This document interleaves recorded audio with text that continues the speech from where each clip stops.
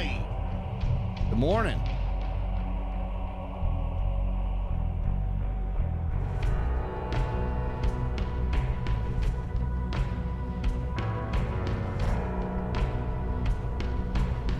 Oh, man.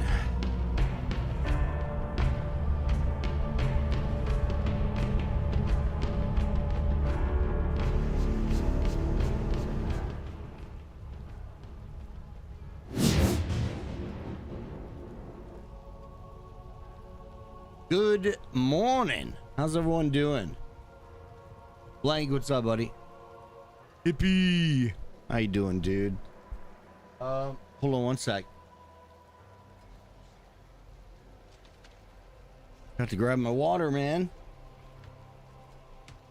It's almost empty. It's all right. It's all right. We good. We good. We good.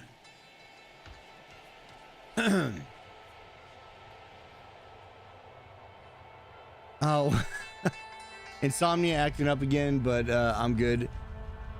Hippie, I feel you, man. I deal with that every goddamn day.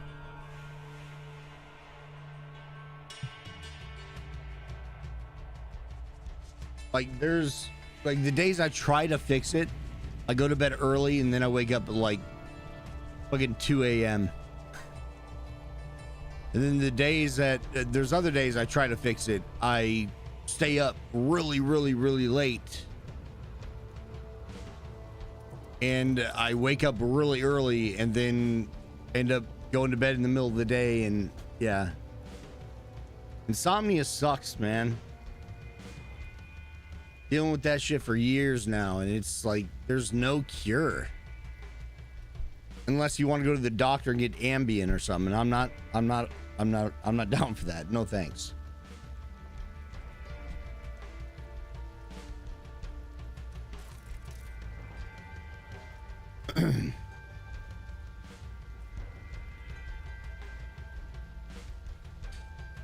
All right. Well, we are going to continue the Barb. We have a pair of pants that I really think will help us, but I don't have the aspect for it.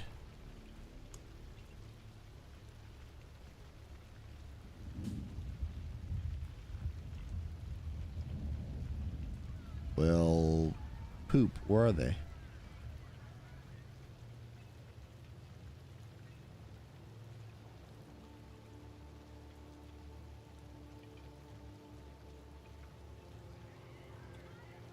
Am I blind? Here they are. All right, I believe we have to get Forgotten Souls. Yep, we are out. Daily, what up, homie? Goddamn, how you doing, dude? Good to see you. I'm doing good. I'm doing good, Daily. I hope you're doing well too, man. Good to see you, dude. Up closer at a distance. I hope everything's well. Keep them sharp. Keep them ready. All right. 31 minutes. Okay. We got a boss in 36. Let's go get some Forgotten Souls.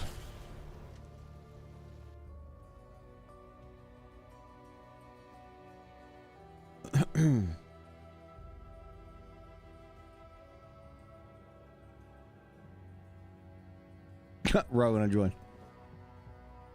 Hey, butt plug. Oh, what's up, buddy? What up, dude? Not much. Tired and all sick. Oh, you're sick now. All of us are sick. Oh, shit. My other two. So it's gonna be a shit day. Are you still having to work? Oh no, I'm decking off. God damn, man.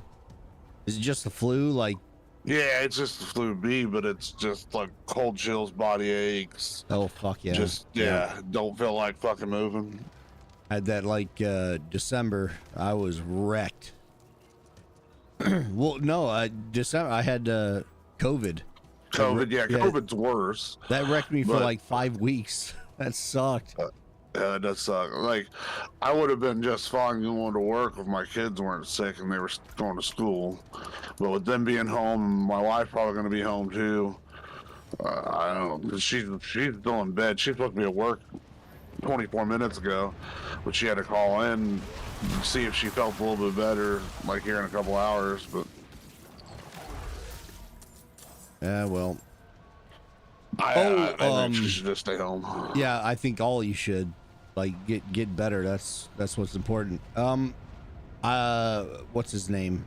Nick, the one that has infinite amount of runs. Yeah. He gave me like 200 things for Malphus. Cool. So we can do some Malphus runs.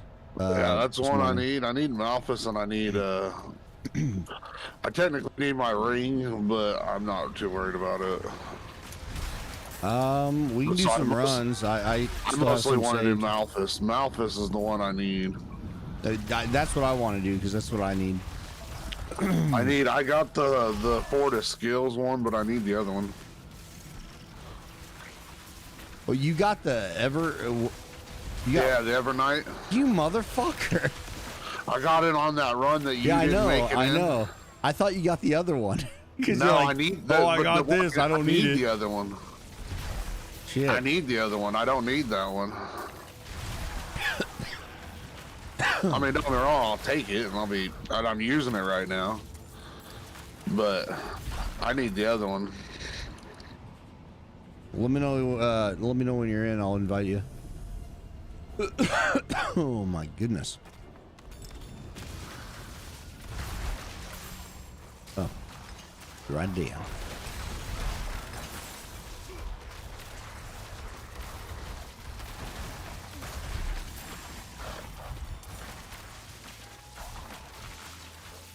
I need to get some Forgotten Souls though, so.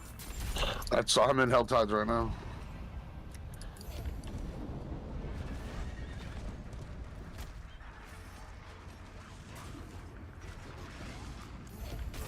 Oh, mother. Knocking me off my damn horse. Is there an event down there now? No, it's not here.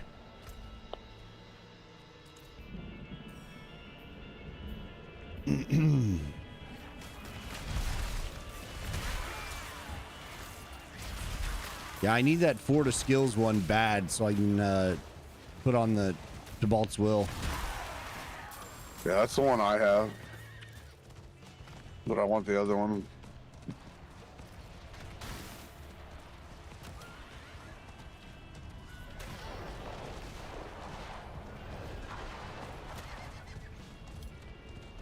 All right, this one's up on me. Where's this fucking there? Damn thing. One more. I didn't start yet. There's a random here though. That's fine. I'm right here. Started. Right for Lilith.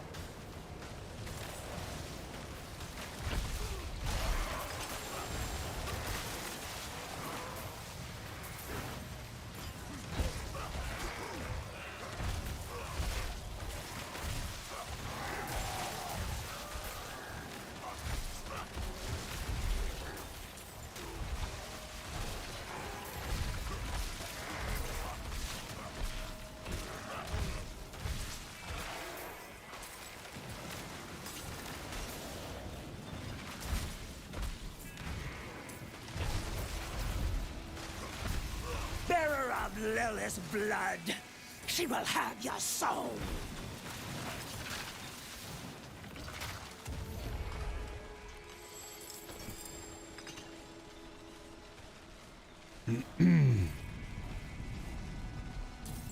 Oh man.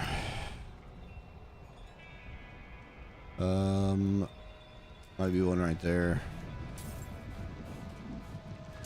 I got the first chest. I'm heading over there to turn it in. All right. I'm still like 100 away. Did you go down? No, I teleported. Why? Yeah, your symbol had the... Yeah, I was doing that yesterday for the Chinese dude. In our runs, he showed down dead the whole time to me.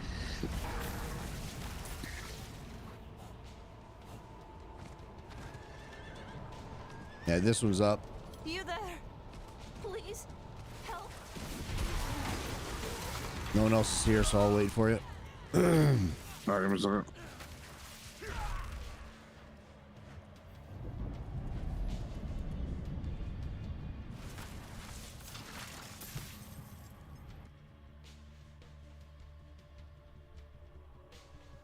Blank, what's up, buddy? I'm doing good. Up early again. I'd rather be up early than fucking sleep in, to be honest with you. But I was up super early. Not too early. I was up at 4 a.m., man. So was I. I just didn't get out of bed until Will you a little help bit ago. me, stranger? And then I had shit to do before I came in here and got on.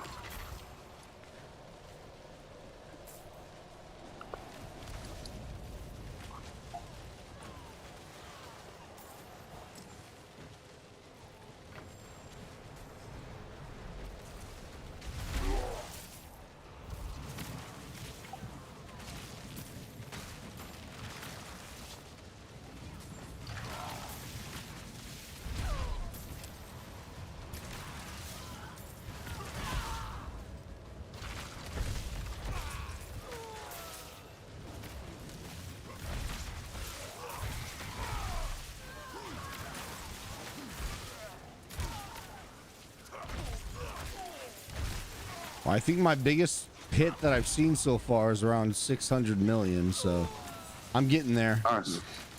I'm not going to be where I should be until like my Paragon's done, but I'm getting there. Yeah, my damage is doing a lot better ever since I got that ring and everything, and I got my one glyph up. Now I'm just needing to level and get all my glyphs up and get a few things.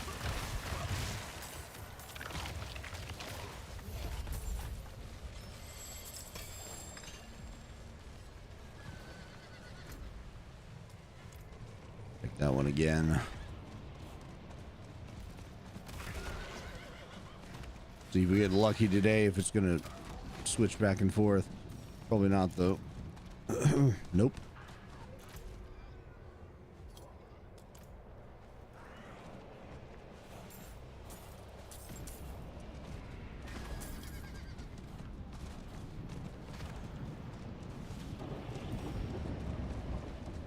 Sleep is overrated. Well, I guess I do like my sleep though when I can get it. This event's up on me up here.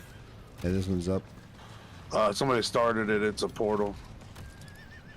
Oh, this is a Hell type commander.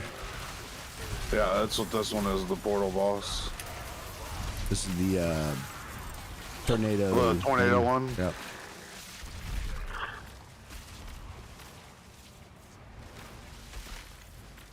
I'm the only one here, motherfucker.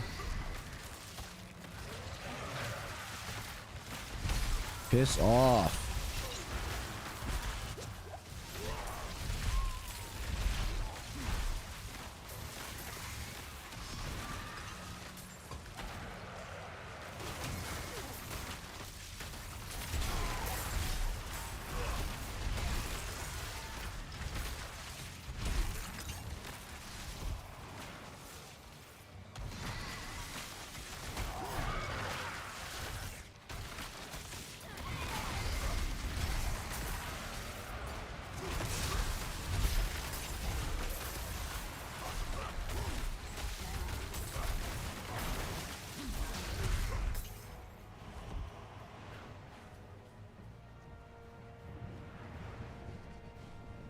Oh my god, this fucking poison.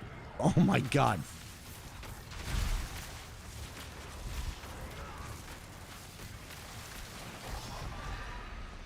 There we go.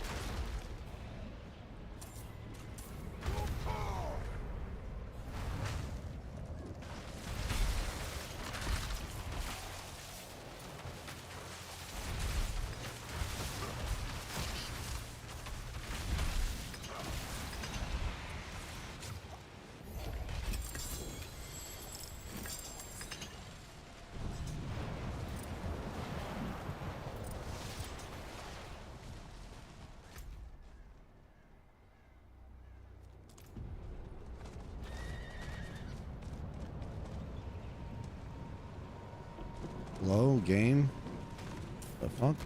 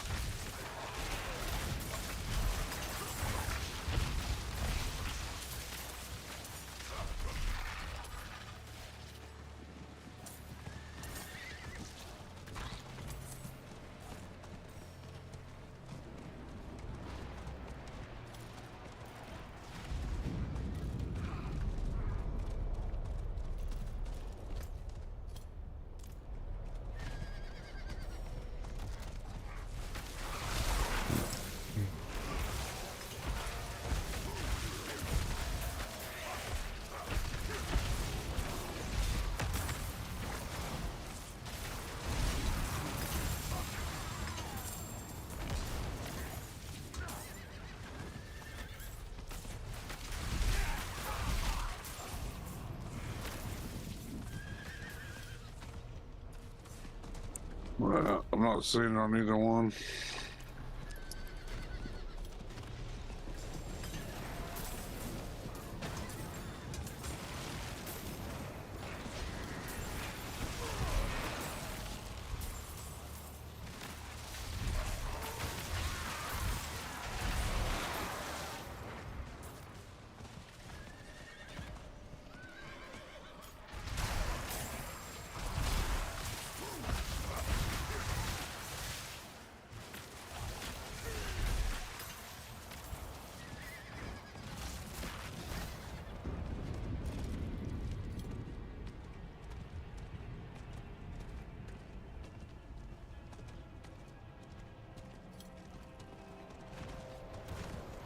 This one's up on me.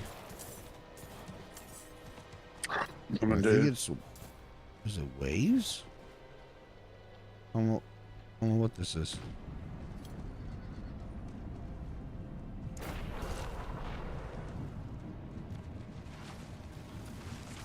Oh, it is waves. No, it's souls. No, it's collecting souls. That dude was trying to do it by himself. Got fucked up. I'm at 241. I'm at 304. So I'm gonna get the second chest and then we can go back to doing something else.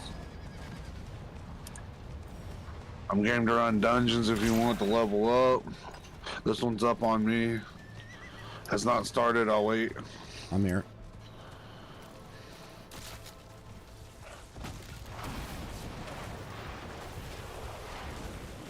We can do some vaults. I think what's his nuts? Vodka, he'll be on here in a second.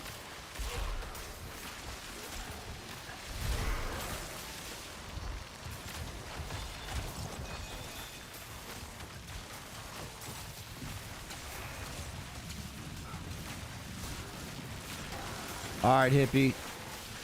Much love, buddy. Thank you for the alert.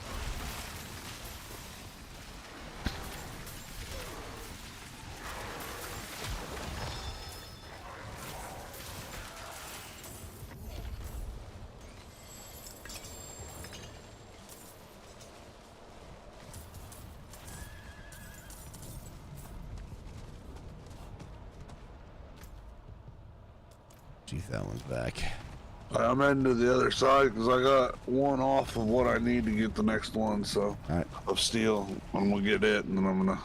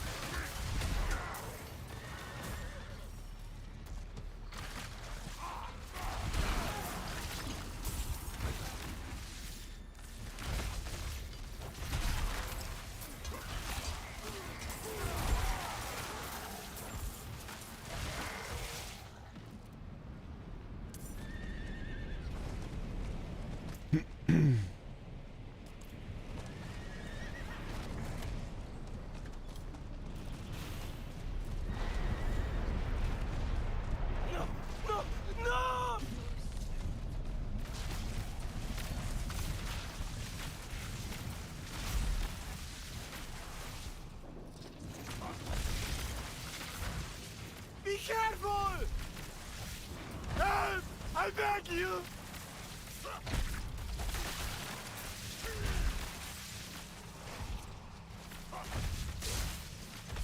Help!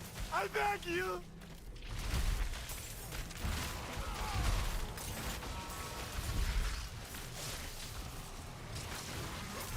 Over here! Help!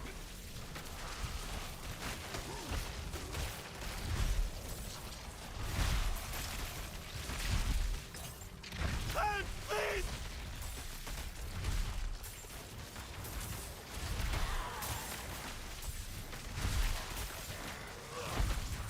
Help! I beg you!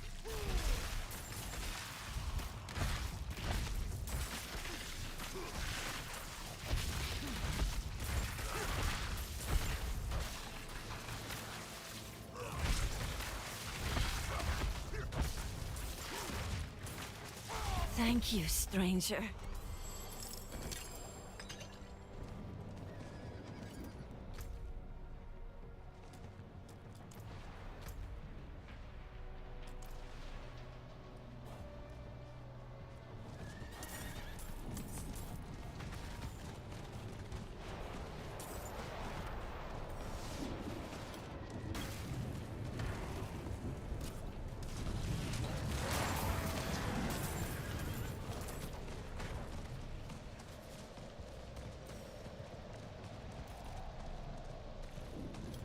I think after I get both chests, I'm gonna go get me something to drink real fast. Sounds good. I'm trying to get us a sigil. Demands Get in there. What tier do you want to do? I can do tier 100s right now, so it doesn't matter to me. I do need to work on. I do need to work on my freaking resistance though. So 90 or higher. That way we can get 925s.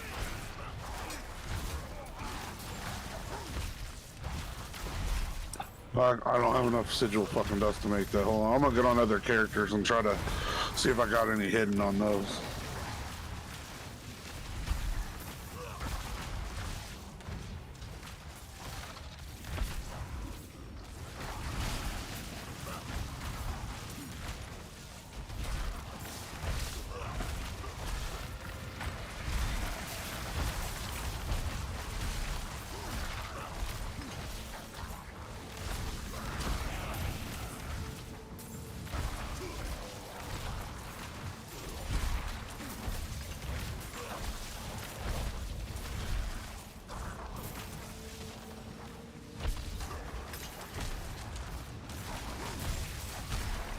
May the daughter of hatred.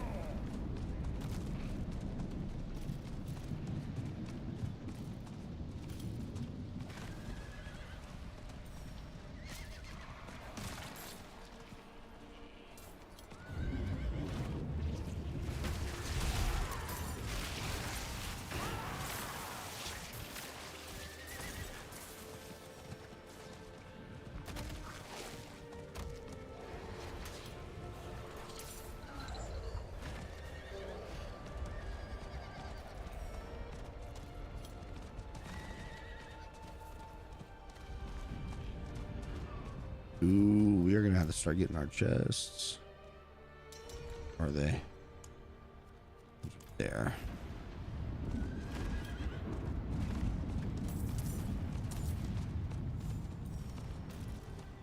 All right, I got one of the bolts up.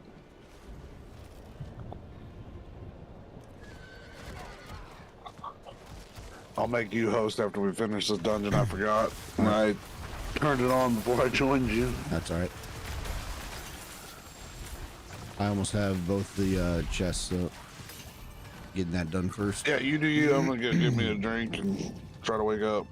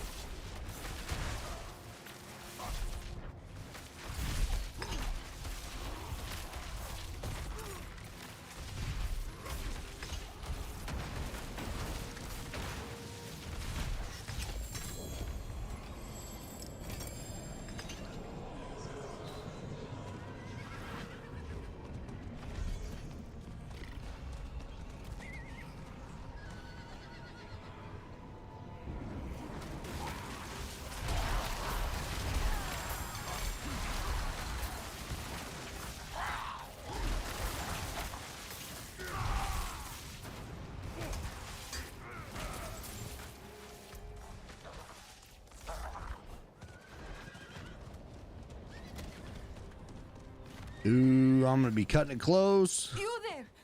Please, have you seen the man named Jules?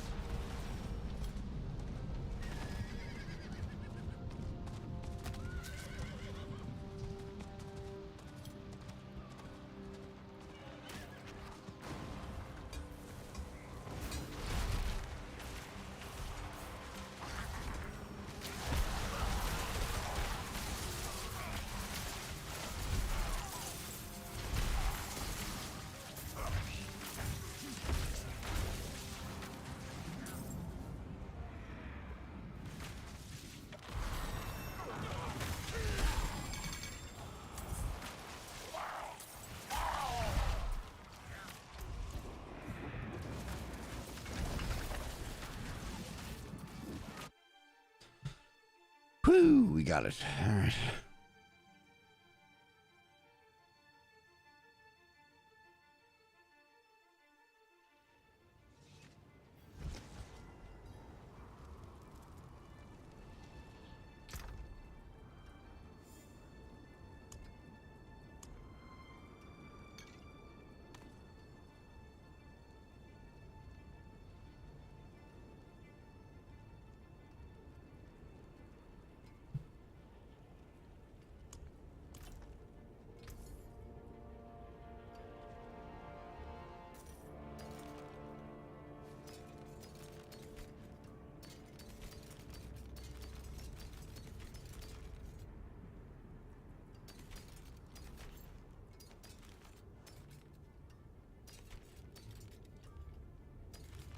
Be wary on the road.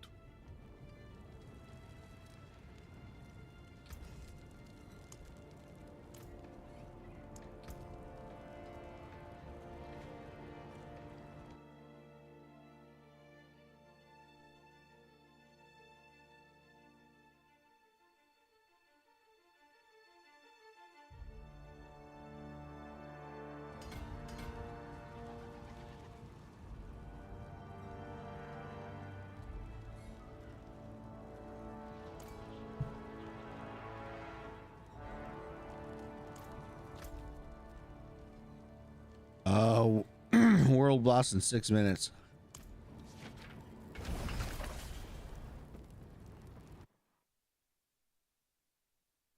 But give me time to go get something to drink.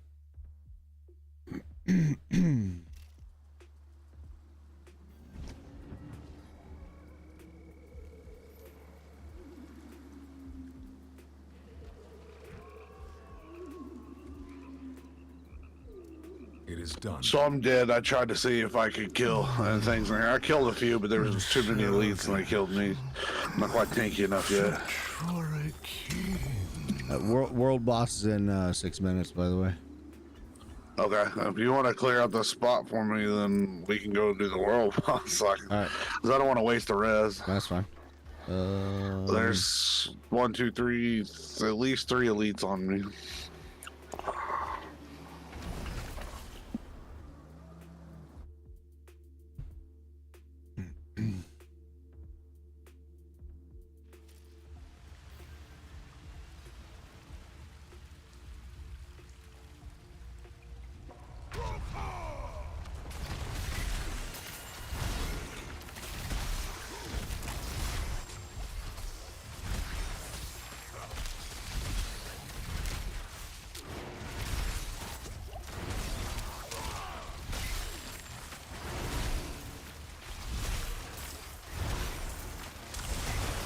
God, these guys are tanky as fuck.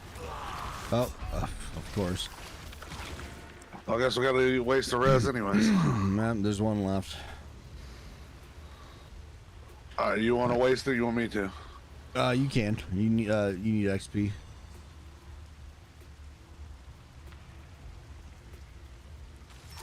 Stood in that damn bubble. I would have been fine if I wouldn't have stood there. Hopefully I'll be able to roll some of the items I have. Fix my fucking resistance.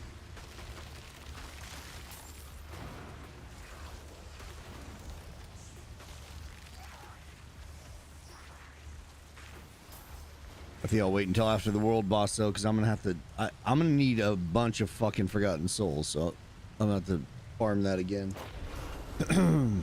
Yeah, I'm gonna have to farm it again too. I'm gonna need a bunch of stuff. All right, let's go do world boss.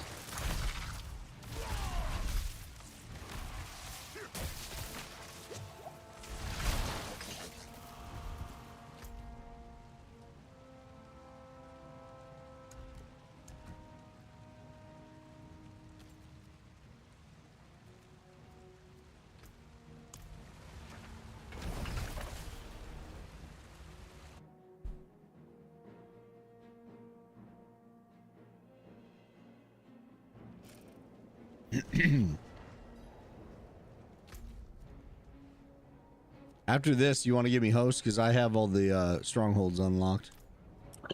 Yeah, I was gonna do it after that dungeon because I don't want to lose the dungeon. Oh yeah, that's right. That's fine.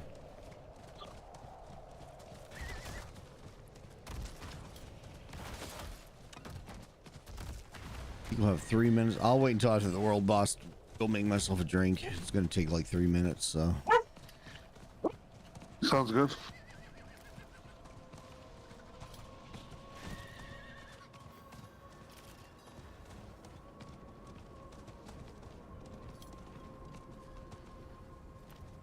We should had a new guy in the clan. Someone brand new to the clan hopped in Discord yesterday. Seems like a cool dude. So that's nice.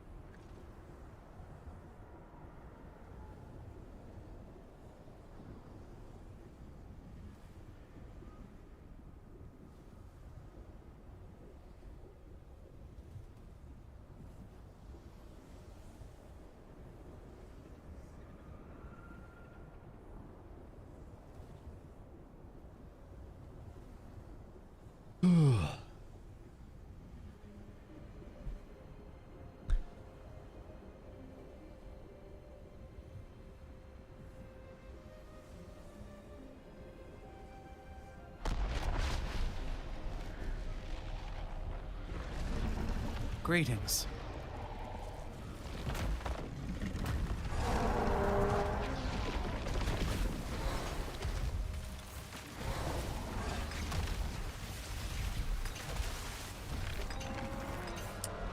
Goodbye. That took a long time. Yeah.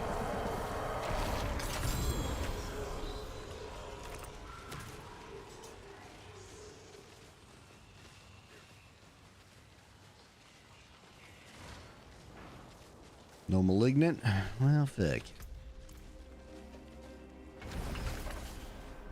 All right.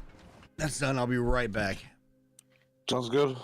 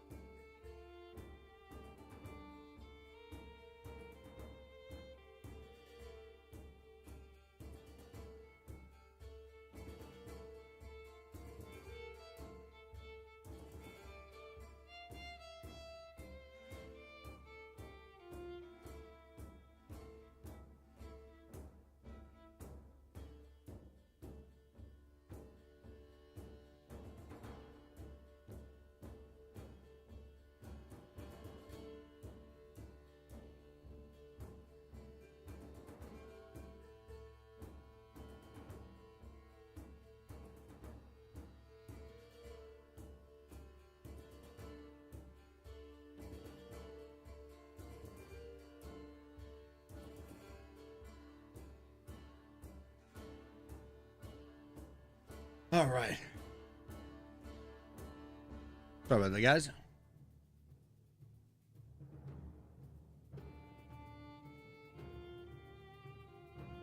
Okay, I'm back. Ugh. You in the dungeon right now?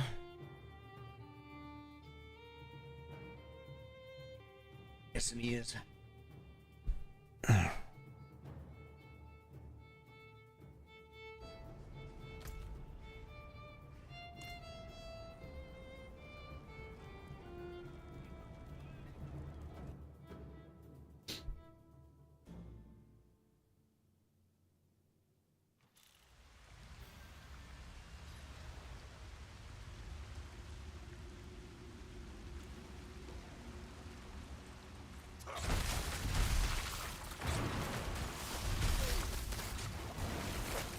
God, fucking fat finger.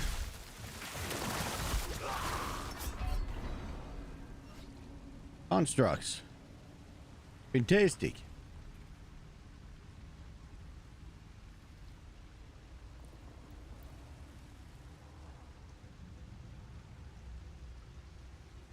That's the goal today, chat.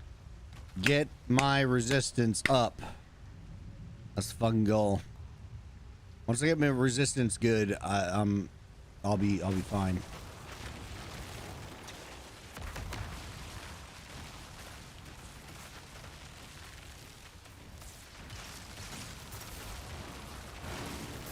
That's one thing with some of these guides, some of these builds.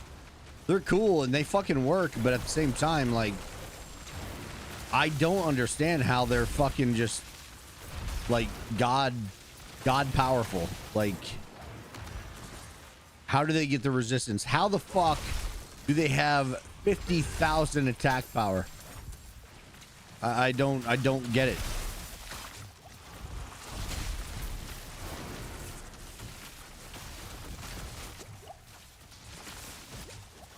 I'm guessing like every single fucking role that they have has been a god tier role. I don't know. I really don't.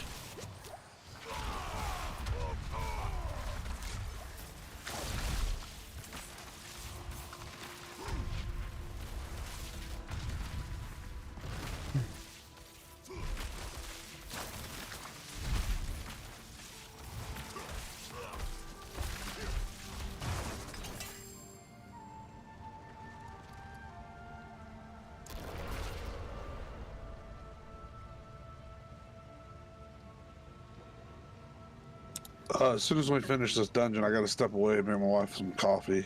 All right. By the way, chat, YouTube, how you guys doing? Good morning to you. Early one today. I don't know if I'm going to go to RP tonight either.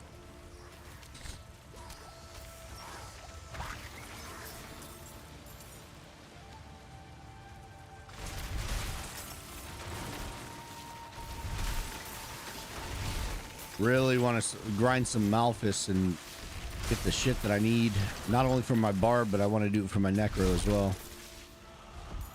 Ever since like making this Barb, it's kind of opened my eyes on some other things too. I realize how I can make my Necro stronger now. Not just tanky like it is, but stronger.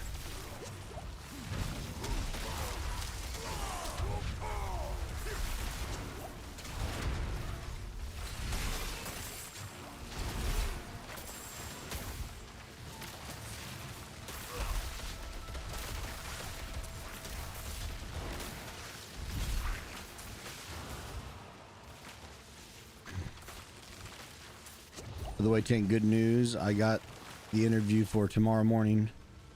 Nice, dude. Hey, don't... I'm going to tell you right now, Blank, don't get in your head too much about it.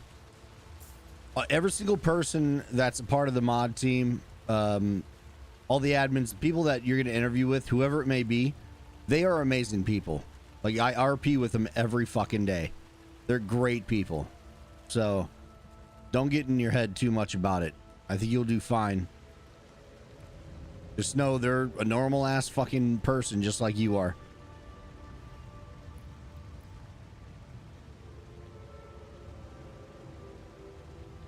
That's good to hear, though, man.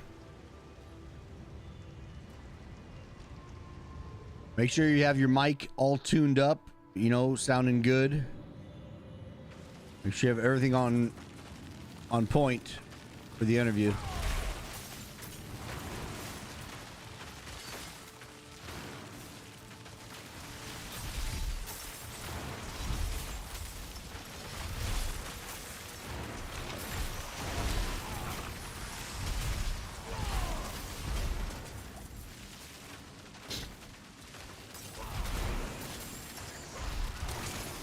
Oh, fucking hell.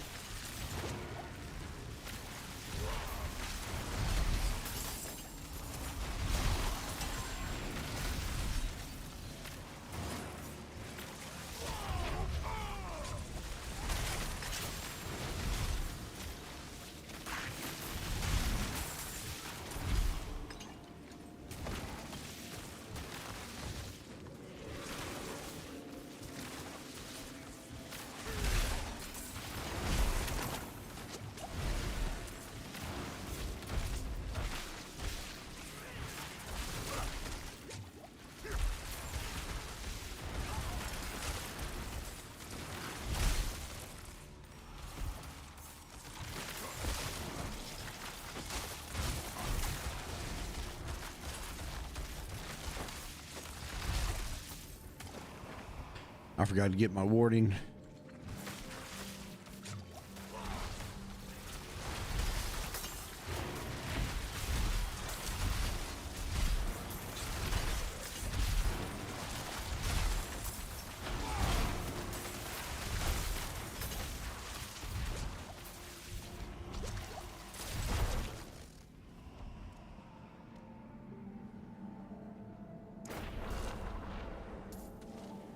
Let me go grab that real fast.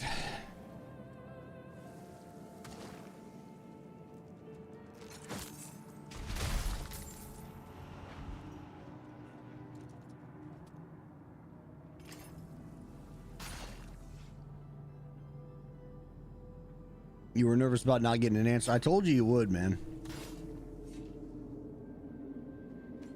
Regardless, that shit's out of your control, so you don't need to worry about shit that you can't control, man. It's just gonna drive you crazy. It's not healthy. Can't control it, don't fucking worry. Just roll.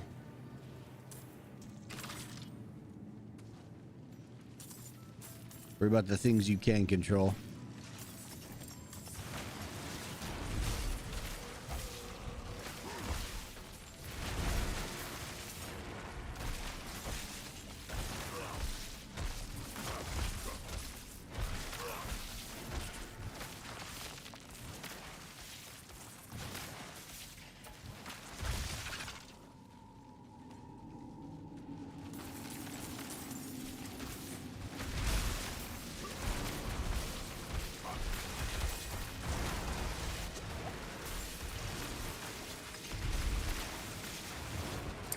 Damn it. Oh, I thought I had my cooldown on it, but I didn't. Whoa. Yeah, the fires. Yeah, my resistance is ass too. I'm gonna res. I think I can freeze them up and get them.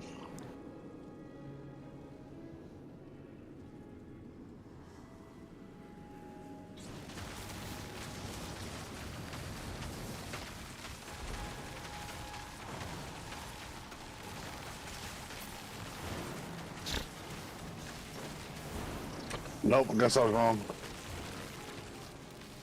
I'll try. I was normally I would like to stand in the middle of them, but I'm just not tanky enough yet. I need to get a few things.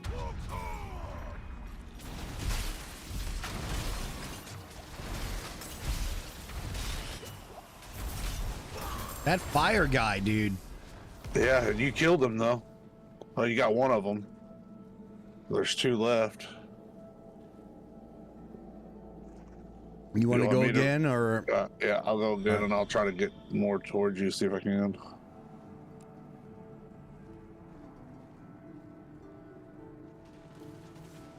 Once I get my resistance up, I'll be good, but fucking hell. I'm gonna have to sacrifice a few things. That's why I don't understand some of these builds. I really don't. How the fuck they're doing billions of damage, and I have the same gear, the same Paragon board, the same everything, and like, I don't get it.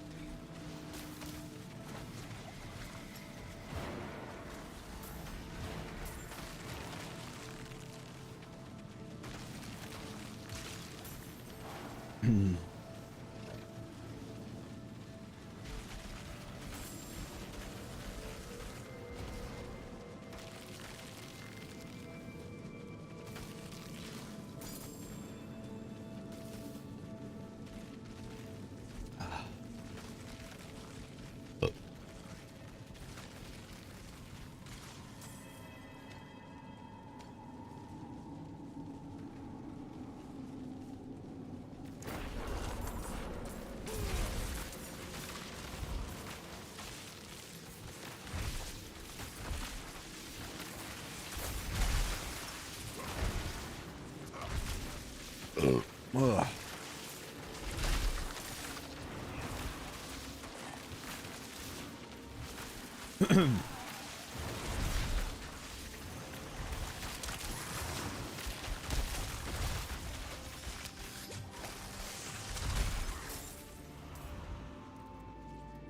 By the way, chat, I know this is going to be a weird question, but would you all be opposed to listening to a podcast while we're sitting here?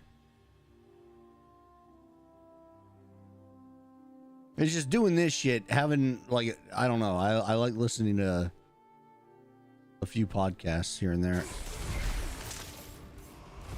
I will have to shoot it out, especially since I'm on YouTube right now, but we'll listen to a few podcasts.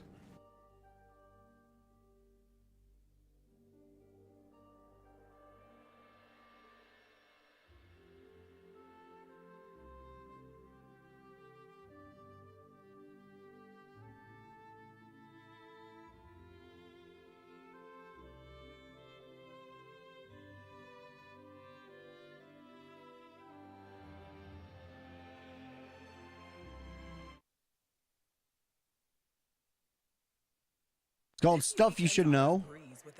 Fucking amazing podcast. It's informative. I love this podcast.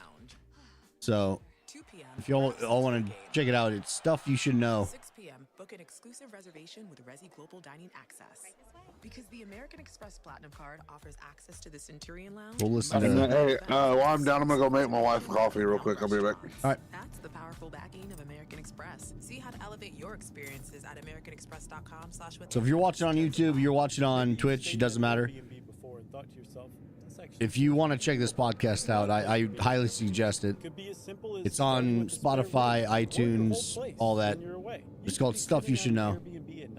It's like an informative, like, they sit there and talk to you about anything and everything, anything you'd possibly imagine. Like, you don't know how this works, if you don't know how that was started, if you don't know, it's, the one we're listening to right now is the history of Las Vegas.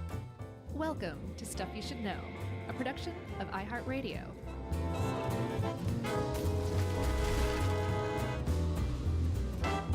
Hey, and welcome to the podcast. I'm Josh, and there's Chuck, and Jerry's here too, and we're just a trio of rootin' tootin' bandits on Stuff You Should Know.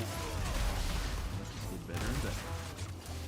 Well, I wanted to nod to Las Vegas's Old West, I guess. Well, that's, yeah. You know, there were bandits there. They used words like rootin' tootin', I presume. So it was apropos in my part.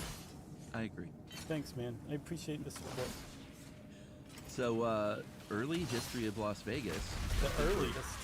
We're starting out, and you know, with indigenous tribes, and we're going to work our way forward to 80s? Sure. 70s? No, maybe even the early 90s. Oh. Late 80s, early 90s. The 1990s even.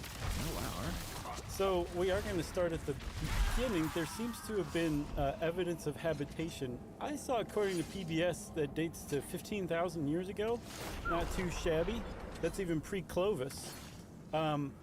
There's I've also seen like about 10,000 years. And then the thing that drew people to Las Vegas, a spring, if you can believe it, that actually turned the area around Las Vegas as we know it now into kind of a relatively verdant area in a desert. That didn't erupt until 8,000 years ago. So there might have been people hanging out. By the way, Blank, do you know how to make thumbnails? So I've been doing a little bit of research, and honestly, like, you can use one of those AI programs.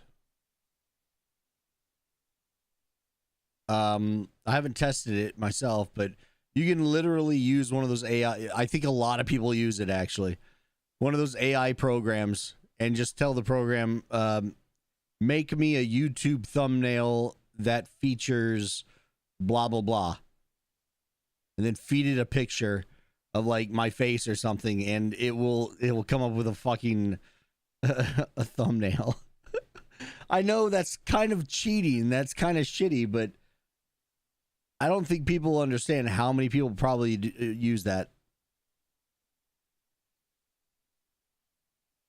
Not saying they all do, but I'm telling you, I'd venture to guess 80% of people use AI right now to create frivolous fucking things like thumbnails. All right, back to the podcast. Like rock dwellings and caves around there, here, there, but it wasn't like a place you wanted to stay until that spring came up. Yeah. Those are limited. What do you mean? Those are limited. When I'm talking about an AI, you literally you go to one of those programs, you say, give me a YouTube thumbnail of, let's say, Lethal Company, and then you can feed it a picture of me, and yeah, it'll come up with a fucking thumbnail. I don't know what you mean by limited, though.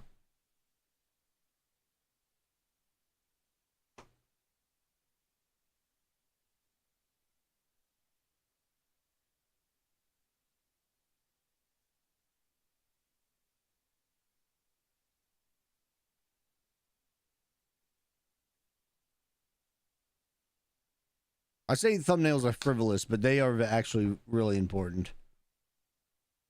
The more and more research I do, thumbnails are actually very, very important.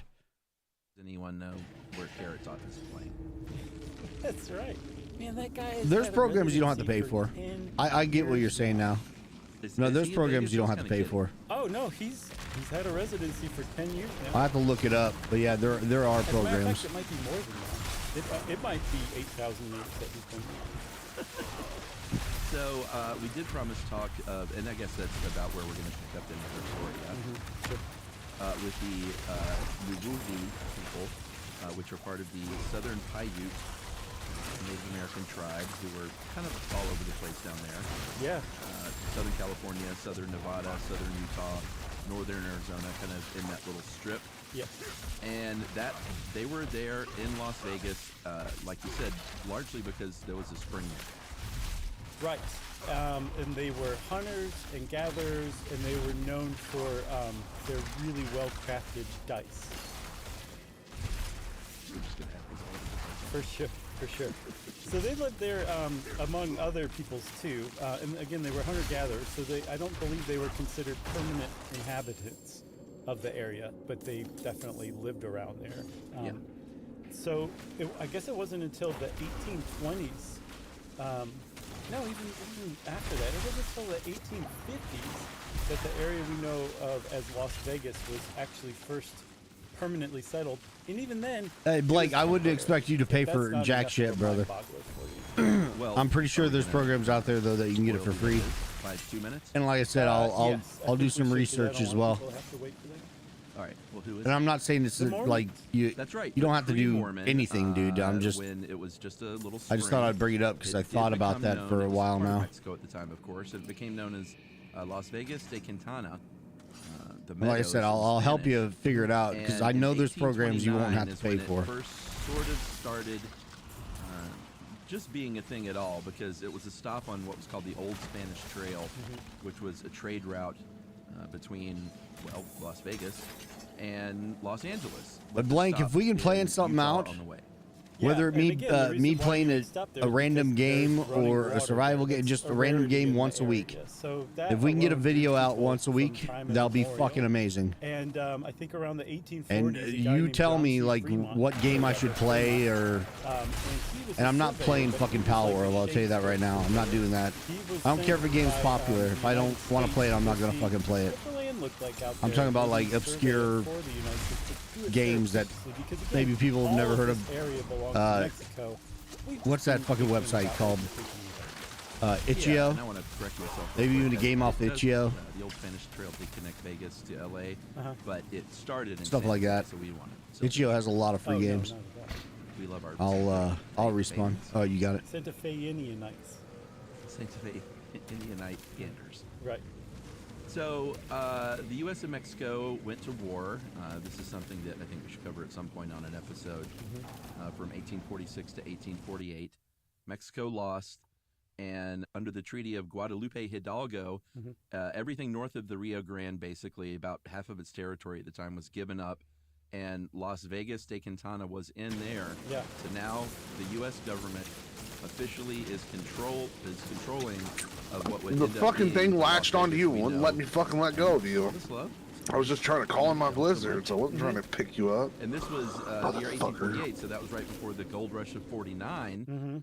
So it was already a stopover because of that old Spanish Trail, and it was just more firmly entrenched as these 49ers would head west, looking to catch a show and play a little blackjack, I guess, and spend the night. For sure. And that gold rush of 49 Dude, I is love what this really fucking disrupted the grandfather. Paiutes' Ignores kind of durability loss on everything. I generally peaceful didn't know it occupation of the area. meant everything. Because a lot of people came westward and passed through Vegas, and some even stayed and decided to stake a claim there.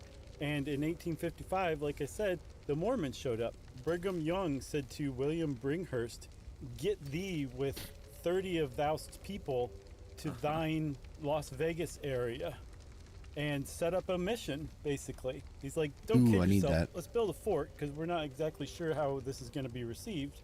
Yeah. But once you've built a fort, maybe, make friendly contact with the Paiute people, teach them how to farm, and then baptize them when they're not paying attention.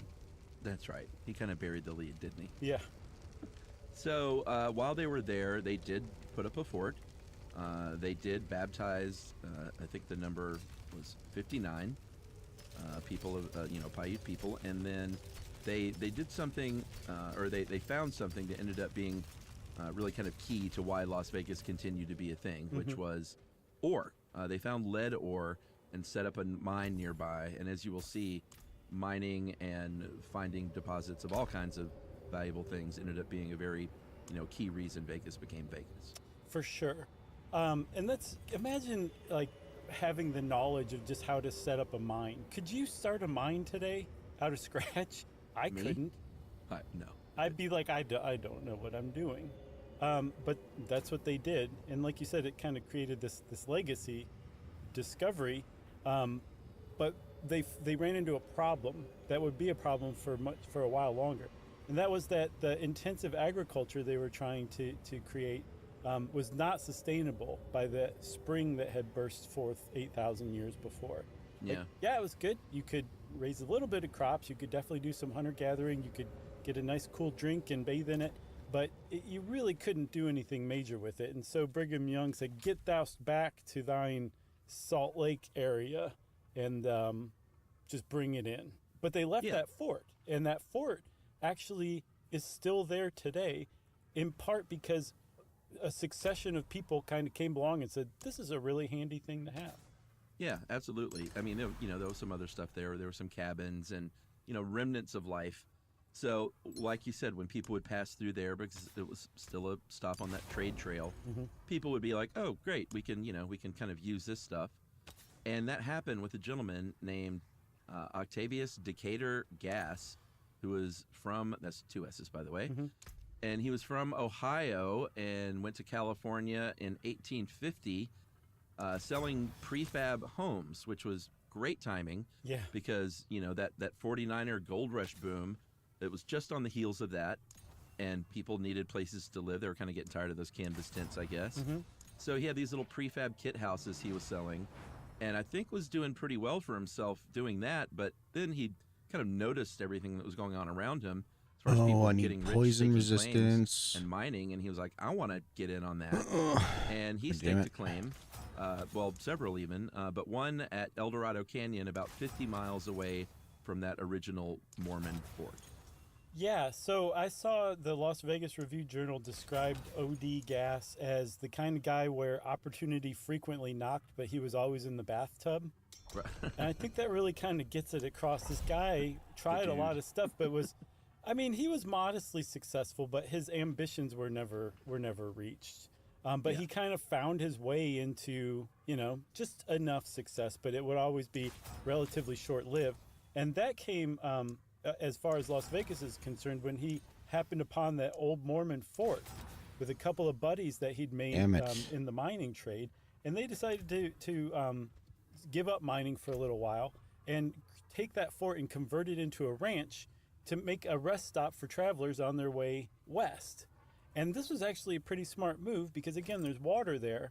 But more to the point, they used some of that water to grow grapevines, which they turned into wine, which is even harder to find in the desert than water at this time. And that made that place a must-stop pit stop on the way out to Los Angeles.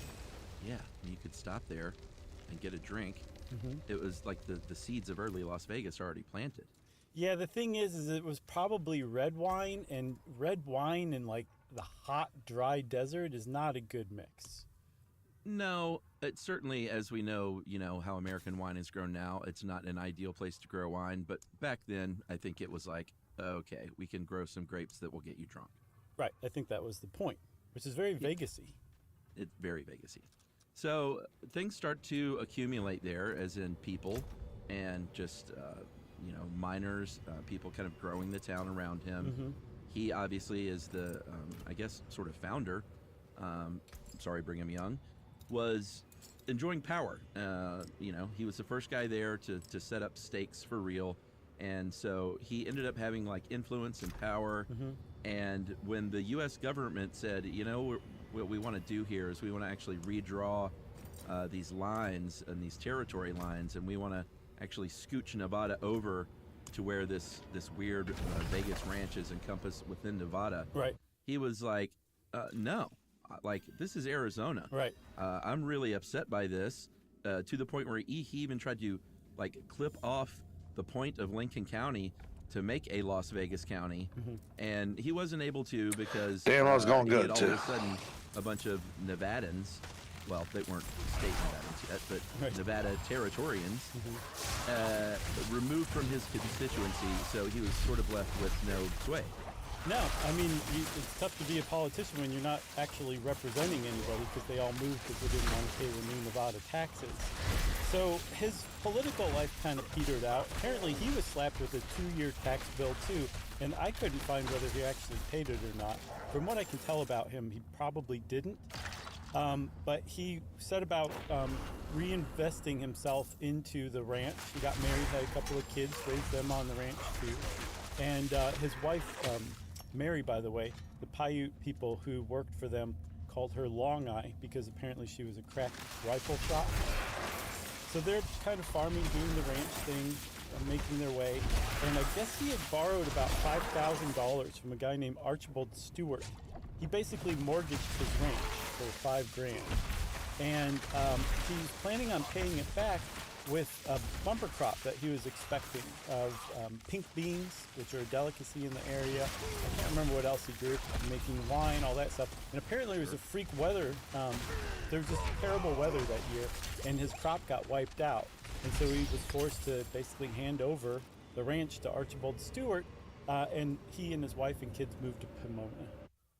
Yeah, what a great place to end up. Sure. I love Pomona. I've never been.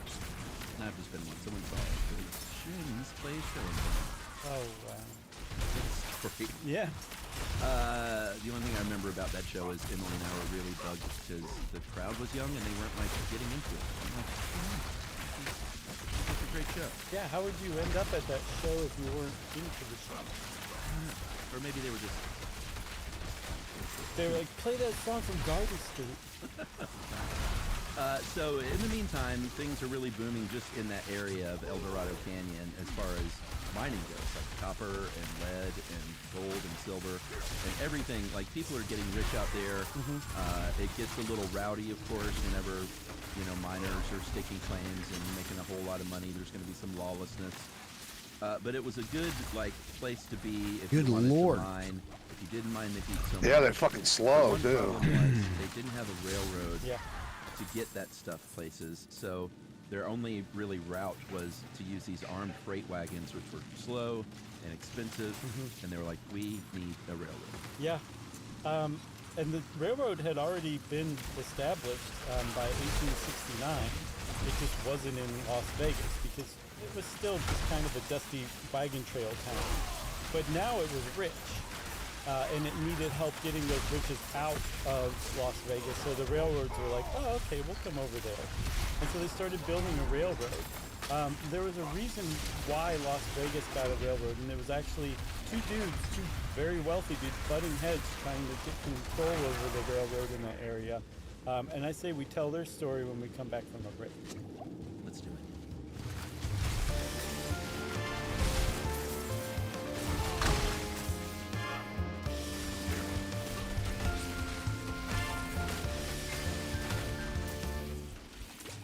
Being an American Express Platinum Card member with Global Dining Access by Resi helped you score tickets to quite the dining experience. One bite and you're speechless. That's the powerful backing of American Express. See how to elevate your dining experiences at americanexpress.com/withAmex. Terms apply. Simple Truth brand makes it easy to find better-for-you products that are free from unwanted ingredients. From fresh produce and snacks, household cleaners, and more. You won't find artificial ingredients, preservatives, or harsh chemicals in Simple Truth products. So you can fill your fridge and your home with simple, easy-to-understand choices you can feel good about. Just look for this green Simple Truth circle to get the quality items you want, free from the ingredients you don't want. Simple Truth, exclusively at Gerbs. Hey everybody, it's time to talk about Squarespace, and in particular Squarespace's Fluid Engine, the next generation website design system only from Squarespace. It makes it easier than ever for anybody to unlock unbreakable creativity. That's right. That's because you start with a best-in-class website template, then you customize every design detail with reimagined drag-and-drop technology for man. desktop or mobile. You can stretch your I had some of those imagination with Engine built in and ready to go on any Squarespace site. energy gummies. You can use your site to easily sell custom merch through your online store. They are not kicking in this morning. Access all your content in one place with your asset library, and those amazing website templates are all flexible, with designs for every category and use case. That's right. So just go to squarespace.com/stuff for a free trial. When you're ready to launch, use the offer code STUFF to save 10% off your first purchase of a website or domain.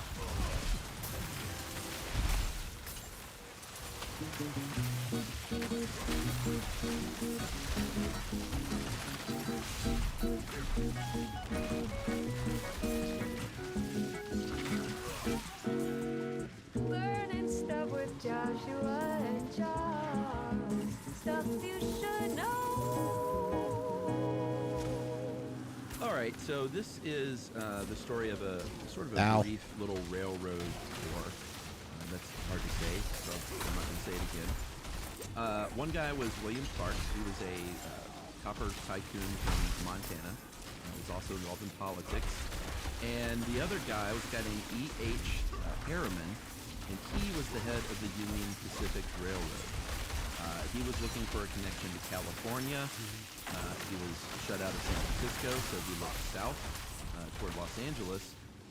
Clark wanted to get in on this mining boom, and he said, well, I think we should have a train there as well, so we can connect this Salt Lake City to Los Angeles. It can go sort of that old Spanish trade route, actually.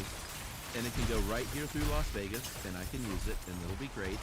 He bought a small railroad that ended in L.A., and started to build a connection when he and Harriman started. God, this slowing. Right, so It's it turned out annoying, they dude. finally managed to come to terms with one another because William Clark was really interested in Vegas, in building a town out of Vegas, whereas Harriman was more interested in the actual railroad. so I So guess like I Clark's said, sold his my interest character's in not even government close. and started focusing on Yet I'm doing building a pretty good in town all these. around this new railroad line through Vegas.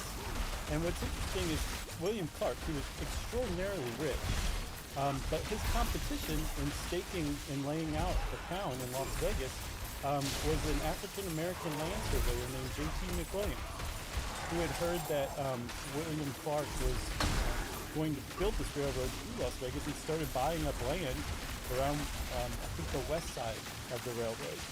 And he started building a town there. And there were two towns on Vegas, on the west side of the tracks and the east side of the tracks. The east side was Clark's, and the west side was McWilliams. And those were the rival towns when Vegas was first established, I believe starting around 1905. Yeah, super interesting. I love it. Thanks. Much forgotten to history.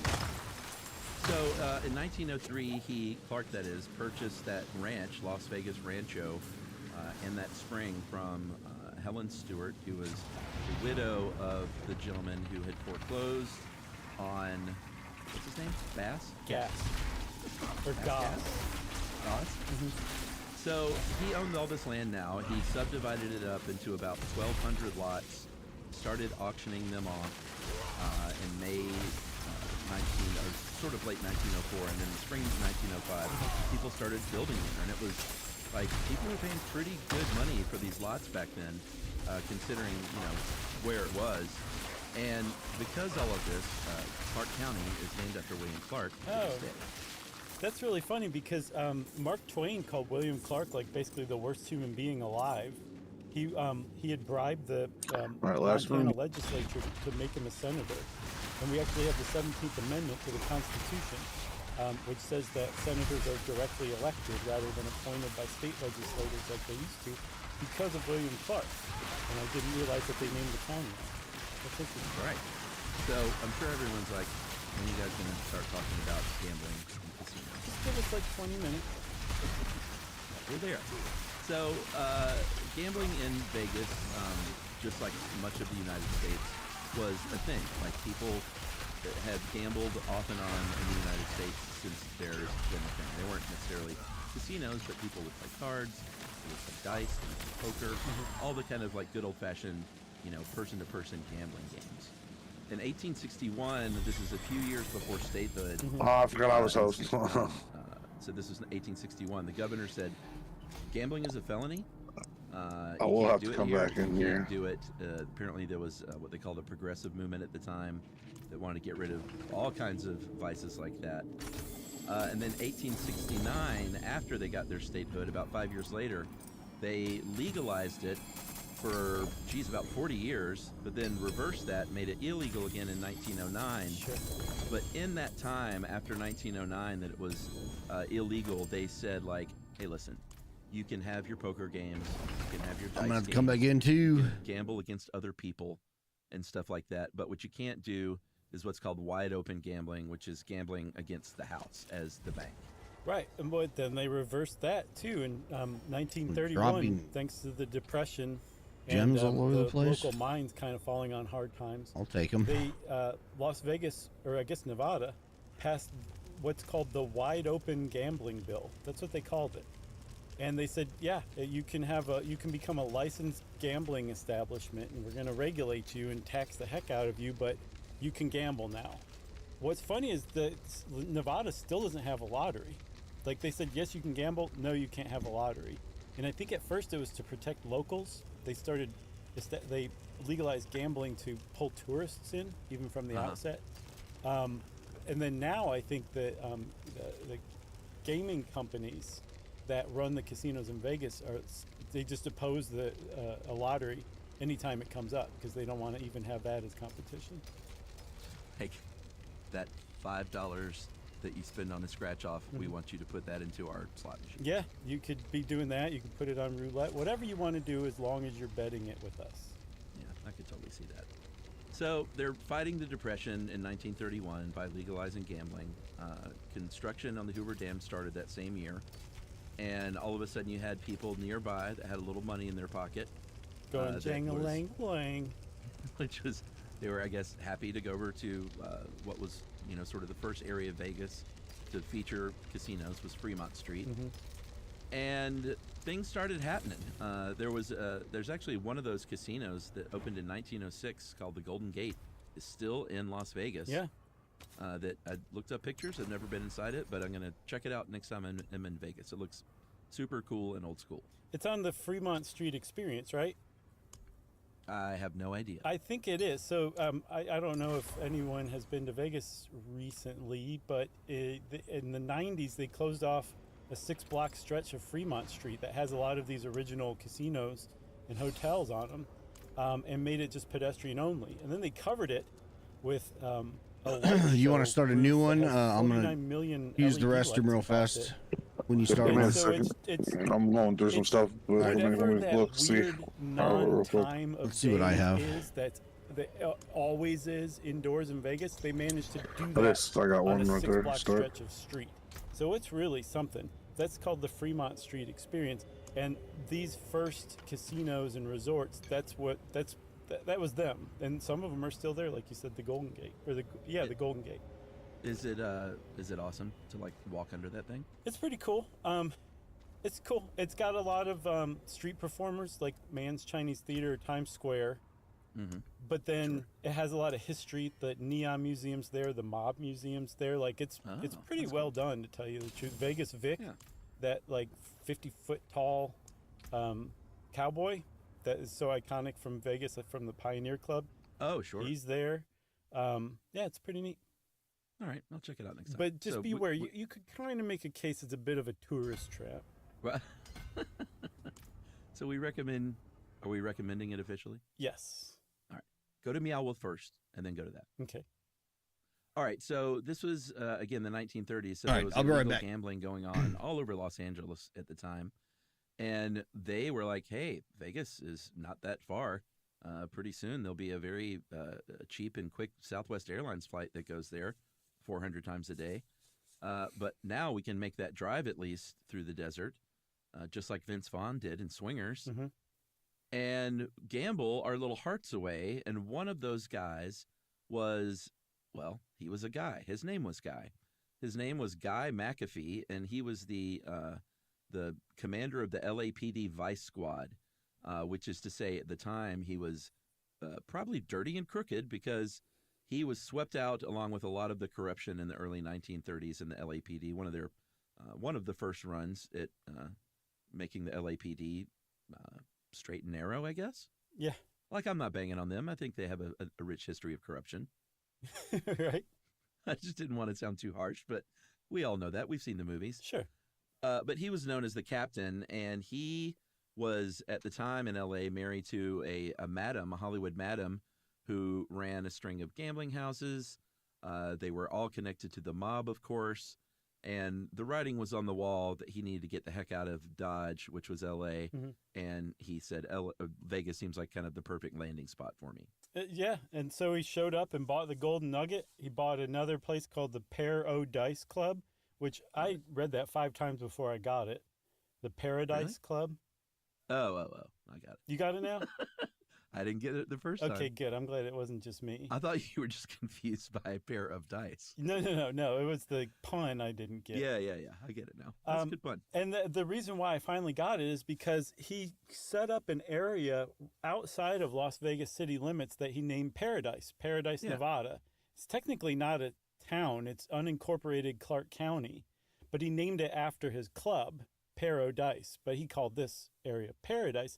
And this is the Strip. This is the Las Vegas Strip. Still today, everything from the Bellagio, the Venetian, the Wynn, the Cosmopolitan, the Staybridge Suites, all of them are actually outside of Las Vegas city limits in this unincorporated part of Clark County called Paradise that was set up in the 1930s by a corrupt LAPD Vice Squad commander named Guy McAfee. Nice summation. Thanks. So this is where, they called it the Strip then, and this is where things really started to boom. All this development began. Mind you, this was still in the 1940s, so they were still sort of the ranch style, low-lying, not, these big high-rises that would come later on. We'll get to that. They were like S-Kicker casino resorts. Oh, totally. I think everyone knows what you mean, right? Yeah, I think so. You know, kicking what? I said what I was going to say. I'm just kidding. So there was a hotelier from California named Thomas Hull. He opened the first sort of all self-contained in and of itself luxury casino resort in 1941 called El Rancho Vegas, named after he had other properties named Rancho. As the story goes, his car broke down outside of Vegas, and he was out there burning up in the heat, and he had like a vision to just be in a swimming pool. And so he was like, that needs to happen out here. So that's what he did. He opened up the first big place that had swimming pools and restaurants. Movie stars. Movie stars, an opera house, had places where you could shop.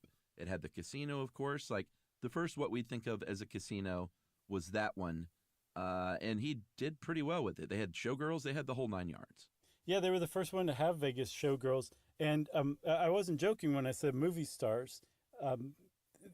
Clark Gable was very famously stationed at El Rancho Vegas when Carol Lombard, his wife, died in a plane crash nearby, I think on Table Mountain on the way to Las Vegas. And he wasn't the only one. Like, this was a place where stars from LA came. And as people in Vegas started building places that like the cream of the crop of Hollywood stars wanted to hang out, it gave Vegas like the veneer of glamour that it originally had. This is when it started, the early 40s. Yeah, and things were booming throughout the 40s, and then into the 50s is when things even kicked into a higher gear. Like Vegas is just ramping up more and more through the decades. That's when the Desert Inn was built, the El Dorado Club downtown, which would become Benny Binion's Horseshoe Club. I think it's now just Binion's, or actually, I think for a few years now it hasn't been there at all, but it became Binion's. It was famous because the World Series of Poker was there every year. Mm-hmm. In 1955, the first high-rise opened, which was the Riviera. It was 9 stories. Mm-hmm. And get this, they paid Liberace $50,000 per week in 1955 to play there. In 1955 money? That's $631,000 a week. Ooh, West Egg. Totally, as is our tradition. 58, Stardust opened, and we saw the debuts of a couple of gentlemen who would be Vegas legends. Wayne Newton and Frank Sinatra debuted there. And then also in the 50s is when the first sort of boom in the wedding chapel business started. Yeah, and then I saw somewhere, I cannot remember where, that no less than 10 major casino resorts were built in the 50s. Yeah. That is an amazing building boom. Like, this is when Las Vegas became Vegas as we know it, like nostalgically, right? I also saw somewhere that I think 11 were built, and of those 11, 10 of them were either financed by or outright owned by the mafia. Yeah. That was when the mafia really got its grip on Las Vegas in the early 50s and throughout, actually even in the 40s, the mid to late 40s, thanks to a guy named Bugsy Siegel. But by the 50s, when the 50s rolled around, like it seemed like it was irreversible, the grip that the mob had on Las Vegas. Yeah, totally. And you said the words Bugsy Siegel, and that feels like a great place for a break.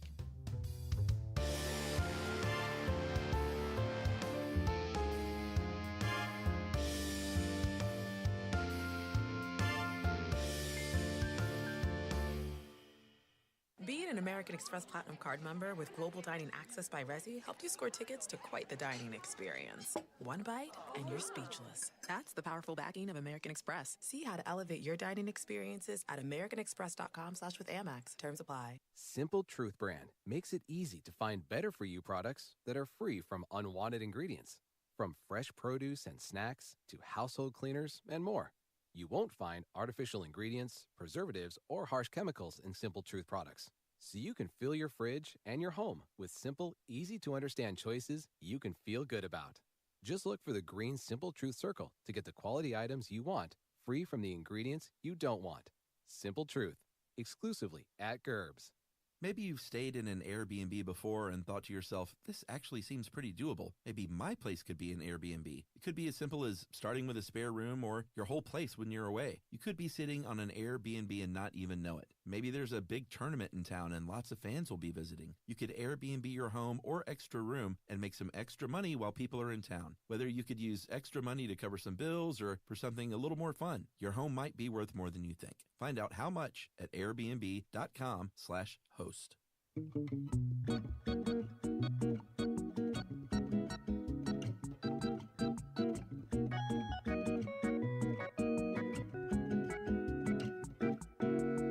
Learning stuff with Joshua and Charles. Stuff you should know.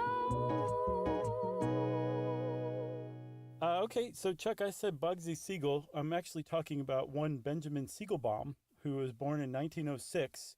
And by the time he reached his teenage years, was already running protection rackets on poor street pushcart peddlers. Because, a protection racket means like, I'm going to protect you from me if you don't give me, if you give me money. If you don't, then I'm going to come after you, right? Yeah. This guy was doing this as a teenager. He became friends with a guy named Meyer Lansky, and the two of them together started bootlegging during Prohibition, right? Yeah, and this was in New York. Yeah. They eventually merged with what was called the Syndicate, which was a nationwide criminal enterprise. It was the mob. And Siegel then formed a spin-off organization called Murder, Inc. I totally think we should do a whole episode on Murder, Inc. at some point. Sure. So we're not going to get too into it, but Murder, Inc. was exactly like it sounds. It was an organization that did contract killings. Apparently between 400 and 1,000 contract killings took place at the hand of Murder, Inc., including, supposedly, about 30 individuals personally killed by Bugsy Siegel. Yeah. If you have a criminal gang called Murder, Inc., yeah, that's going to draw the attention of the authorities. And that happened very much in New York. And all of a sudden, they tried to crack down on the Murder, Inc. gang members. So Bugsy Siegel said, so long, New York, I'm heading out west. And he landed in Los Angeles. He was staying at the mansion of his girlfriend, Virginia Hill, who herself was a mafioso, or I guess mafiosa. She was from Alabama, but had somehow fallen into the mob. She was a mafiosa as well. She wasn't just like a mall. She was a gangster herself. Yeah, and she was played by Annette Bening to her Warren Beatty, her husband. Mm-hmm. And it's a great movie. I've never seen it. Ooh, man, Bugsy was awesome. Really? Yeah. It was really, check it really. out, then. I mean, Warren Beatty didn't make a bad movie that he directed. Oh, he directed it? Didn't he direct Ishtar? I don't think so. Oh, okay. I've never seen Ishtar. I haven't either, but I was alive at the time. Oh, yeah. Enough that I know it was just a punchline, even still in 2024. Yeah, I'm pretty sure he directed Bugsy, but I'll have to check that. At any rate, really, really good movie. Right. Okay, so that's about those two, and really it's about Bugsy Siegel, and really it's about Bugsy Siegel building Las Vegas. That is true to an extent in that he really was the one who brought the mob to Vegas, and apparently it was through some sort of happenstance.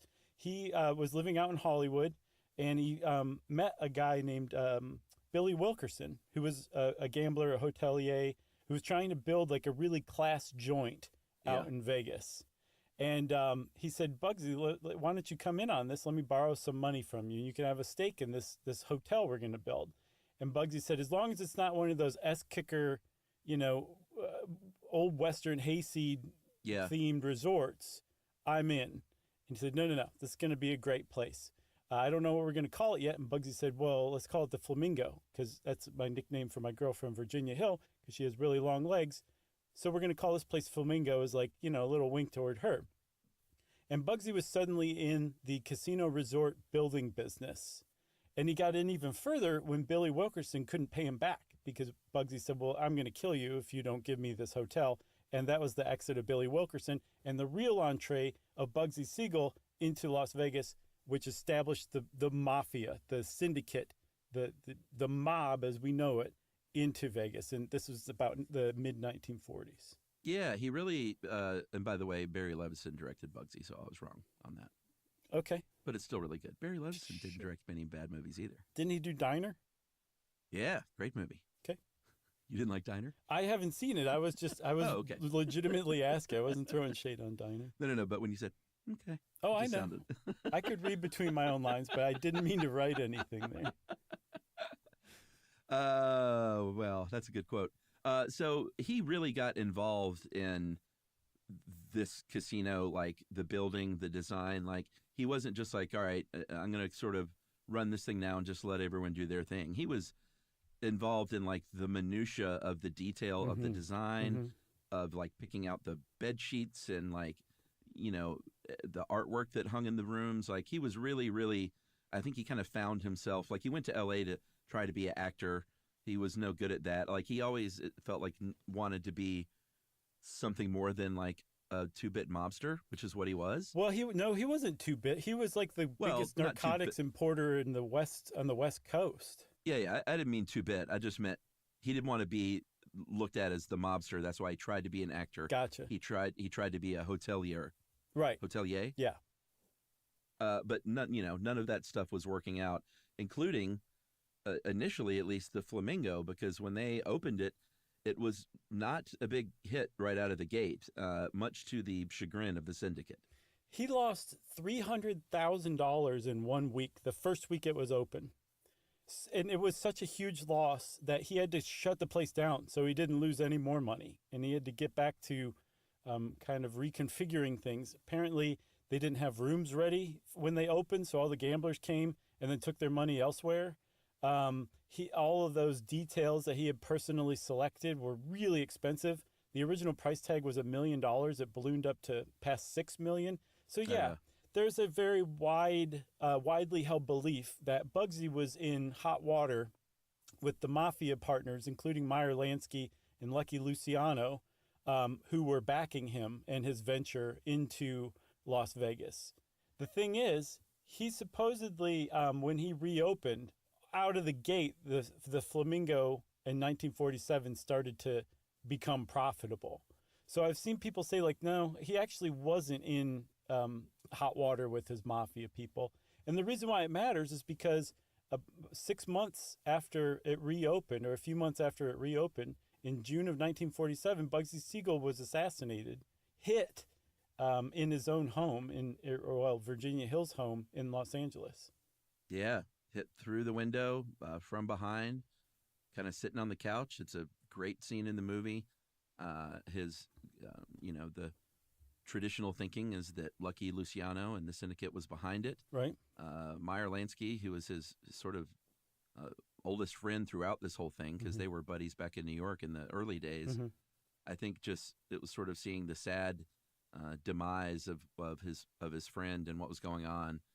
Ben Kingsley is so good as Meyer Lansky in the movie. I'm sure. But not everyone believes it was a mob hit. There's a guy named Bernie Sindler, who was a emissary for Lansky back in the day. And back then, he was on the record as saying, like, I don't like a lot of this doesn't add up as being a mob hit. I think it was one of Virginia Hill's brothers, one of her Marine Corps brothers, that was angry that she was like wrapped up in all this stuff. Yeah, he makes the point. This guy was literally here at the time. Like, he was working in Vegas with Siegel and others at the time, so he knows what he's talking about. He was saying that Siegel was legit enough that you would have had to have gotten permission directly from Lucky Luciano, or the order would have come directly from Lucky Luciano to kill Bugsy Siegel. And in this guy's opinion, Meyer Lansky never would have allowed that. He wouldn't have just stepped aside and let his old friend be murdered, hit. And again, like, he wasn't apparently in hock to the mob in any way that he couldn't repay. So yeah, this guy said it was one of Virginia Hill's brothers. Also, he's got some pretty good points. One, he said that was not a mob hit. The mob doesn't use M1 carbines and shoot through an open window.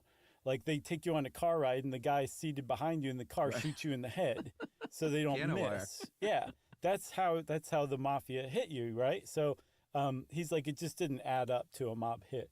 So that's a pretty interesting, surprising thing. But if you think about it, Bugsy was there for just a couple of years, but the gains he made and the groundwork he laid for the mafia is what led directly to that huge boom in the control of the mafia of Las Vegas that just erupted in the 50s. Oh yeah, and then into the 60s, it was firmly entrenched as like a mob hangout. Obviously, a place where you could gamble, where you could go and get married in 2 seconds or divorced in 2 seconds, where sex work was legal. I think in '63, these guys, Dick Taylor and Pat Howell, wrote a book called Las Vegas, not a colon, but a comma. Rare. City of Sin? Question mark. And that's where supposedly the name Sin City came around. Really kind of linked up well with everything that was going on there at the time. Great movie, too. Sin City? Remember, it was like based on a graphic novel. It's got like Clive Owen and. Oh yeah. Oh man, that's so good. Is that Sin City? That was good. Yeah. Like the black and white. Yeah. Yeah, really good. And the other big thing that happened in the early '60s was McCarran Airport opened up in 1962, which all of a sudden, that Southwest Airlines flight could start happening. Although I don't know if it happened back then, so don't Google that. Yeah, so it wasn't just people from LA and, Arizona coming to Las Vegas. Now all of a sudden it was people around the world. And apparently by the 70s, the largest population of tourists in Las Vegas were Midwesterners. Yeah. Yeah, pretty funny. Oh, as residents? No, as tourists, as visitors. Okay. The airport really changed. Okay, I'm back, but it looks like I died. The big thing that changed things in the 60s for Vegas was Howard Hughes. So I said before, it looked like the mob's grip on Las Vegas was irreversible, and it may have been if Howard Hughes hadn't shown up. And he did a couple of things. One, he started buying casinos and hotels from the mob directly. Yeah. So for, I think, a little period in the 60s, maybe 70s, he was the single largest casino owner in town. So he just basically took over from the mob by buying them out. And then also he proposed that that Las Vegas and Nevada, the Gaming Commission, changed their rules about corporate ownership. Because before, if you were a corporation and you wanted to own a casino, every single shareholder had to pass a background check. You could be talking about thousands of people. It was just untenable. You couldn't do it. And he said, why don't you just make it so that the key players, like the real high up execs who are going to be running the place, just do backgrounds on them. Forget the shareholders. And the Gaming Commission said, that's a really good idea. And now all of a sudden, the mob had competition from Wall Street and huge corporations that were coming in, and they ended up getting muscled out. Yeah, I mean that was it. That was either the beginning of the beginning or the beginning of the end, depending on which way you want to look at it. Yeah. But once Wall Street corporations could kind of stroll in there and just start buying up these properties that, this is in the 60s and 70s, so this is still like a boom time for Vegas. It's a city that's seemingly always expanding and under construction. Like, I don't remember going to Vegas. I started going there in the, I guess like 1991 or so was my first trip. And every time I've been, it's just struck me as like, are they ever going to stop developing and building in this town? No.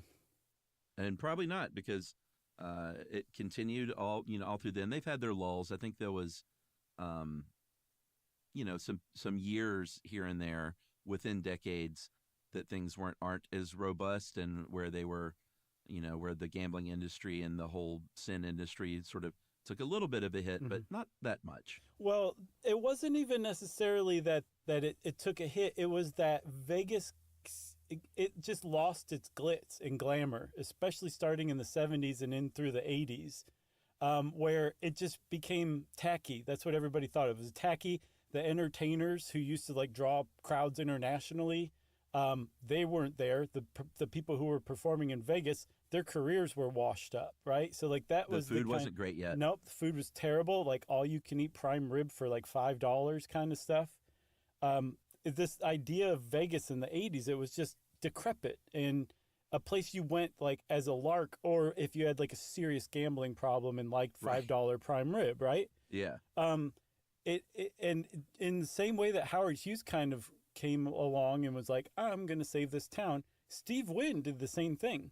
At a time when Vegas was viewed as super tacky and backwards and just lame, he invested hundreds of millions of dollars into the Mirage, and he opened it, gave $30 million to Siegfried and Roy, and completely changed the face of Las Vegas, completely changed the market, who they were trying to attract. They were suddenly attracting families. Like, it was okay to bring your kids to Vegas now.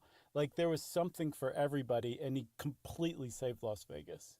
Yeah, for sure. I think like a place like Caesars before that did a lot to sort of raise the perception of Vegas as, but it wasn't like in the family way. No, in like the fantasy way though, like that. They definitely started that, I think.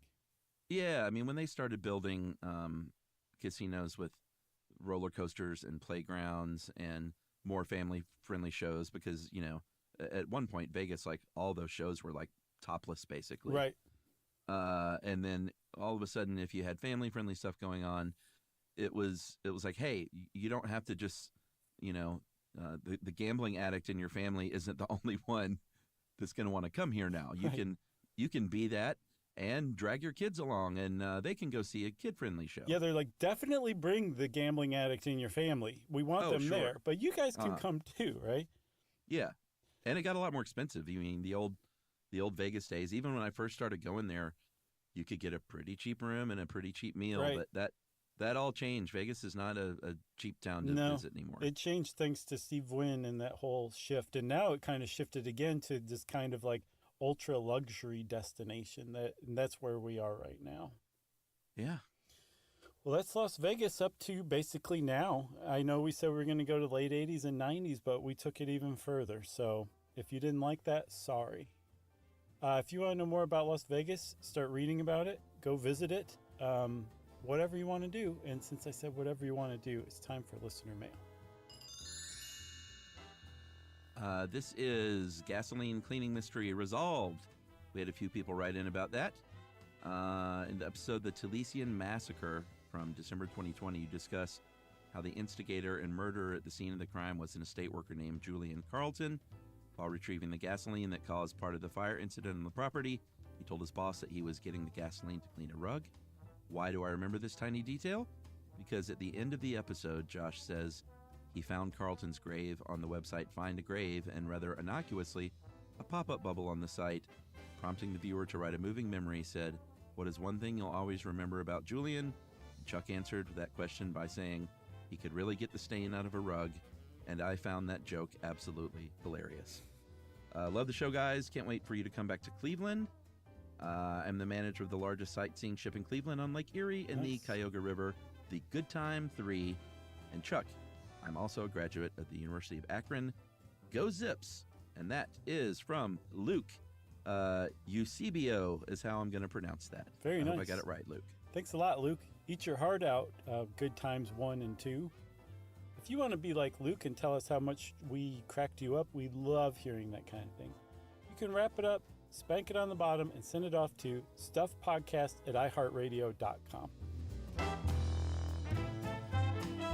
Stuff You Should Know is a production of iHeartRadio. For more podcasts from iHeartRadio, visit the iHeartRadio app, Apple Podcasts, or wherever you listen to your favorite shows.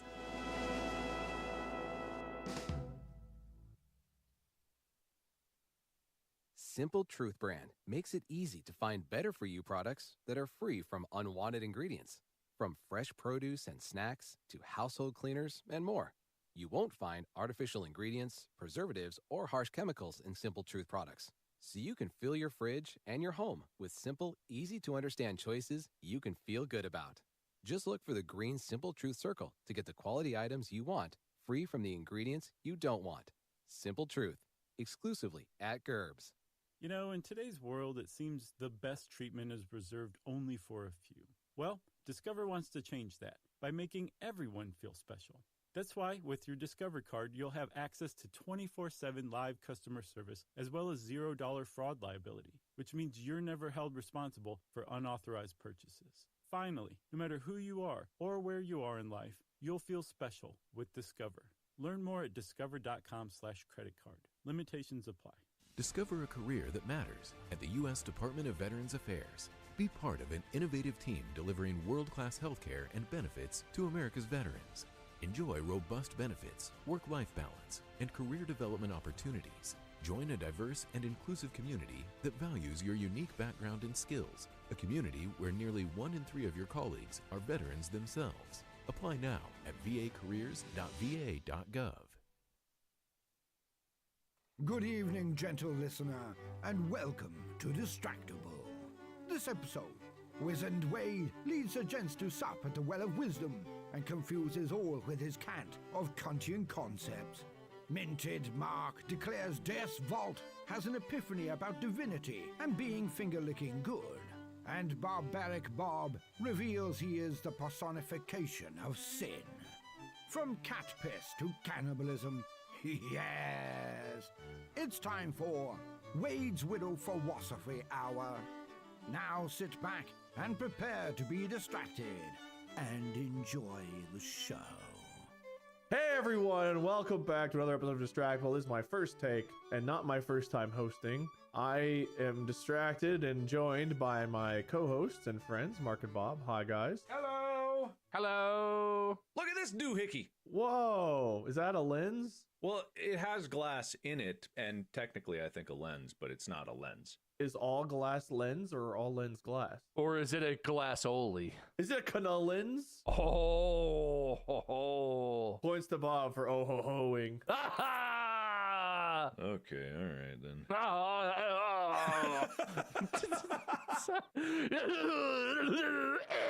We're another level of ourselves today, everyone. I would explain how this works, but you know by now, or you don't, and you'll find out by just watching. So we're gonna move on to small talk. I have a lot to go over today, so we're jumping right into the small talk. How you guys doing? What's up? What's new?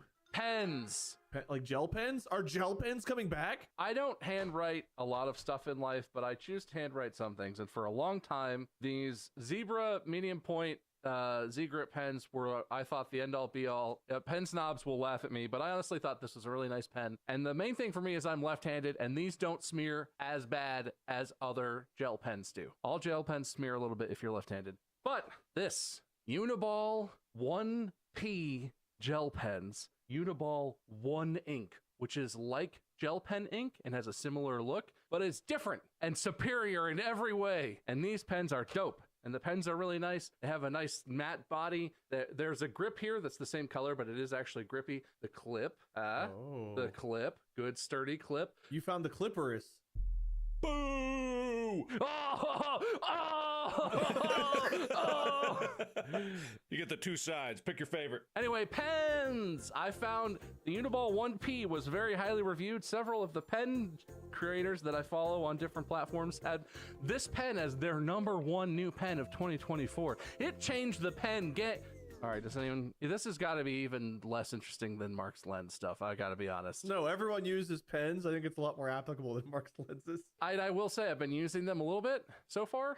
I got the 0.38 ultra fine. I love it. It does. The ink is good. No smearing. Lovely. Beautiful. Highly recommend Uniball 1P, the pen of the future. I love a good pen. Like, there is nothing better than finding that pen, and there's nothing worse than immediately losing that pen, because my God, does it leave your life quick.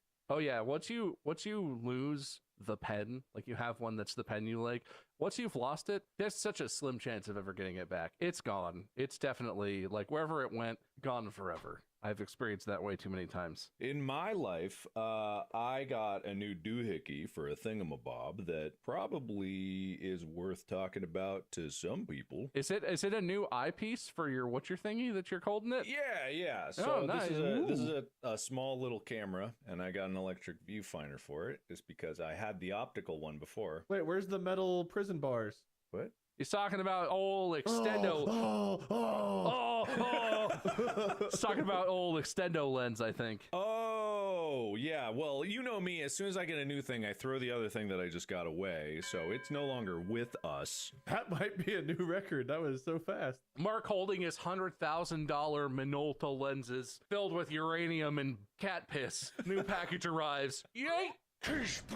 explosions. Look. That hyperbole is appreciated, but at the same time, I do not have the $100,000 Minolta lens. I've got 5.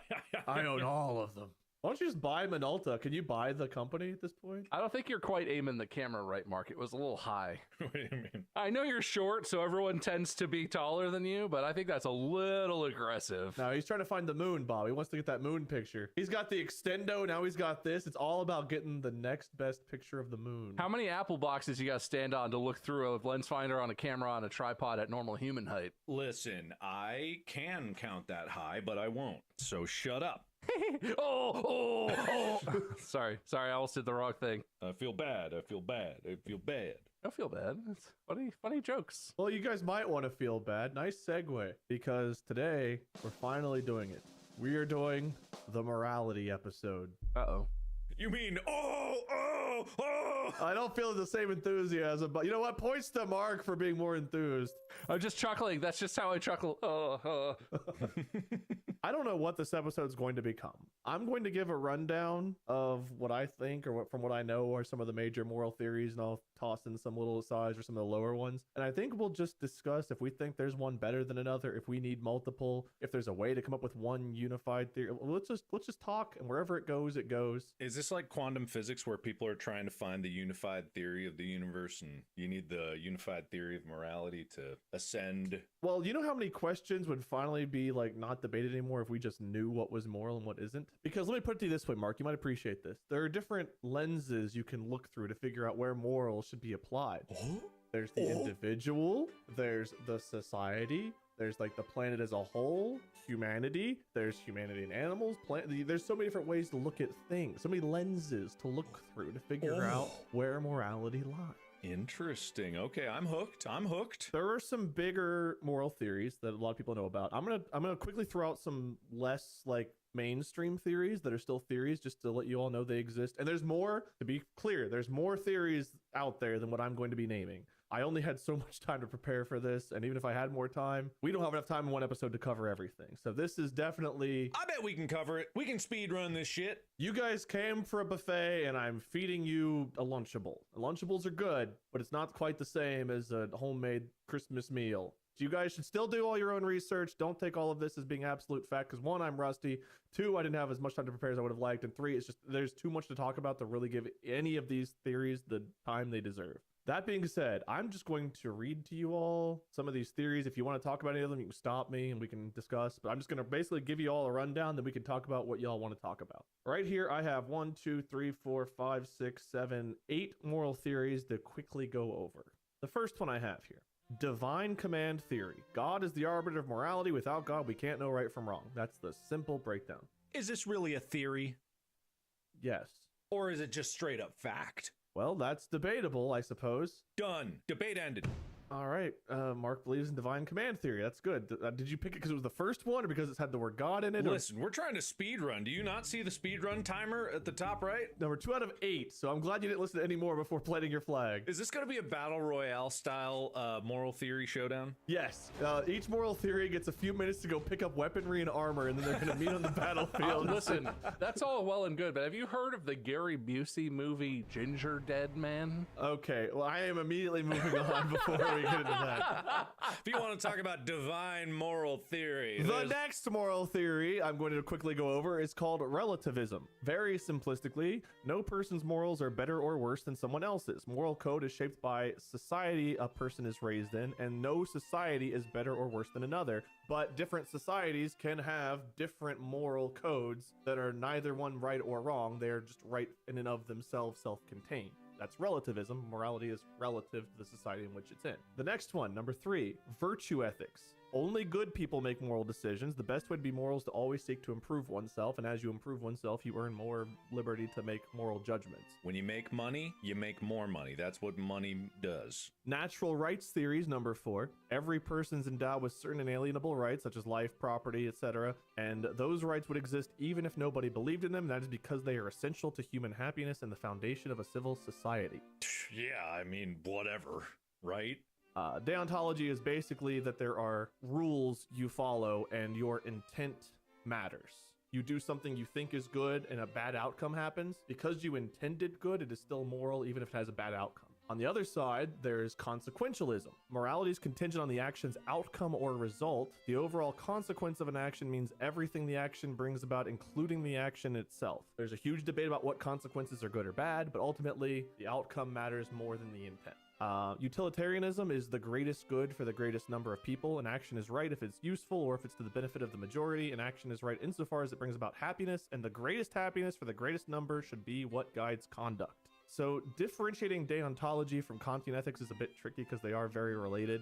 Kantian ethics, I'm going to try to break this down quickly. It's confusing, but you guys are smart. Everyone else out there, I'm sure you're smart. You can figure this out. Do research, read the book. Human beings are not objects. They are worthy of respect and must be treated as such. An action is morally good if it's determined by a principle of pure reason, regardless of consequence. So stealing is bad because we can't universalize a world in which everyone steals. It's a good theory because it applies to each person individually, rather than just applying to a group like utilitarianism. It's weak because it doesn't account for some complex situations or when two absolutes clash. Kant's foundations rely on something called the categorical imperative. Act only in according to the maxim by which you can also will that it would become a universal law. So again, you can't universalize everyone stealing. It would be a chaotic anarchy world where you just can't imagine a world where everyone is stealing all the time, right? You can universalize a world in which everyone helps an old lady cross the street. That seems like something that everyone could do that seems good. That's what it's basically saying there. Act in such a way that you treat humanity, whether in your own person or the person of another, never simply as a means, but always at the same time as an end. Don't use people. Always treat them as an end in and of themselves so that you're doing right by them while also trying to do good. That's the second part. Third part, every rational being must so act as if he were through his maxim always a legislating member in a universal kingdom of ends. What a statement. Jesus Christ. Fun fact, if everyone on Earth did a one-on-one battle and they continued on each round, the entire fight for the world of everyone would be over in 33 rounds. That's not as many as I would have guessed. So what are the ethics of that? Based on which theory? If God wills it, Mark, then, that's... Yeah, what if God's divine command is that everyone should fight 1v1 battles? Then that is a universal law. That's moral. That is morality. Oh, okay. All right. So it's all cool. Yeah. So Kantian ethics, probably the most complicated to explain here. Deontology, similar, but instead of having all of the different requirements, it's basically just use rules to distinguish right from wrong. Duty and intentions matter, even if there are bad outcomes. Whereas consequentialism is all about the result. Utilitarianism is about the greatest good for the greatest number. So each of these have their own use. Now, after hearing all of them, Bob, do you have a moral theory you ascribe to more than others, or is this all just a bunch of bullshit to you, or how do you feel about it? I appreciate the underpinnings of philosophy and what that represents, because it's easy as a person, for me as a person who lives my day-to-day life and out in the world, and is generally not aware of this sort of stuff on a regular basis, to just be like, oh, well, I can, if I just try and do good, right? I would say my personal approach to things is I try to be a good person. I acknowledge that there are parts of myself that are not good, that I make decisions that are ultimately lead to bad consequences, or that I wish I didn't make, and I do my best to curb those impulses. And sure, I could say that, right? I could describe, but none of that. It ignores the question of what is good. And for me, on a daily basis, I know what I think is good, and it's generally probably pretty close to what most people around me think is good. I'm in line with society. But as things get more complex, and as in the world and everything that can and has and will happen in the world plays out, I appreciate that it is important to have a context in which you can analyze in a meaningful way what does it mean to try and say if something is good or bad? Why is one action valuable, even though it may objectively seem to be bad because of all of these secondary outcomes, even though the ultimate, the main thing that it accomplishes is good for society. It's complicated. The thing about life is that shit is complicated. And when you get insanely bad things or insanely complicated things happening to large groups of people or across different cultures, it's not always easy to just say, oh, well, we all know what's right? We all agree and know what's right. Yeah, I can appreciate that, and I can try and delve into this, and I will try and engage with this today, but I guess where I fall on it is, for most people in a day-to-day life, I think it's more important to try and be in touch with the world that you actually live in, with the people that are around you, and assess how your personal morals line up with the morals of the group that you live within, your culture or society. Whether or not you can analyze yourself or those around you in a meaningful way doesn't affect your day-to-day life as much as your ability to understand differences you might see, choices you might make versus your people that live around you in your close group. Like, you have to live in the real world, and the analysis of philosophy is not always useful as to making daily decisions and coping with living around people who may or may not agree with you on fundamental ideas about what is good and what is bad, or what morals should be, upheld. It's valuable, but it's not always useful. There is another moral theory called egoism, where morality is more dictated by pursuing your own self-interest, more of an individualized morality, which seems immoral in some ways, but also there's a whole thing about it. I mean, I agree. I think that understanding morality is overall beneficial and can help you understand at least why you feel a certain way about certain things or issues or the world or certain decisions people make or you make. Maybe you feel a certain way about an issue and you don't know why you feel that way. And you look at different moral theories and maybe it's like, oh, maybe this is why I feel that way because of this. Maybe it's because I can universalize a world in which everyone does this. And therefore, based on Kantian ethics, that's where I feel about this. But maybe you have a similar thing where it's like, okay, well, we keep helping the individual, but if we don't push this button and 10 innocent people die, the whole world ends. We have to kill people to do good. Killing people is not something you can universalize. Therefore, you can't do that based on Kantian ethics. But under utilitarianism, yeah, of course you sacrifice 10 people to save the world. You look at different issues through different lenses sometimes and try to understand how you feel about things. But there's always a different way to look at something, which makes these issues confusing because people will argue on behalf of issues from different perspectives. Some people look at it from the individual perspective, some look at it from the cultural, some God. Thank you for your segue. I had a vision when I was a boy.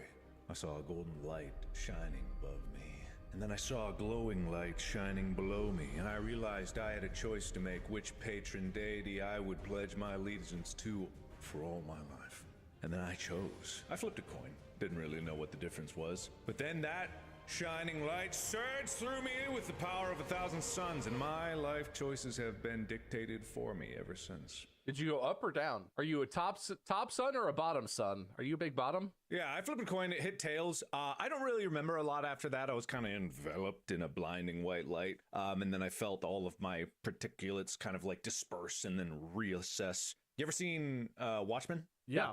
Yeah, so remember what happened to Dr. Manhattan? Like, that kind of happened to me. Is that why you bought the accordion penis lens? Probably, yes. I think all of my life decisions have been because of the glory that is God surging through me. And as his or hers or whoever's chosen vessel, I'm not really sure, and I don't question it because I don't need to apply any morality. Wow, not only do you believe in divine command theory, but you also are the chosen vessel. I mean, I'm a chosen vessel. I don't know if I'm the chosen vessel. Until that thought is planted inside my soul, I will question it no further. You know what, Mark? I'm going to give you just some points for sticking by your guns, dedicating yourself to divine command theory after hearing none of the other ones first, and truly just knowing what is right. I have a question, Wade. So this is where I'm not a good philosopher, right? Because I tend to focus on the wrong thing and ask the wrong questions when it comes to what philosophers like to actually talk about. And the thing that always gets me about, we're talking about these different lenses through which to analyze morality and then ethics of different, of whatever might happen or choices.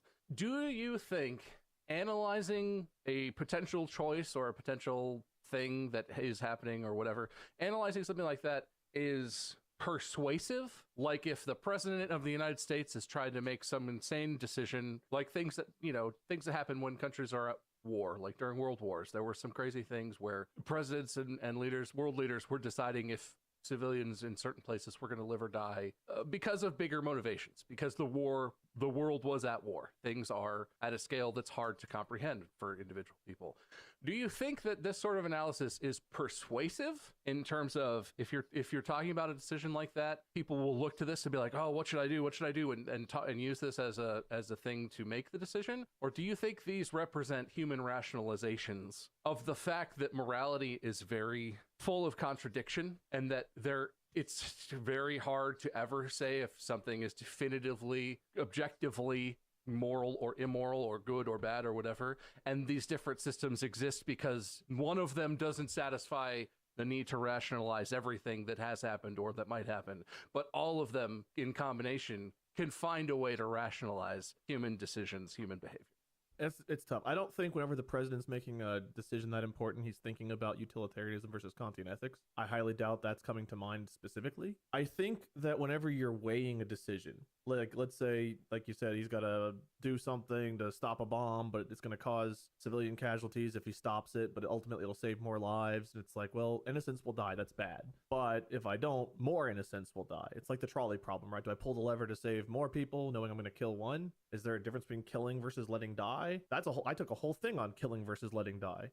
If you go and you drown somebody in the bathtub versus, you have your dying grandfather who's very, very ill, who wants to die, and he puts himself under the water, and you step outside and let him die, is that better or worse than killing him yourself? Is it the same? There's a whole discussion to be had about that too. But I do think these moral theories help us figure out why we feel the way we do about certain issues and why we make some of the decisions we do. I don't think it's so much about making them, it's figuring out why we feel the way we do about them. Well, here's a question I have, which is a lot of this is like, it reminds me of like fallacies and the different like categories of fallacy. And there's a fallacy called like the fallacy, like not everything is a fallacy. And there's an argument to be made that like not everything is a moral quandary. But I have a specific question is, what do you think? What do you guys think about killing?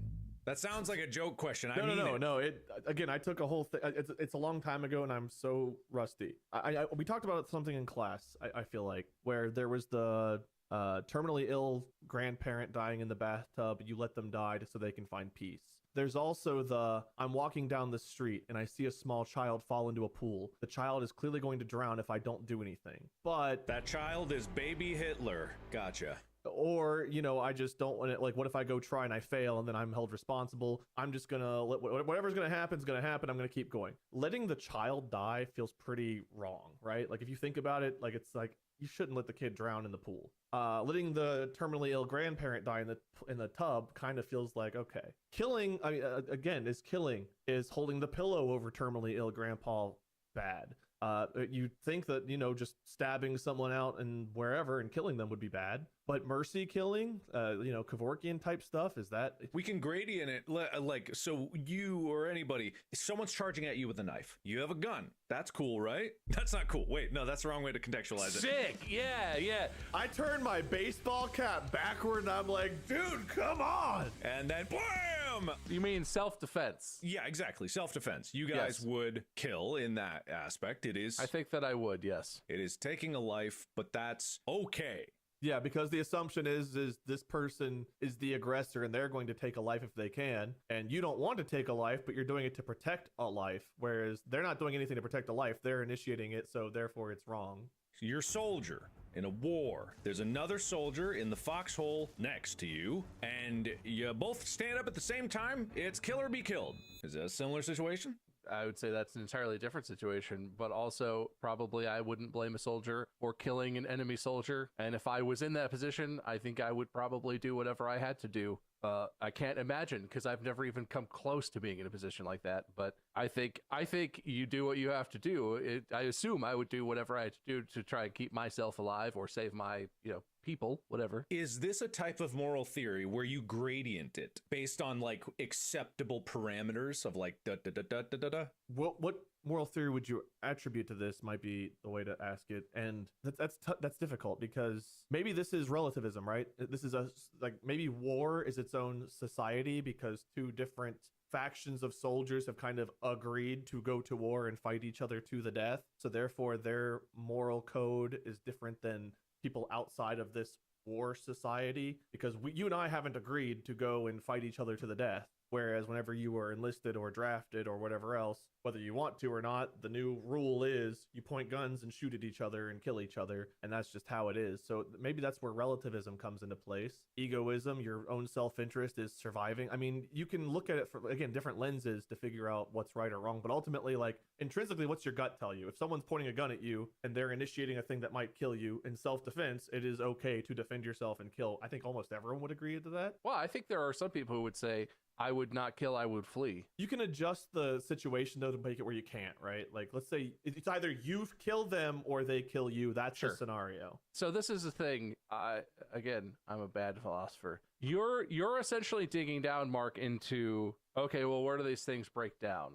Right? You're asking the type of question where it's like, it's easy to craft a theoretical situation where there's an absolute thing. Either you die or you kill them and they die. And you, even in a situation like war, there may be some absolute situations. I'm sure that happens and that sometimes that's just how it is. But even in a situation like war, there are probably scenarios that play out where a person may look at it and see it that way, that it's an absolute I kill or I die situation, but it isn't. The specific details of any separate instance of anything that we're talking about always matter when you're trying to analyze something through any lens of moral philosophy, because in a theoretical absolute, you can craft it to explore the boundaries, to try and make things work or not work, to explore where it breaks down.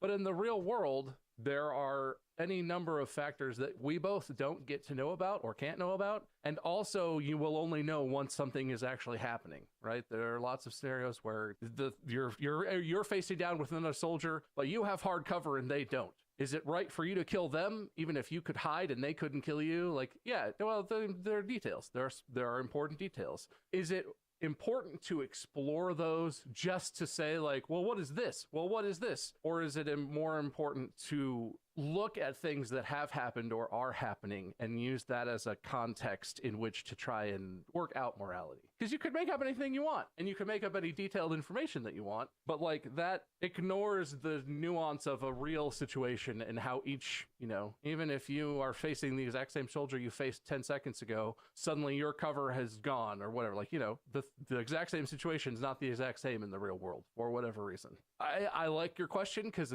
that's the fun part, right? Of just like, well, how does this fit? Is that progressing anything, or is that just us going in circles about like, well, that's Kantian, but that doesn't work. If you change this information, then that's just utilitarian. But you could do that infinitely if you wanted to.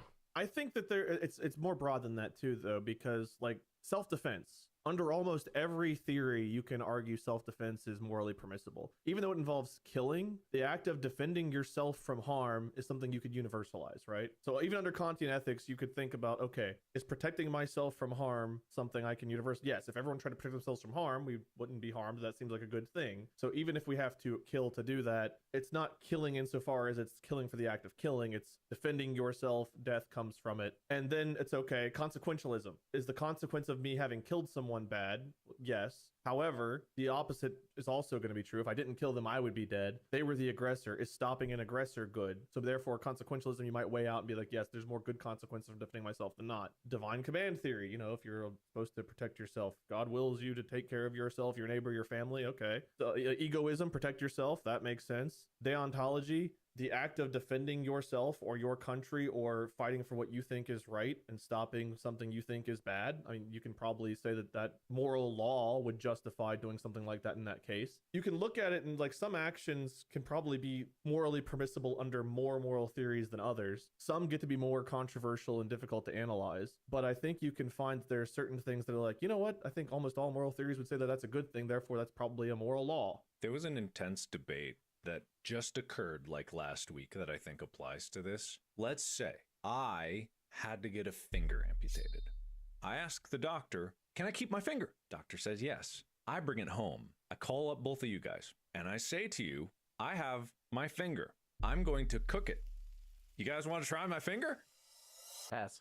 I mean, I'm a little curious. See, that's it. That's the thing. That was the debate. Well, so is the argument that that's wrong to want to eat a human finger? Just objectively or that's one side of that? That's one side of it. Like, it's a debate, right? It's for me, I am hard pass because I don't ever in my life to the day I die want to try human flesh. I just don't want to do it. That's a hard stop for me. I pass, but not for moral reasons. I would just actually throw up. Like, even just imagining that, I'm kind of like, oh, But just because like that's icky to me. If I was like, Pat, if you presented your cooked finger and it was in front of me, I might actually throw up, but I would be like, no, I'm good. And if Wade in front of me, or some other person, if it doesn't want to be Wade, just grabbed it and was like, oh yeah, and ate it like a chicken wing, I might throw up, but I would be like, oh, how did it taste? Like, whoa, that's crazy. Like, I don't ascribe morality to that. The moral problem with eating humans is that you theoretically have to kill a human in order to eat them. If there is human flesh that gets to exist and no longer is alive and is otherwise just going to turn into compost and dust, I don't think there's a moral question about whether it's wrong to eat it or not. It's basically whether it grosses you out or not. I have the moral quandary where even if I was in a situation where I was starving to death, I do not want to eat human flesh. So I would, and it's hard to say because when you're starving, your brain pushes you to the extremes,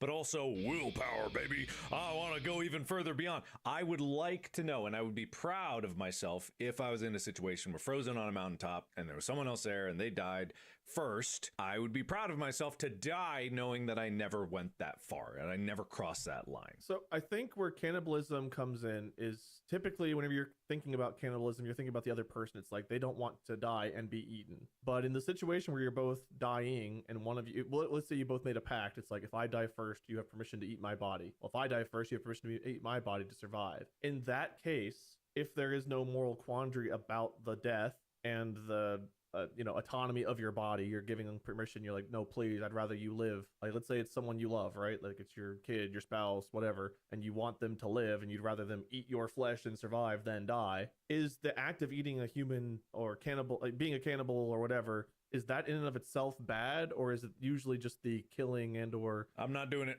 See, this is where I think philosophy is fascinating. Mark, why? Do you think you could get to why you feel that way? And I'm not judging whether it's right or wrong. I'm just curious. You obviously feel very strongly about this. Exactly. Yeah. And I couldn't tell you exactly why I feel strongly about it, other than the fact that I want to draw a line. I want to uphold that standard for myself.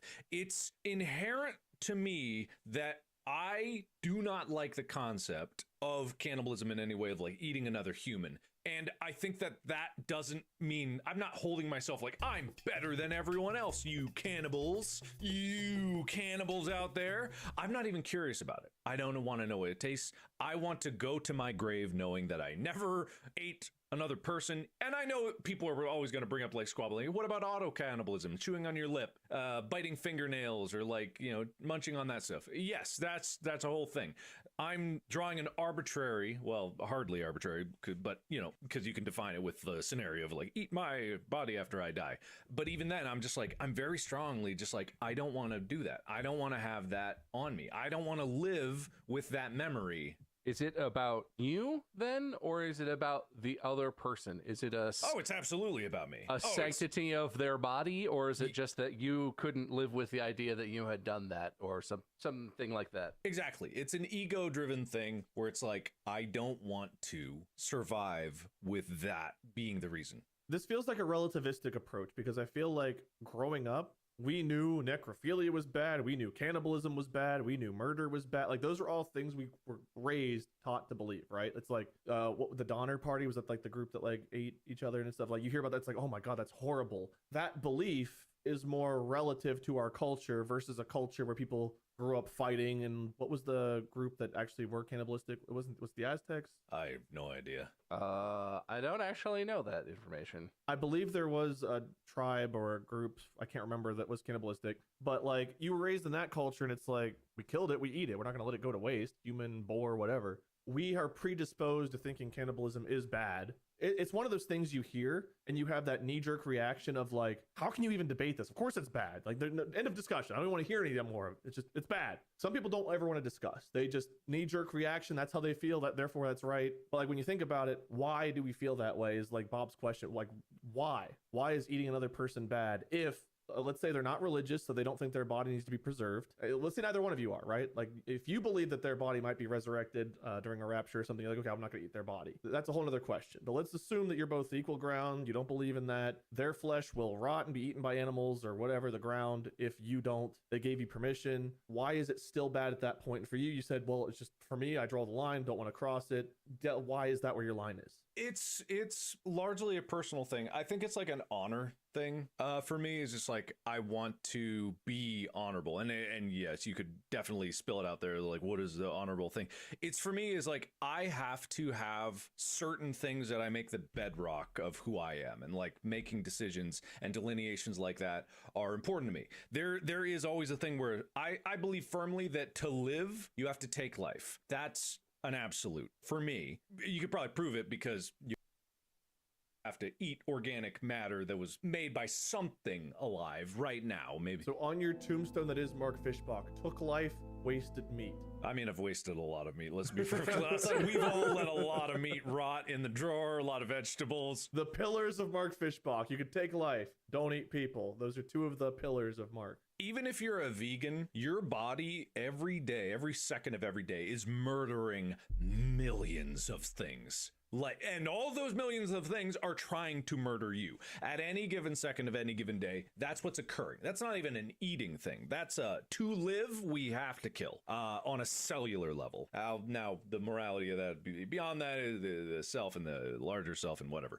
But for me, it's just like, it's super simple to me because there is no moral quandary that I need to debate further than I don't want to. You could attribute it to like upbringing or something like that, is for me the concept of it, the concept of having to stoop to eating another person is abhorrent to me, and therefore I won't do it. I don't want to apply that to anyone else, but for me to respect the person that I am and the integrity that I hold, I want to believe that I would be strong enough in any circumstance to not go there. But I am also wise enough to know that hunger may drive me past that. That was my question, just to explore this, if you were willing to talk about it more. I think it's totally valid for you to hold that belief in yourself, and I appreciate that you brought up that you wouldn't want to try and apply that to other people. But do you think if you knew that I lived out some sort of Donner Party situation, if I admitted and you knew that I was in a situation where I was going to die unless I ate a fallen comrade, I ate human flesh, despite how gross it may have been for me, I did that so that I survived, and I ultimately survived and came back. Is there any version of that story that colors where your personal belief about that as a thing changes how you feel about me? Do you like you don't have to be concerned about my honor. I don't think people generally are, but like, would it affect how you feel in any way, knowing that I ate some other human person? I think it would. I'm going to be perfectly honest. I think it would. It may not affect it like a lot. Like, I believe that we would probably still be friends, but I'd always think of that because it's not even so much like asking how it would affect. It's like, of course, any new knowledge is going to affect. But if I looked at you and I always knew in the back of my mind, you ate a person, that would subconsciously or consciously affect how the future of our relationship as friends would go. It just would. There's no way it wouldn't. I think the reason it does, to some extent, one, I would pity you for being in that position. It's like, that is horrible to be put in that position. Two, there's our raised perception that cannibalism is bad. It's like, oh.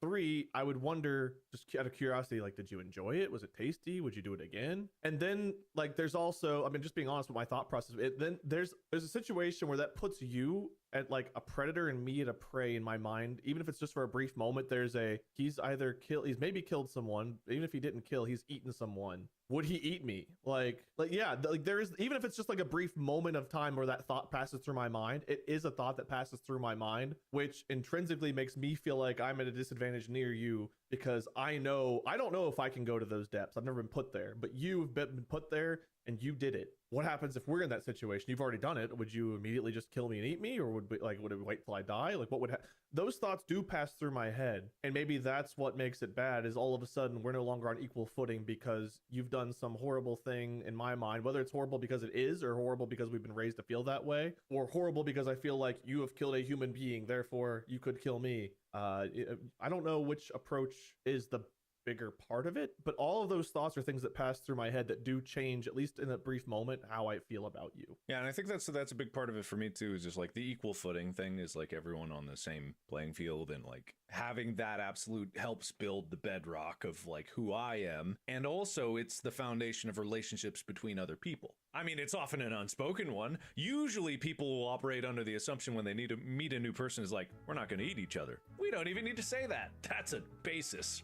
But Bob, you could eat me. It's like when you watch Survivor and they have two teams, and sometimes they'll vote out the strongest member of their own team, even if it puts them at a disadvantage for the overall competition, because they know that that person's the biggest threat to them winning, even if that person would also be a reason their team could win. Like sometimes people play like the underdog role where it's like they try to look too good at things so that way people don't see them as a threat, even if they're on the same side, because there's just that inherent, like, well, in their case, it's an actual competition, but I feel like in real life that somewhat applies too, right? Where some people want to be seen as bigger than they are, and some people want to be more in the shadows. And I feel like we do judge ourselves and our peers as to how we weigh with one another, even if it's like subconscious. I think that's there. So Wade, analyze this for me. Okay. Well, it's me. Analyze me. I'm just thinking about this, and I might be totally out my own ass with this because this makes me feel very like, this is like a holier than thou position that I feel like I'm staking right now. But if I'm trying to imagine myself in that position and how I feel about other people in life in general, what you guys are saying doesn't resonate with me as much. I would not, as far as I'm aware of, maybe subconsciously I would never look at another person and see the circumstances that they have been in and think, well, that behavior in that circumstance makes them a threat to me in this circumstance. And I feel like for the way that I think about other people when I'm interacting with them and how I try to be respectful towards other people, I'm always willing to say, no, despite whatever you've done, and most people I interact with are not like, murderers or something, but like, no matter what's happened, you did things in your life because you had to react to whatever scenario. Right now, we are here. Right now, we're in a scenario where I'm not a threat to you. Hopefully that, you feel that way. That's how I feel. Things are safe. Things are stable. It's a social setting. It's work, whatever. Like, this is a normal, safe, average scenario. So I would give you the benefit of the doubt as an individual that even if you were cannibalistic, you did that because you were going to die. You're not in a situation here where we're in a life and death situation. It's not working at Jimmy John's. That's not going to come up. But if it did come up, I wouldn't even be offended if you ate me. I'm pretty unhealthy. I'd probably die fast if I was in like a, caught in a blizzard survival situation. I'm not good at that. And like, I think that the person is not necessarily reflected upon by what they did, because what they did is almost always a response to a scenario. I will judge someone if I think that they did something in a scenario where their decision was clearly immoral, where they were in a position where there was nothing threatening them, but they acted aggressively. There's any number of theoreticals, but right, if you could see what they did, they were abusive, they initiated a fight, they were, a situation where it's like, you didn't need to do that. That does speak about you. But if you did it to survive, that doesn't say anything about the person. It says that you're a human, right? What does that mean about me? Because that makes me feel different than what you guys were saying. But also, am I just like a holier than thou douchebag? Or what is it? Analyze me. I think we're conflating two different things here, because whenever I said that I had those reactions, those are my knee-jerk reactions. That's not my rationalized thought. That's like, that happens, you tell me, those are the thoughts that first pass through my mind. Those are the intrusive thoughts. I would say that is my knee-jerk reaction to people. You would not have an intrusive thought of like, oh my God. If someone tells me like, oh, I had a horrible past, or oh, something happened, I was in a situation. If they're telling me about whatever their story is, they told me they ate another human because they were at a party and this, my initial reaction would be like, oh my God, I can't believe that happened. I can't believe that happened to you and you had to make those choices. But there's no intrusive thoughts about like not even for a moment is there a thought of like, oh my God. As to like concern for myself in our interaction? Well, just like, let's say that this person did that, and then all of a sudden like, hey, do you want to go on a hiking trip up Mount Everest? And it's like, for a moment, do you even have a moment's thought of like, what if we get into a scenario and it comes down to them eating me? Unless we are actively, like if I was interviewing someone who had been in jail for murder and they were like, yeah, I killed a man with this gun, and they pointed the gun at me, in that moment, yeah, I'm in a scenario where I'm like, oh shit, like I shouldn't have let it get here. But unless there's a scenario where the person is actively a threat to me in what we're doing, no, I don't think anything that they've done previously reflects on who they are inherently as a person. And it doesn't make me feel that way. Even as a knee jerk, it doesn't make me feel that way, usually. I have the intrusive thought that I then like rationalize out. So I'll have that thought of like, oh my God, could they do that to me? No, wait, clearly it was a one-time thing. They didn't want to do it. They had to do it to survive. Obviously this was traumatic and horrible for them, and they probably need more support than anything right now. I feel bad for even having that moment of judgment. Like that's how my brain would process that. I would have that thing, and then I would internally guilt trip myself for having that knee-jerk reaction and explain it away to myself. Because like whenever you were talking about it, that's how I felt about it right away was, oh, you did that? And then it's like, oh, you had to do that? That's like, I don't know. That's where my brain went in that moment. Our knee-jerk reactions that Mark and I had aren't necessarily moral. Hey, don't lump me in with your weird knee-jerk reactions, you judgmental freak. You said the same? No, I did not. No way. This crazy man here is judging you, Bob. Hey, listen, just because I don't, you live your life, buddy. You eat as many people as you want, and I bet you do. Just kidding. You know what, Bob? 5 points for Mark thinking you're the host again. Anyway, I guess I would be more widely curious too, with watch people out there, talk about in the subreddit. Which one are you? Are you a me or are you a them? Good or bad? Moral or immoral? Stake your claim. Yeah, so I don't know. Maybe it has to do more with where the mind goes immediately, because it's not to say I never have intrusive thoughts, and I've certainly been judgmental of people who were not deserving of it. Like, I've been a dick. I'm not saying I've never been a dick to anyone in my life, but it always shocks me more that these things happened and that someone had to make a choice than anything like. I agree. Once I have a moment to actually think, then yeah, I'm there. But that emotional gut response of like, because I'm a visual person. So whenever someone says something or describes something to me, I picture it. So if they tell me they're around a campfire, there's snow everywhere, there's some shabby tents with holes in them, they're freezing, there's dead bodies of their friends lying there, like I picture that. I picture them having to like pick up an arm and put it over the fire and take a bite. Like I see it. That I think affects things, right? When you visually see things like that happening and you imagine it, I think it adds more depth to it. I get what you're saying.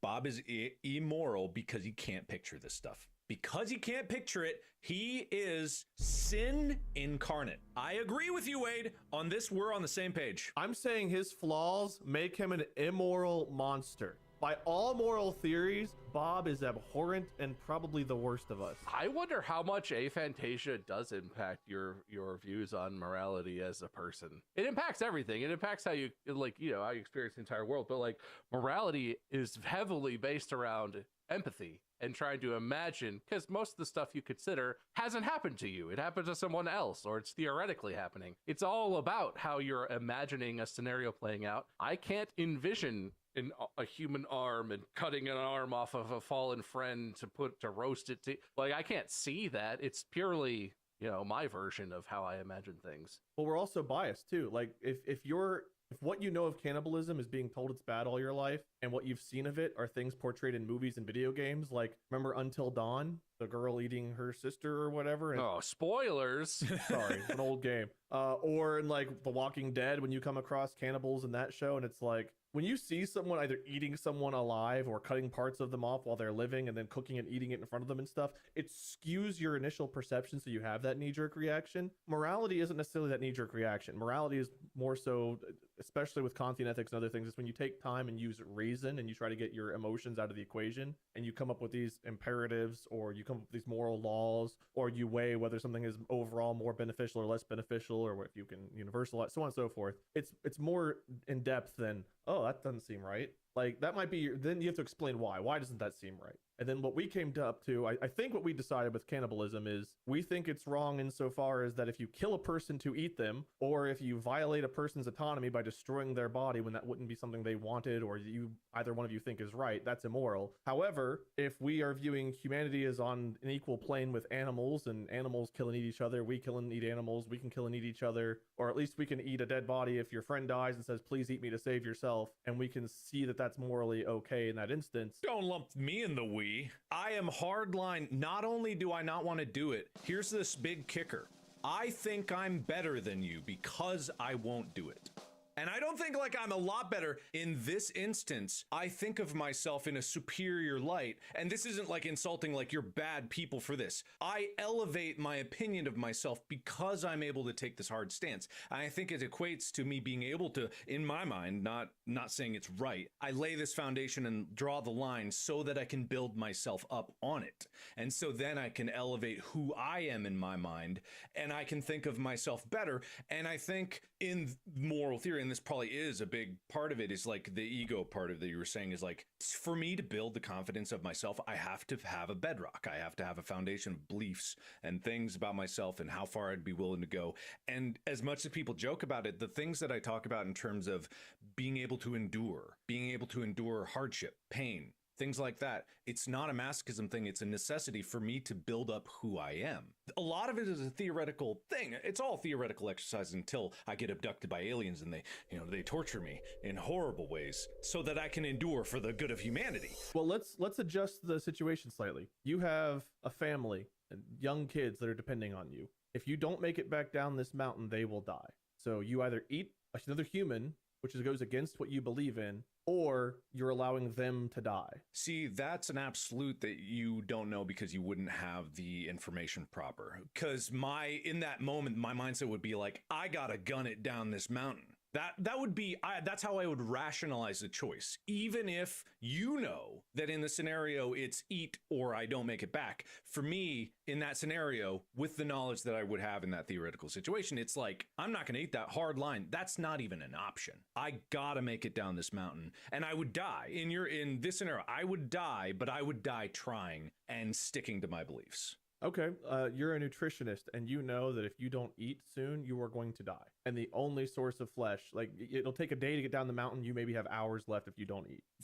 That's the same thing. Because it's a hard line and because the foundation is there, I would not. Because I know that that has to be the foundation. And in this theoretical, it's like all of these theoreticals, I have to give the same answer that I wouldn't, no matter what, because that's how I'm drawing the line, is like it is without. I guess I'm curious. I think it's totally, like, I believe you because I know you enough to think that I kind of do believe you would die if that was the situation. You would choose that.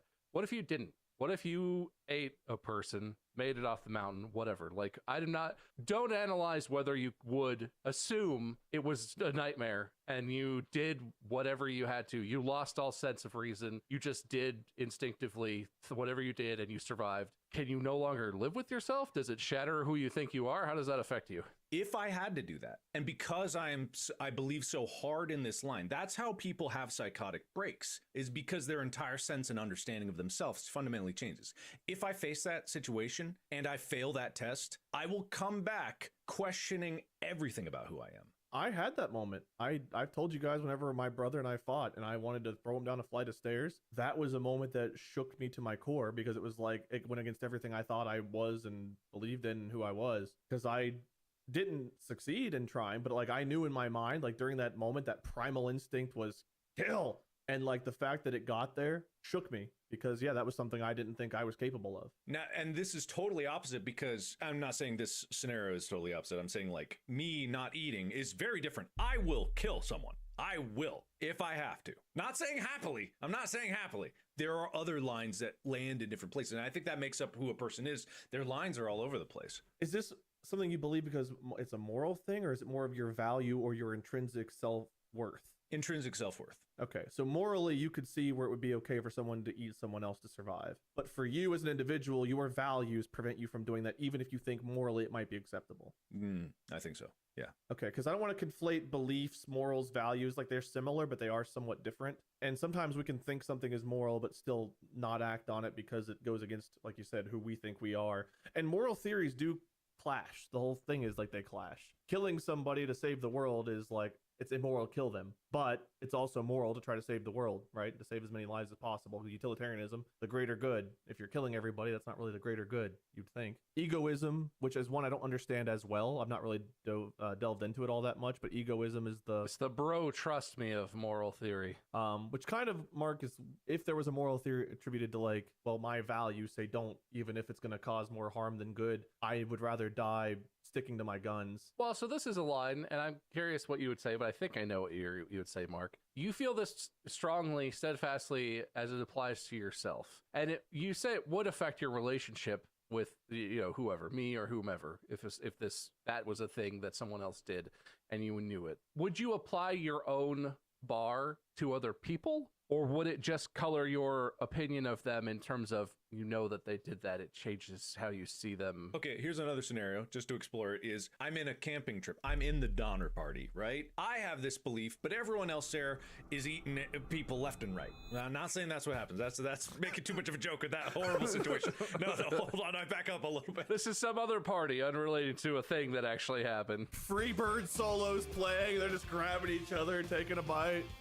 So they're eating, and obviously I, in my hunger, hopefully don't break this line, but I'm abstaining because I know that I'm probably going to keel over because of this choice and that they're going to eat me. That subconscious thought is becoming very conscious very quickly, but I think it's something that I would have to, if I stuck to it, accept being like, I'm going to die. But hey, I guess they're going to live and I'll be dead, so there's nothing I can do about it. But I would be proud to die and have that stick to my guns, and then they eat my body. And honestly, if it was my loved ones in the party, I might be the person to be like, hey, I'm not going to eat, but that clearly is going to knock me out, so eat me. I'd be fine with people eating me. I wouldn't be fine with people eating me if... Eat me, Mark, 2024. This is getting very confused. It's confused. It's a difficult topic. Yeah, well, I think this is a thing. The thing about, man, this might be totally off base, but the thing about egoism, as it applies to morals, is someone who's more egocentric about what they think morality should be, Mark, would, if they held your personal belief as to themselves, they would say, and everyone else also needs to believe this, or they are immoral, right? The idea of like, this is moral because I firmly believe it. And every individual is welcome to firmly believe whatever they want as it applies to them, as long as you're not hurting people, blah, blah, blah. You're not trying to apply that to other people. You're saying it might affect how you think about people, and you're like, you believe it strongly, so it may impact you, but you wouldn't go around and like, you wouldn't be in that scenario you described and be like, immoral, dead soon, but moral. But you would just be, sitting in that scenario watching, and you'd be like, can't do it. I accept that, but these guys are gonna live. I hope they eat me and they make it out, right? Like, so that, I feel like that's a difference between how you're approaching it and what like someone who's more egocentric about it would say, like, well, it's right because I know it's right, and you have to believe it's right. I think Mark's, again, I think he's approaching it from his own personal values more than from a moral perspective. I think he's saying like, I don't think it's necessarily moral or immoral to do this act. It's immoral to do it if you don't have to, but if you had to do it to survive, is it very that much different than self-defense? But I personally wouldn't do it because I value, of my values, eating another person is not one of them. I would think less of myself for doing it, therefore I wouldn't do it. If someone else does it, I might think differently of them a little bit, but like, if it comes down to my judgment or them being dead, I'd rather them eat me and have a little bit of negative judgment on my behalf. It's more of a me thing. It's a me problem. You eating someone is a me problem, not a you problem. It is a me problem, and it's a problem I'm making for myself, and it's a problem I hope to never face, but you never know the future. Of all the ways I expected this episode to go, focusing on cannibalism and egoism was not really the way I thought it would go. I didn't know how I thought it would go. There were some things I wish we could have touched on, like, are humans the only things that have morals? Do animals have morals? Do only some animals have morals? Can cells have, like, how far down the line can we go to figure out morality? We can talk about it. We can do another episode on this sometime. I knew we wouldn't be able to cover too much in an hour. I took 4 years of this and still am not satisfied with how much knowledge I got. An hour is not really quite enough, but hopefully you two and everyone out there watching got a little bit better understanding of how morals work. It's morality is complicated in that there's not just right or wrong. There's different ways to look at right or wrong. There's different moral theories that apply that don't always agree with each other. The trolley problem is interesting because from an individualistic perspective, it seems wrong to kill, but from a utilitarian perspective, it seems wrong to let more people die if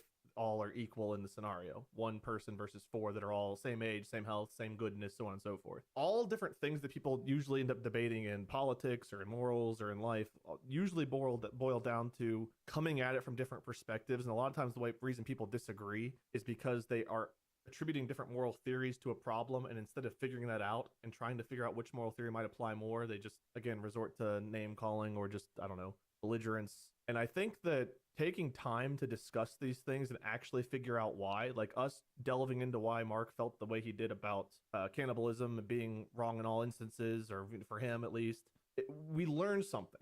We learned how his brain works a little bit. We learned how our brains work a little bit. And that knowledge and realizing we didn't know and we still don't know is enlightenment in my perspective, which is why I think philosophy is so important. Because when you apply that issue to things that are more pertinent to our lives, again, like abortion or other things that are debated in society, we learn a lot more, and it makes your footholding on your position stronger, or it might even change your mind. Moral theory, I think, is a lot more important than people, like, you hear ethics and theory and it's like, oh.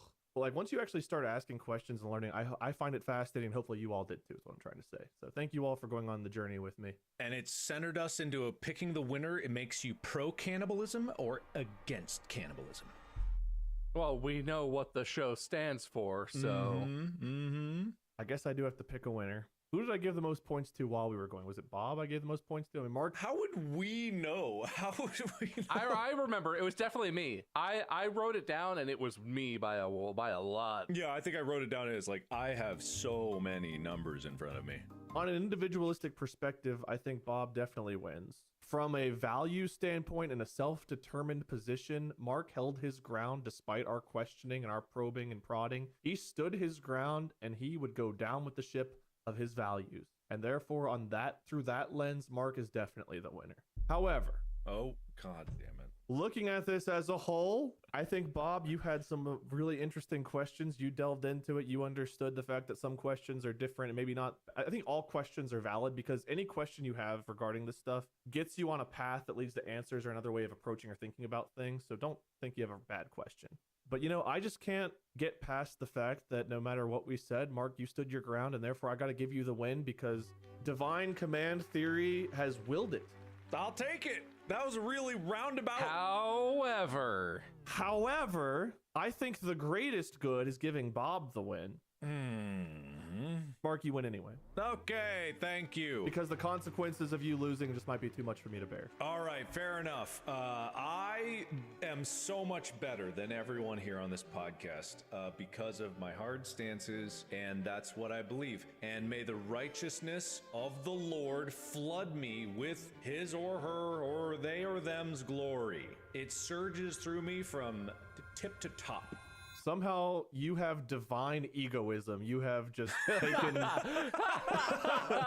the lordly ego. I like the sound of that. I have created a new moral theory, divine egoism. Mark's moral theory. I am divinely egotistic. God has willed my ego, and therefore I am right. God really nailed it with me. I am a shining example. All moral theory should just be following Mark's guidance. Bob, do you have... I don't want to call it a loser speech. Do you have an underdog speech? Another winner speech? No, don't do that. Yeah, winners. I'll give my winner speech. Sure. You know what? I think I asked some incisive questions today. I think I demonstrated my moral superiority. And no matter what Mark's imaginary brain voice commands of him, I think we can all see that his unbending will is just one more in a long list of flaws that makes him the perennial loser of this show, and it makes it just all the more clear that I should win, and I should always win, and it's me, Wade. I'm the winner. What even is winning? Is winning getting to host the next episode, or is it coming out of this with more knowledge than we came in with? Are you taking the win from me or not? I can't tell anymore. I don't know. No, you win. All right, end the episode. Thank you guys so much for watching. End it before Bob pisses his pants. End it quick. I apologize to those of you that are knowledgeable on morals and ethics that I couldn't do any of the theories real justice. It was a very rough attribution of moral theory. I apologize. I tried with limited time and limited knowledge after 12 years of being away from it. Hopefully you enjoyed it. Let us know your thoughts on the subreddit. If you haven't already, go follow Mark at Markiplier, Bob at MyScurm, I'm Wade Minion777 or Lord Minion777. Again, hope you all enjoyed. Stay tuned for the next one where Mark will host, and who knows what hell will be unleashed. Until then, podcast out.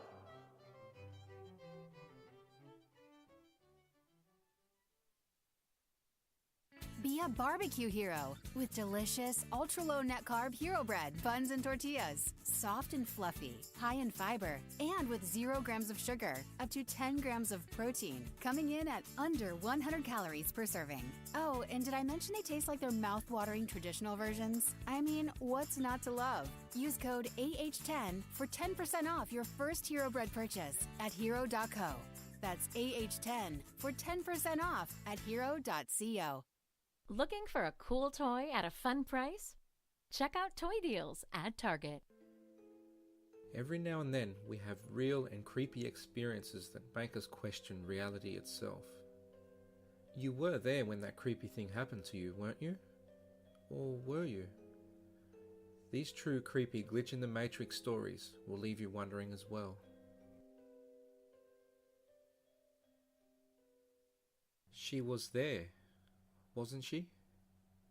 Marylands, New South Wales, Australia, circa 1990. Amanda and her husband Joe had been married for a few years and had worked hard to save for a house. They planned on having children, but as of yet they had not expanded their family.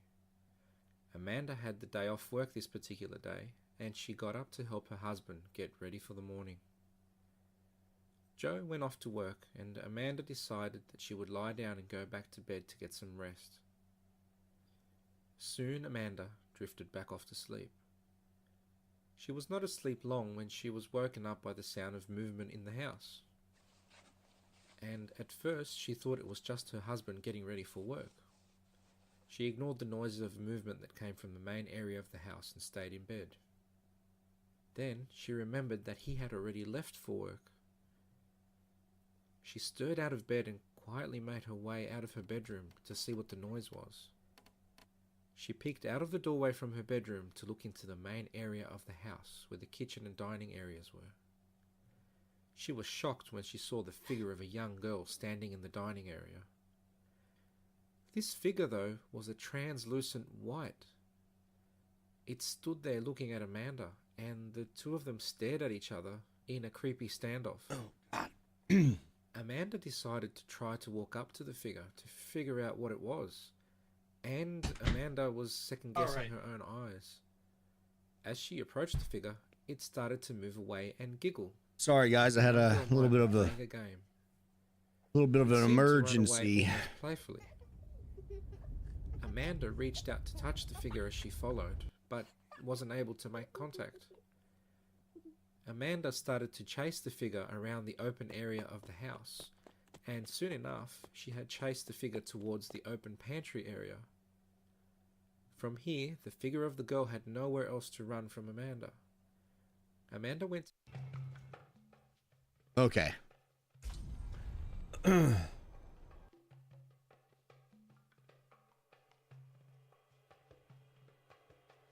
Hello?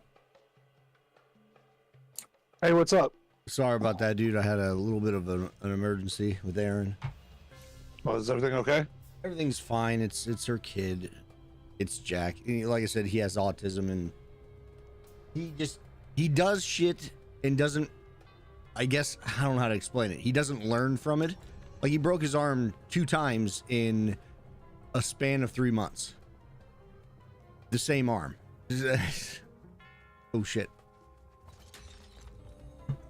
Anyway, everything's good.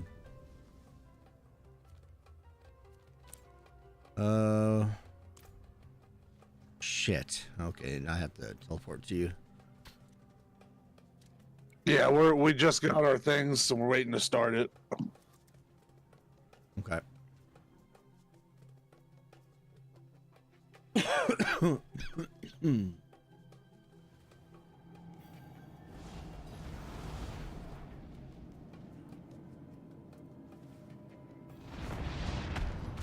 Oh, wherever you guys don't go, I'll go. He's going north.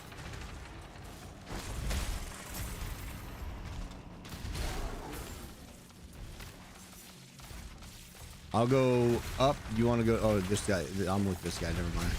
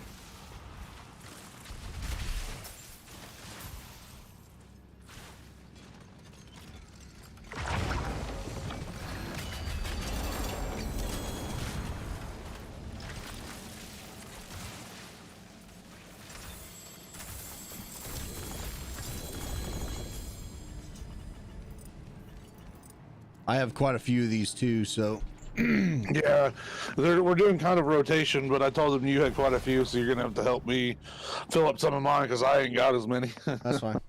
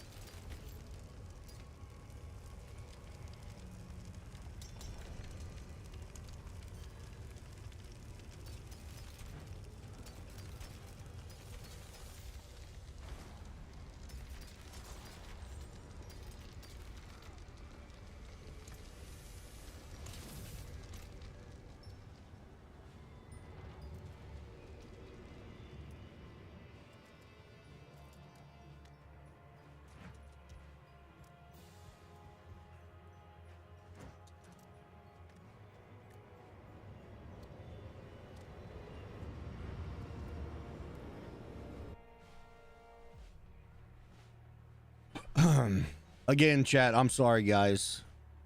That was unexpected. Mac, let me we're get your good. little things. I'll start.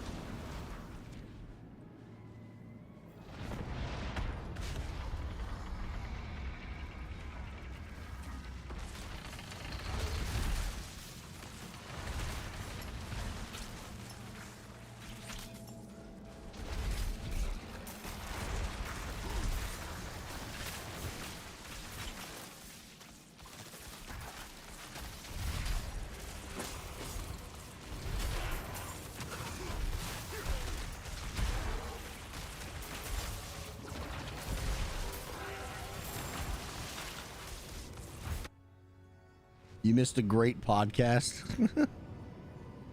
Yeah, it was unexpected. Sorry about that, guys.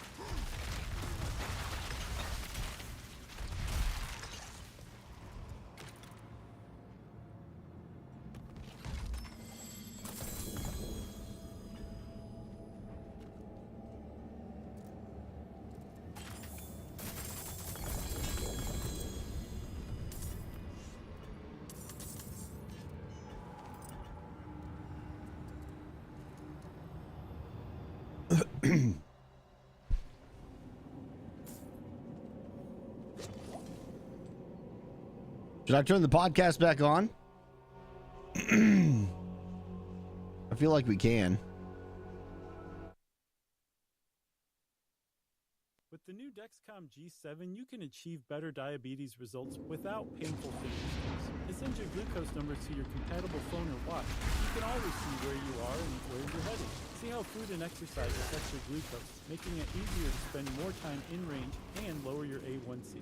Take more control of your diabetes with the #1 recommended CGM brand. It's easy to get started today with Dexcom.com. Dexcom.com. Dexcom data on file 2023. If your glucose alerts and readings from G7 do not match symptoms or expectations, use a blood glucose meter to make diabetes treatment decisions. For a list of compatible devices, visit Dexcom.com/compatibility. With no fees or minimums, banking with Capital One is the easiest decision in the history of decisions. Even easier than deciding to listen to another episode of We your might as favorite well. I mean, we're podcast. just grinding With for no gear right now. overdraft fees, is it even a decision? That's banking reimagined. What's in your wallet? Terms So apply. might as well. CapitalOne.com/bank. Capital One. Ooh, wow, I got a mother's embrace. Howdy, everybody. Ugh. Blech, blech, blech. Blech. Yeah, I think you know where this is headed. It's our episode on disgust. This is a Josh pick way back in the day. This is March 2019. And I thought initially, well, what in the world are we going to talk about with disgust? I'm not sure I get this one, Josh. But he knew, as he always does, that there was something more to it than meets the eye. And he was right. So check it out and learn all about disgust right here, right now. Blech. Welcome to Stuff You Should Know, a production of iHeartRadio.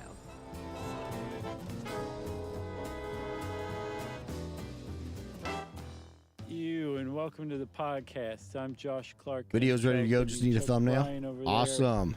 And Hell yeah, Jerry. dude. And this is Disgust on Stuff You Should Know about disgust. You gotta say it like that. I'm excited. You got about yours this right, one, Matt? Chuck. Yep. And you Oh, want to yeah? know why? I have no idea. I think you do. If you stopped and really thought about it, that's fine. It's fine. But if you stopped and thought about it, you would say, yes, I know exactly why, Josh. And it is as follows. Quotes, because this is one of those things that science hasn't fully explained, which means there's a lot of interesting theories, which means we just get to like talk smack the whole time. The fucking butcher's in here. Oh, he's gone now. I was gonna say you shouldn't have any trouble. Why would anyone even study? Oh, I was gonna kill him, but I literally he sucked me in, and I went to go hit him, and as soon as I hit him, he went underground. One of the reasons that I'm fascinated by it. So I'm assuming because you got teleported or whatever. To dedicate Probably. your career to studying disgust, that is kind of a bizarre idea. But one of the main researchers in the study of disgust is a guy named Paul Rosen. He's kind of like the godfather, maybe even the father of the field. Yeah. He It's like says 4 people in that family. Sure, but he's been doing it longer than anybody, so he's the pappy, as they say in the hills. He said that to him, disgust is the thing, the emotion, the experience that makes humans human. That it is disgust that separates us from the other animals that we share the animal kingdom with. So much so that we actually may use disgust to separate ourselves from the rest of the animals. Okay. That is pretty fascinating, and it's worth exploring too, because I think it says a lot about us as humans and as animals. Yeah. So that's why. That's the answer to your question. Okay. All right. No, I get why somebody would want to study. I guess I'm talking about allocating funds to study it. Oh, gotcha. It seems like a strange thing to sink money into. Well, I mean, if the humanities are going to sink money into anything, what makes us the most human would be According to one guy. Right. I love it. Let's talk about gross things. Okay, so we're going to. So this whole idea of studying it, of studying disgust, is actually pretty new. Rosen didn't really start until like the 70s, and it wasn't until the 90s that it really picked up, which we'll kind of get into. But prior to that, it was basically just philosophers who were talking about disgust, right? Yes, I think, and I'm This not sure dude about died. studying, but at least as far as Must piss seems him to me off. like He's it an was more of 86 a, source, and where's I'm the better than boundary him at 81. As far as what can we write about, and what can we talk about, and what can we perform, right, and still sell books and tickets. Right. Like we want people to be tantalized at the thought of being grossed out or disgusted, but not. All I'm actually seeing are be Chinese disgusted. names, dude. It is a fine line. Yeah, even in no, of course. the open area. It is, but the Oh, other yeah, thing well, we're in about their lobby, disgust so that's it's pretty probably interesting is it also appears to be server over there. universal. It's like it's a universal reaction, but what disgusts people is not universal. It's culturally bound, I guess, right? And maybe personal too. Sure, I think totally personal. So the over time, like as you know, disgust kind of moved out of the realm of philosophers and into science. There were a couple people who kind of made contributions early on in the field. One was Charles Darwin. He wrote a treatise on it, and his big thing was that disgust was related to taste, which is true to an extent. But that was Darwin's big thing.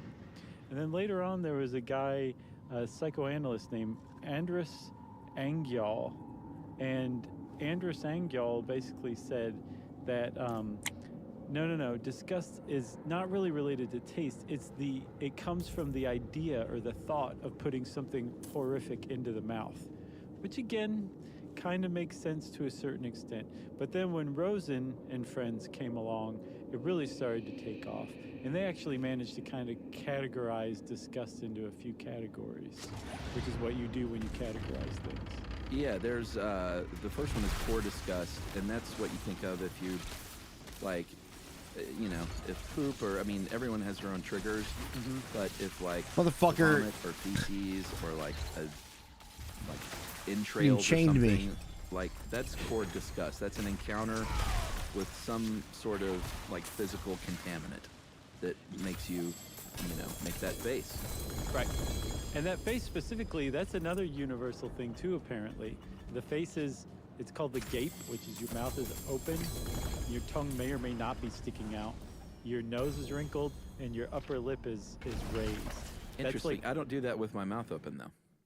So you just kind of do the nose wrinkle in the upper lip? I guess. Like this? But I don't open my mouth.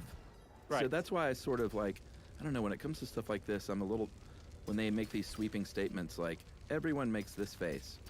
It's like, Right. well, everyone may make a variation of a face.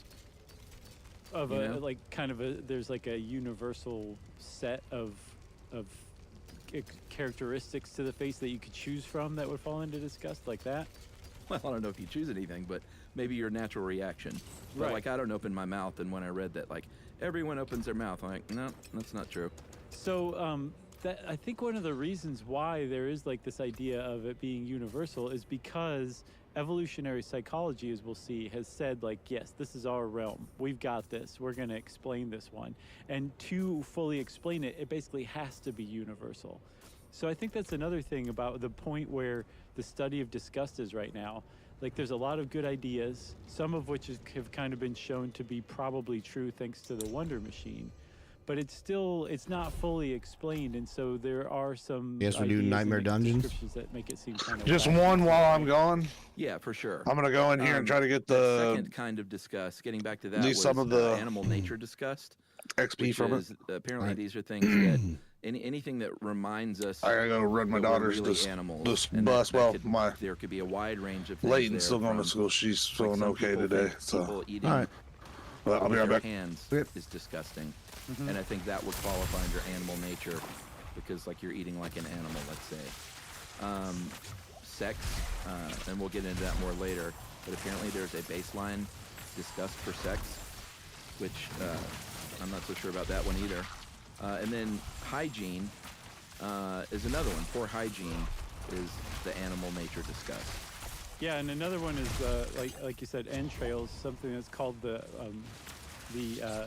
body envelope, the ideal body envelope being violated, whether it's like there's a deformity or there is like some sort of like a open wound or something like that. They think that this whole animal nature thing, that all these things remind us that we are animals, and that disgust can be triggered by that reminder that we are in fact animals, which is kind of weird, but we'll get into explanations for that later. I can't wait. That's right. And the final one is moral disgust, which, and this is one where, you can be disgusted with someone's behavior, or, disgusted with, like, something a politician does, or disgusted with racism, or bigotry, something like that. Right. And that one makes, like, the least amount of sense if you think about it. Like, okay, the first two were just kind of like, all right, we're, like, it's animal related. We might have issues with being animals, so we're kind of disgusted by ourselves with the thought that we're animals. Maybe it's a bit more of a stretch than that core disgust. Like, core disgust makes this most sense out of all of them. Agreed? Yeah. And I don't even think that the moral disgust, I think that's a different type of thing altogether.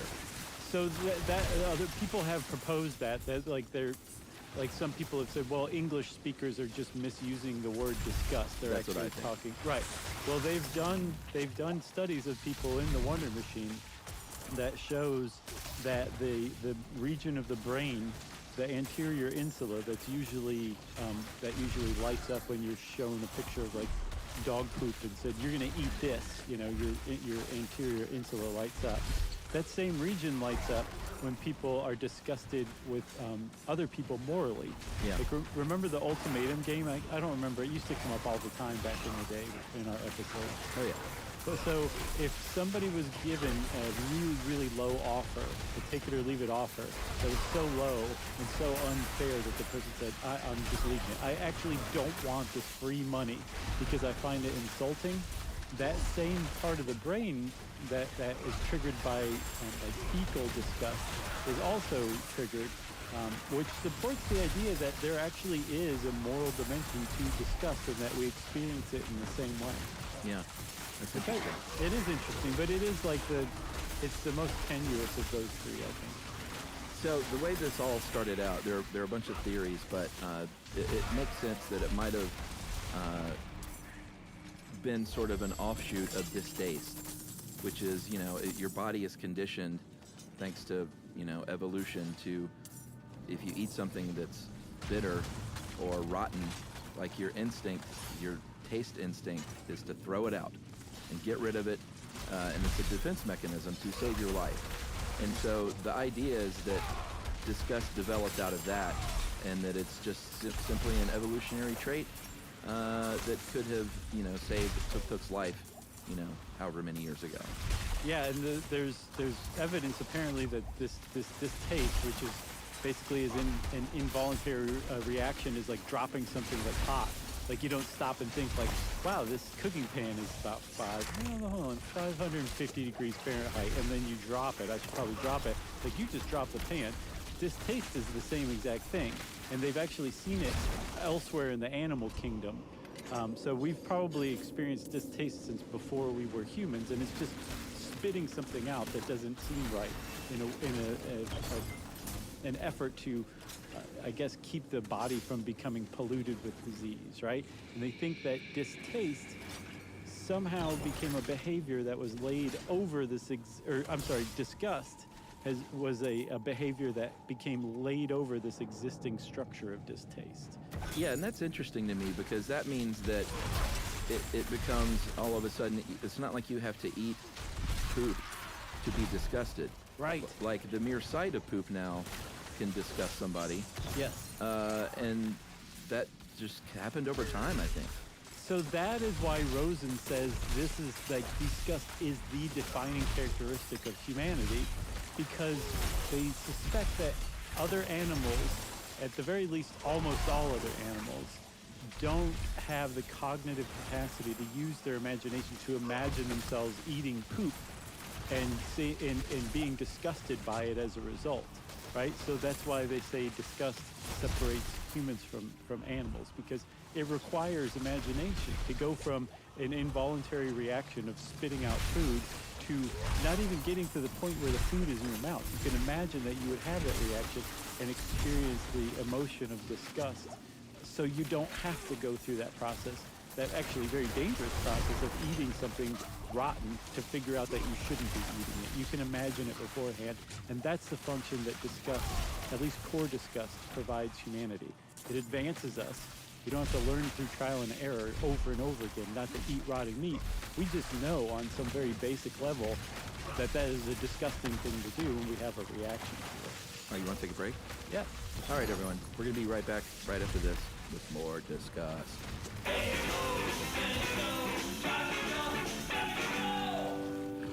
Simple Truth brand makes it easy to find better for you products that are free from unwanted ingredients.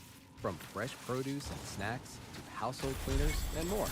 You won't find artificial ingredients, preservatives, or harsh chemicals in Simple Truth products. So you can fill your fridge and your home with simple, easy to understand choices you can feel good about. Just look for the green Simple Truth circle to get the quality items you want. An away from the amulet. ingredients you don't want. Simple Truth. Exclusively at Gerbs. Maybe you've stayed in an Airbnb before and thought to yourself, this actually seems pretty doable. Maybe my place could be an Airbnb. It could be as simple as starting with a spare room or your whole place when you're away. You could be sitting on an Airbnb and not even know it. Maybe there's a big tournament in town and lots of fans will be visiting. You could Airbnb your home or Sweet. extra room and make some extra All my money glyphs while are people at in town. 15. Whether you could use extra money to cover some bills or something a little more fun. Your home might be worth more than you think. Find out how much at airbnb.com/host. You know, in today's world, it seems the best treatment is reserved only for a few. Well, Discover wants to change that by making everyone feel special.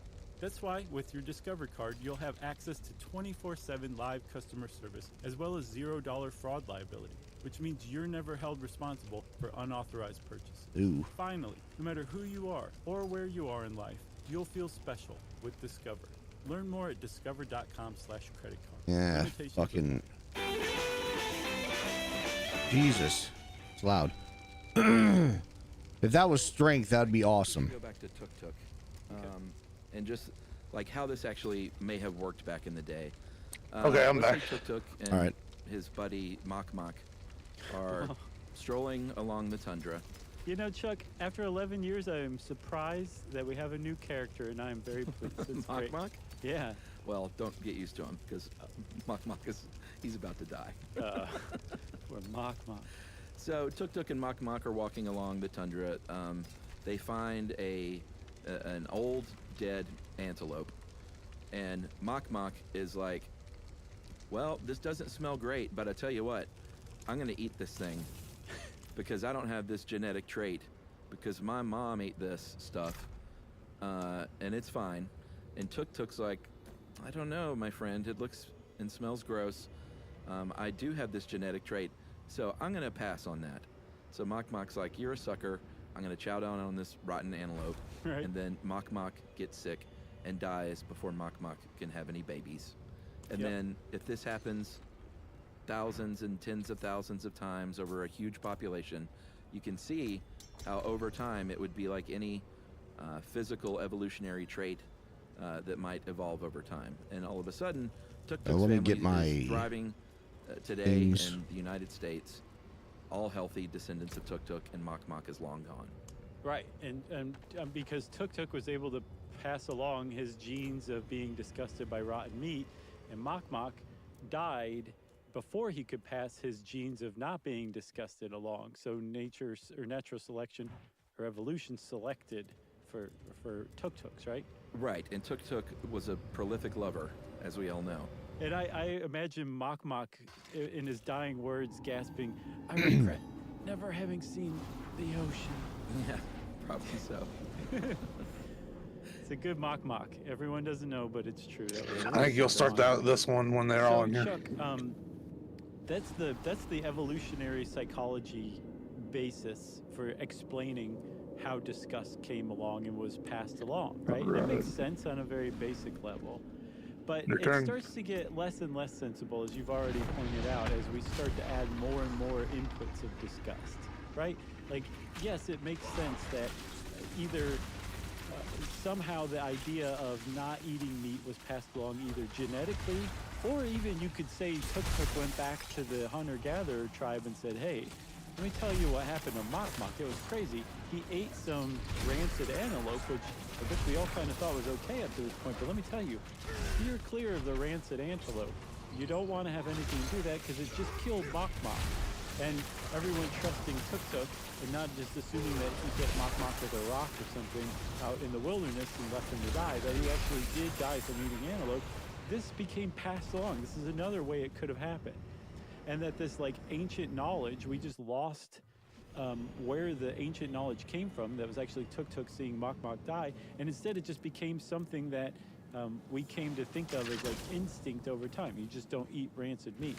But really what it is, rather than being passed along genetically, it was I guess a meme, an idea that was passed along generation to generation.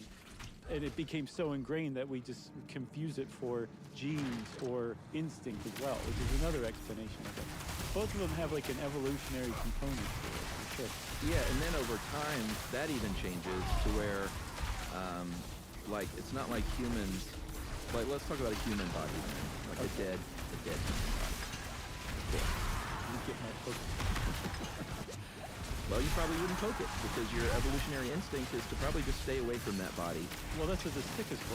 And it's not just because, like, well, it may be partially because a dead body just might freak someone out, but there's also an evolutionary basis to avoid that body, get it out of the house, and bury it because it may have been diseased.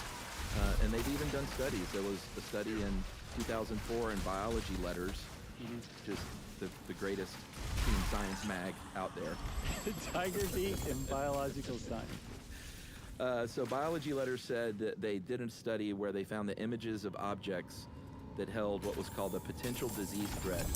Yeah, this build that I'm making works well for these vaults. I bet. So well. Again, because of evolution, we are probably goes pretty fast. have trained ourselves. Yeah, I've been out of the ones we've ran. I've only been lowest. I've been a second, but I've been first 3 times. Another big chink in the armor, if you ask me. Where did we get the idea? Because I can just fly through them all. It's awesome. And that you could become polluted by I don't do the damage or what that you guys do, but I still do good damage, and I'm like pre-germ. Well, that's how my necro is. Germ theory is very new. Yeah. It's about 150 years old, almost on the nose. We're talking about people's aversion to dead bodies and corpses for eons before that. Hundreds of years, if not thousands and thousands of years, right? Well, maybe even more. Like, what if, like... I think I just got my other one that I needed. What if someone just going... Like, I haven't even got one yet. Where people like, oh, that's great. Come here and give me some sugar. It looked like it was it, but I'm not sure how to look. Yeah, I don't know, and we don't know. We can't say. We can only go as far back as any like historical. Nope, it wasn't. We can find, but you can make a pretty good case that an aversion to something like that or a dead body goes back much further than germ theory. Yeah, it's weird. So you come to that question: where did we get this idea? Where did we get this understanding on a very basic, fundamental level that corpses are to be avoided, so much so that we are disgusted by them? And even if you're not disgusted, like I want to retch if I see a dead body in person, which you may be surprised. I think a lot of people would be very surprised that if they actually did see a dead body, they would probably retch. It depends on what's going on. The state it's in, yeah, if it's eviscerated or something like that, or the smell, I think also too. But the idea that there's something that is keeping you from avoiding it, whether it's the creeps, whether it's disgust, whether it's some form of aversion that is acting to put distance between you and the polluting entity, this dead body, where did that come from before germ theory? That's my big question that I haven't seen answered anywhere. It's where did we get that? Again, was it somebody handled a dead body and like became directly sick from it so obviously that even like Tuk could say, yes, the dead body caused this, so we should steer clear of hanging out around dead bodies? Or was there some sort of awareness on a very basic level that we haven't figured out how to explain yet, that kept generations and generations of humans relatively healthy before the advent of germ theory and our understanding of it? It is a bit of a mind experiment. It is. Like, I said that in this one, I'm going to be last. I'm just fucking couldn't get into the damn portal. Every time I can't get in the portal, I have to fucking fight off a But like, huge group. Say, though, before germ theory, before they knew that was sickness. Well, normally I can freeze them and then I go around them. I'll come in here and do that in my face. I'd love that sound. But it just doesn't seem likely. It's like ASMR to me. No, man, it's very hard to wrap your head around. And also, if you remember in our Great Stink episode, right prior to germ theory, there was miasma theory, which was the smell of something directly polluted you and made you sick. Well, it wasn't okay, like well, maybe that. associated with it. But even that, it's like, so, okay, what made you think the smell? What makes you think that a dead body, which in and of itself isn't giving off any actual signal that it will make you sick if it's decayed enough and you, like, interact with it? What about that made us associate sickness, a transference of sickness? That transfer, it's an invisible, magical transfer. It's a pollution from the dead body to you, the person who's handling the dead body. That is significant and remarkable that we can mess with that. That's what I think is just so fascinating about all this. Yeah, and I think this thing about the contingency, and it's funny, I have to admit, when I read this, the word contingencies in my head, I was adding a letter or something, and I kept saying in my head as contingenesis. And I was like, what is that contingenesis? And finally I saw contingencies correctly. I was like, man, am I drunk? Like, what's going on? So anyway, there are contingencies. That's like facetious. I had that same oh, really? with facetious when yeah. What'd you think it said or sounded like? Fastidious or something like that. Oh, and I kept sounding it out, and then finally I was like, oh, that's facetious. Yeah, but you were probably like 12 and not a professional broadcaster. Yeah. I think you had something in your eye, that was all. So these contingencies, in humans, at any time, there are many contingencies that work within us competing against each other. Right. So if you go back to Tuk Tuk and Mok Mok died, but let's say he did feel some disgust, but it wasn't. I still have not got one. Was also hungry. So that's the competing. I haven't got the second one. I thought I got it earlier, but I didn't. And his desire to eat, or not desire, his need to eat, right, overcame his low-level disgust of like, well, doesn't taste great, but I have this other contingency that says I have to eat, so I'm gonna eat this thing, and he doesn't die. Right. Then it's a little more complicated. It is more complicated, and if you step back and think about it evolutionarily, it would make way more sense for us to not maintain a sense of disgust and be able to eat like rancid meat, and then instead learn like basically develop a gut biome that will kill any bacteria or decay that could make us sick, so that we could have like that many more things that are available for us to eat when we're hard up. That makes way more sense through natural selection and evolution than learning to not eat something. And you know I what I think mean? that's sort of the thing too, though. Like the winning contingency is ultimately going to be the one that makes you more fit for replication, right? Right. So or you not would replication, but sure. for you, yeah, for cloning, self cloning. So but yes. So if you have more available food that you can gain energy from in the environment, that would make more sense to adapt to that rather than to adapt an aversion to a potential food source, right? So that's one question. And then you can also kind of lay that right over sex as well, too, right? So this explanation of why we might be averse, why we have competing contingencies for sex, right? Like you want to be attracted to your mate. There's no point for him farming this, I guess. He has it all. You find attractive is probably going to be a good match for you reproductive-wise. Right. And especially if they smell good. Right. And then, yes. And then if you are trying to reproduce with somebody you're disgusted by, they might not be a good match. We can run it later if you want to see if he wants to do dungeons. Makes sense.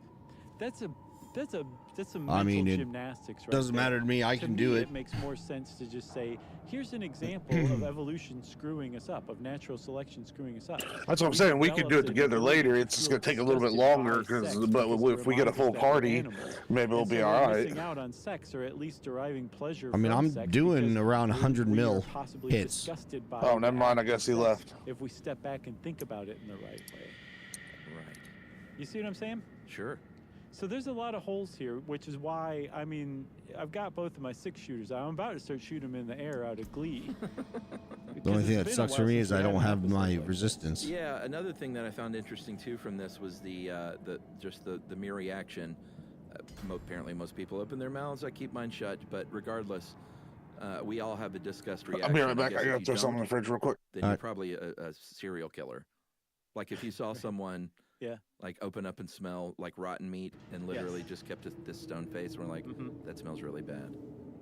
Like they're clearly sociopaths. Right, and that's what Rosen was saying. That's why disgust is it's the defining human characteristic, because that person would seem non-human in that sense. They'd be a robot, kind of. Yeah, but so if people make this face, like that is the cue. Like you don't even need to smell the milk. If I walk in the kitchen and Emily pours some milk and it, well, I was gonna say I see it clump out of the thing, but that wouldn't count. Like if I see Emily just smell the milk, she makes her disgust face. I don't need to smell it. No, but why is it that there is 100% chance that Emily or anyone Will else ask who's me to smelling, smell it. yes, who will say, "Ugh, smell this"? Yeah, I never You're do. like, no, that's okay. Thanks for the warning with the wrinkled nose and raised upper lip. I know, but when you're married, it's like, no, seriously, I smell Hold it. on, I You have gotta. to smell it. I went back. I guess we didn't reset the dungeon, so I went back and did that. So that So I'll have becomes to see if I can all come of a through to you. sudden a something that like Since you're bonds available for communities travel. together and cultures together. Even. Yeah, I'm getting out right now. Which is another, okay, so this then we get to the explanation, or the moral explanation of disgust, of how seeing somebody involved I in promoted you to cheating leader. or some sort Right. of unfairness or racism or just something, some really antisocial, violating behavior. Yeah. That you experience disgust. At the very least, people use the word disgust. I'm disgusted And by make that. the I'm face. disgusted I by mean, maybe. Trying to see if there's anyone else online that would join. That's what that You know? one Wonder Machine study said. And the other way that they backed it up, there's a really interesting article by Rosen, Jonathan Haidt, who actually was a contributor in our Super Stuff Guide to Happiness, if you'll remember. And then a guy named Macaulay. What is Clark Macaulay? They're kind of like this big three. That brosive guy in the clan's on. Disgust. He just sent me a friend request, so he might There's join. a couple others, but yeah, kind of. Works for me. In this paper, they basically I said we try it on our own real so fast. We got the Wonder Machine evidence suggesting that our actual brain, the part of our Right. brain responsible for experiencing disgust, is I'll take the lighting up first when one. somebody gives us an unfair offer of money. That's one thing. But also, they go around the world and say that in Japan, in Spain, in Portugal, all over the world, whatever that society or language's, culture's word is for disgust, they routinely use it to describe things like the experience of seeing somebody hold poop up to their mouth, and the experience of being treated unfairly or seeing somebody racist. So it's not just people in English misusing the English word, disgust, which means actually bad taste in older Middle English. There is some sort of moral component to disgust, it seems like. Well, even the word distasteful, like, is rooted in the word taste. Right. And that's a similar thing too. Like, behavior can be distasteful, and rotten antelope can be distasteful. Exactly. Yeah. Especially if he's a real jerk. Right.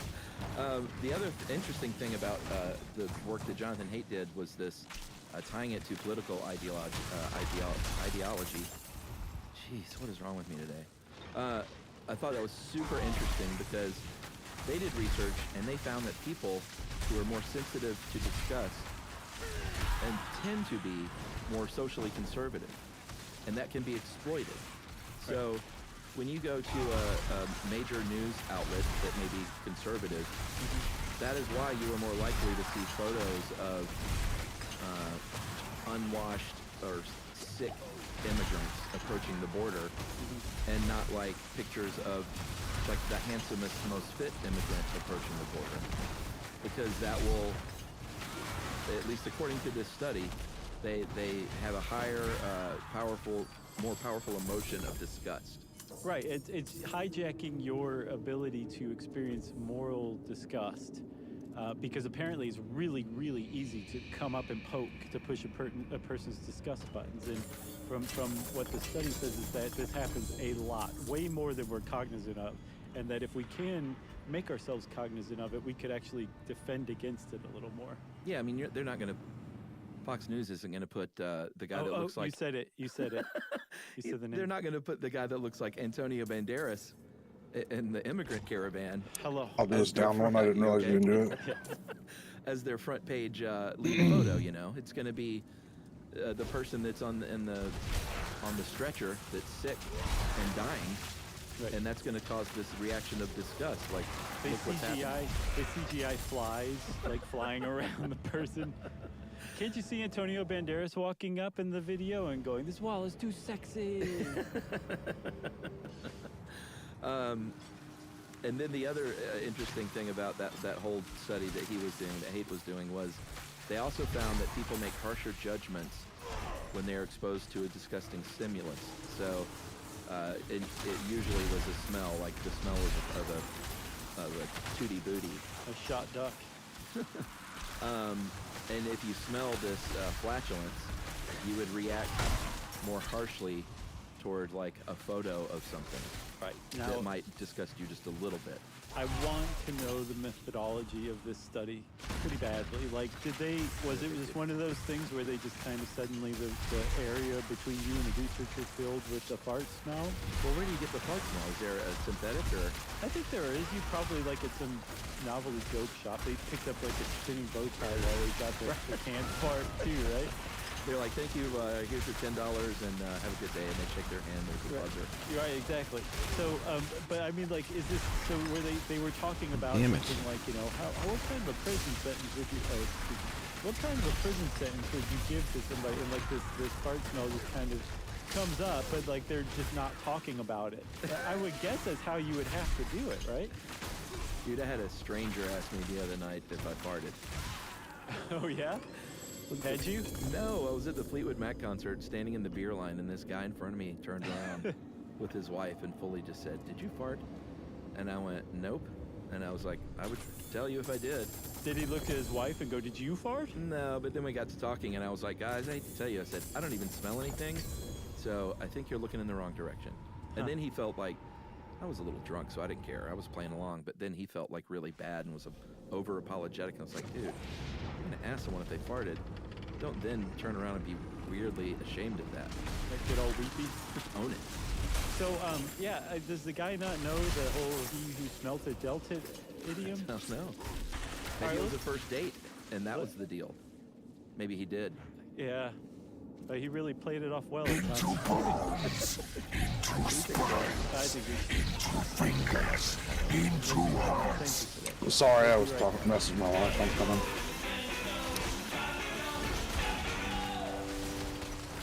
Simple Truth brand makes it easy to find better for you products that are free from unwanted ingredients. From fresh produce, snacks, household cleaners, and more. You won't find artificial ingredients. Yeah, I knew that. I wouldn't be able to hang too much. You can fill your fridge. Keep on fucking missing my hit. Easy to understand choices. There we go. Feel good about. Just look for the green Simple Truth circle to get the quality items you want, free from the ingredients you don't want. Simple Truth, exclusively at Curves. Maybe you stayed in an Airbnb before and thought to yourself, actually seems pretty good. Maybe my place could be an Airbnb. It could be as simple as starting with a spare room or your whole place when you're away. You could be sitting on an Airbnb and not even know it. Maybe there's a big tournament in town and lots of fans will be visiting. You could Airbnb your home or extra room and make some extra money while people are in town. Whether you could use extra money to cover some bills or do something a little more fun, your home might be worth more than you think. Find out how much at airbnb.com/host. You know, in today's world, it seems the best treatment is reserved only for us. Well, Discover wants to change that by making everyone feel special. That's why, with your Discover card, you'll have access Oh, I got to a 24/7 ring. live Never mind. customer service, as well as $0 Damn it. call, which means you're never held responsible. for Mother's unauthorized embrace again. Finally, no matter who you are or where you are in life, you'll feel special with Discover. Learn more at discover.com/credit card. Limitations apply.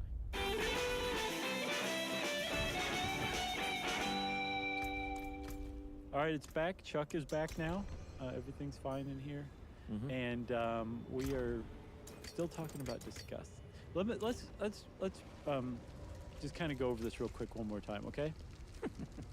Listening to this So, we podcast started out reminds with me this- back in the this day of mechanism of distaste, driving truck. where we like Like when I used to involuntarily spit drive something out that's gross, big rigs. that occurs elsewhere in the I used to animal listen to kingdom. And podcasts then over all the We time. figured out how to create a new adaptation, a new behavior that is overlaid over that same brain circuitry where we spit something out, and we call that disgust. And it originally started out as an aversion to things like poop and vomit and that kind of stuff.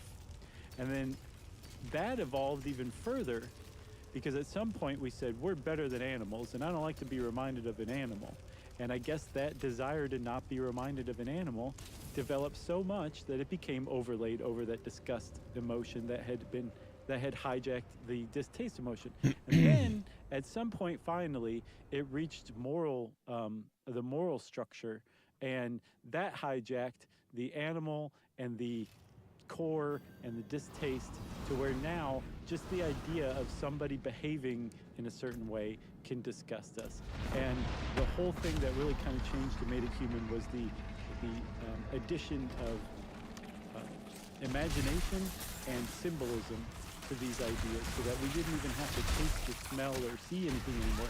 Just thinking about this kind of stuff could disgust us. And that's where we're at in disgust research, and that's where we're at in the podcast too. Wow. That's a nice recap.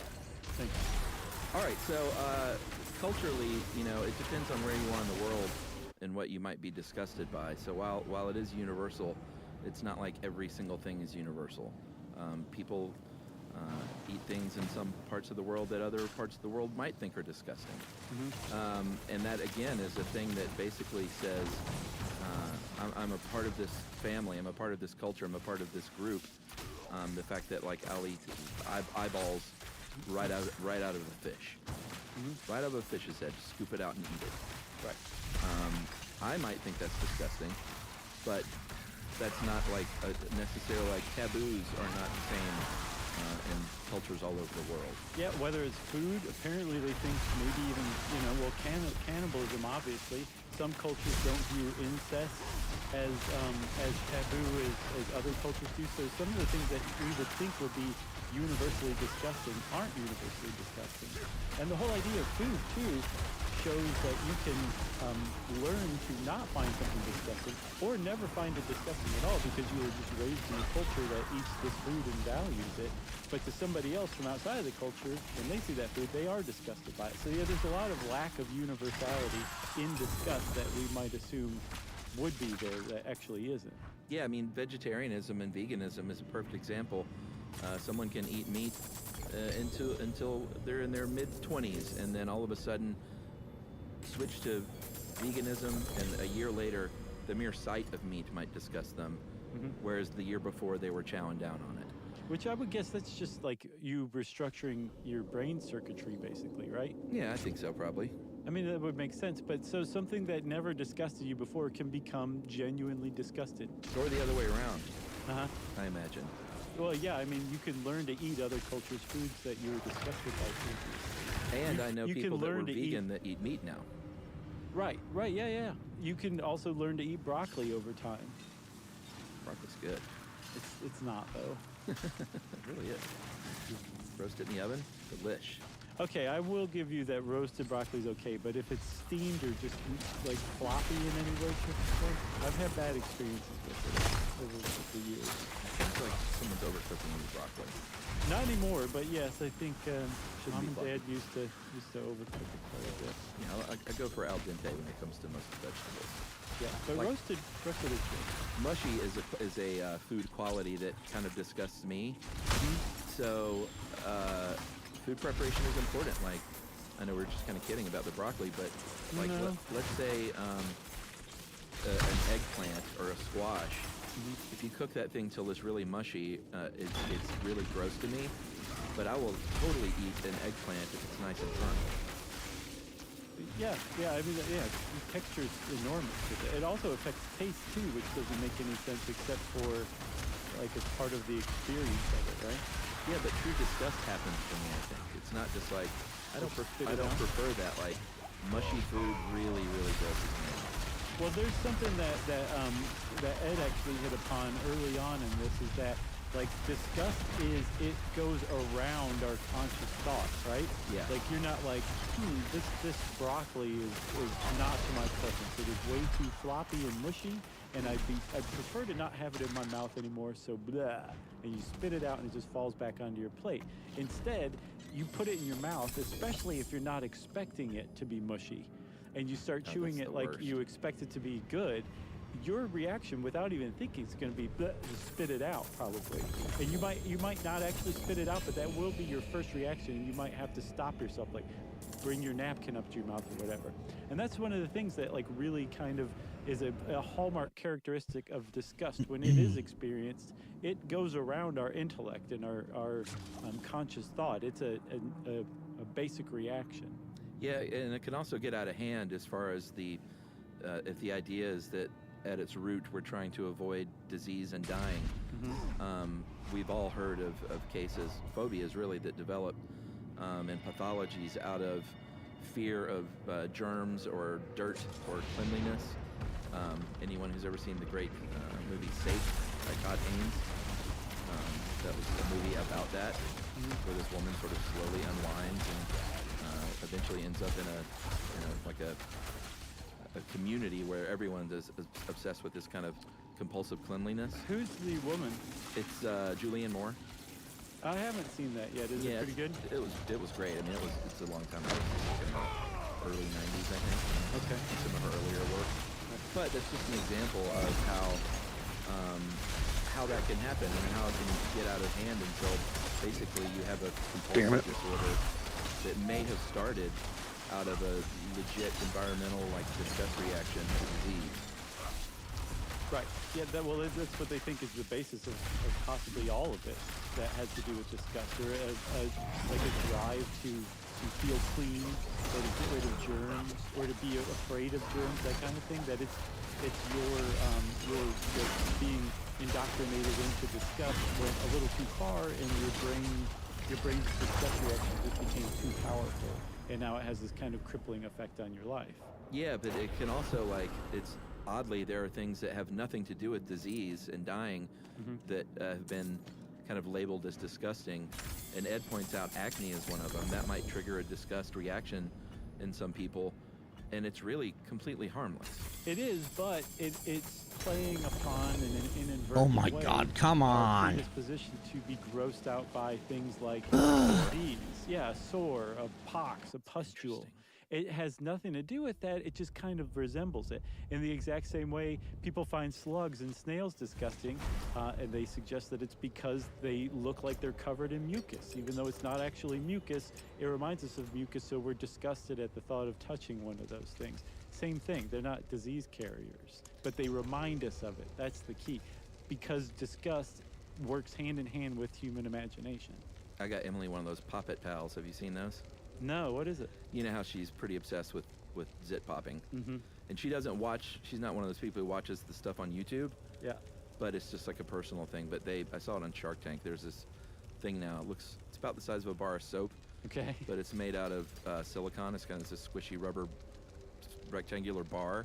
Yeah. And you squirt this I don't know what it's made of. It's almost like Crisco or something. I think it's plant-based.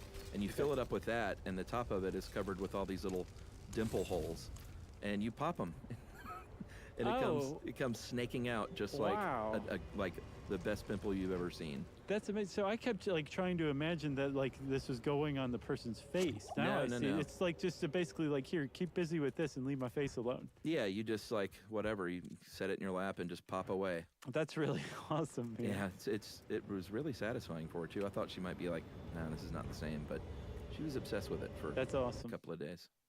Is there any great human thing that Shark Tank hasn't given us? I don't know. I can't think of one.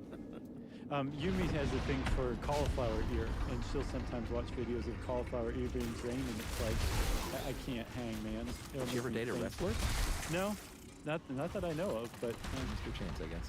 right. She better have Mr. Chance by. She comes in and she finds you like on the carpet, rolling your ear on the floor.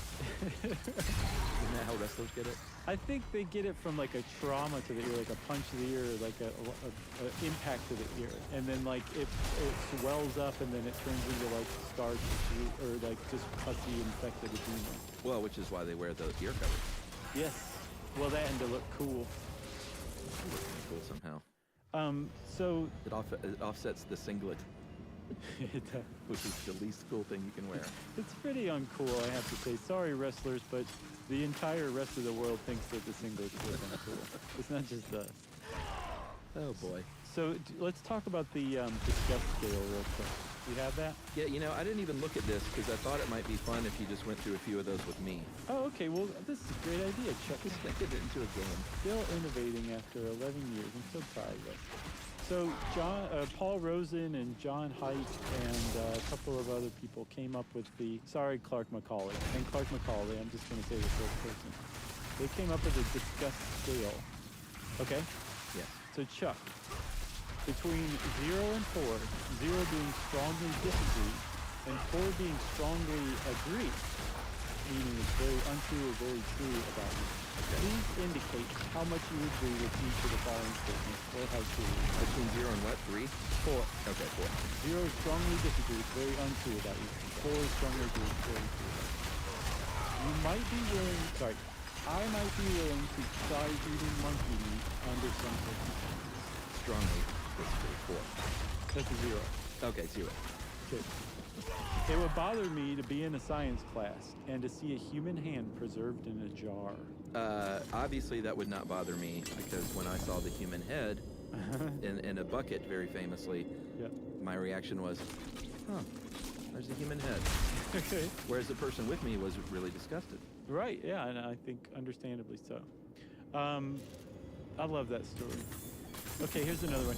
I never let any part of my body touch the toilet seat in public restrooms. Agree or disagree, untrue or true? I'm just going to ditch the numbers because it's confusing me. Okay.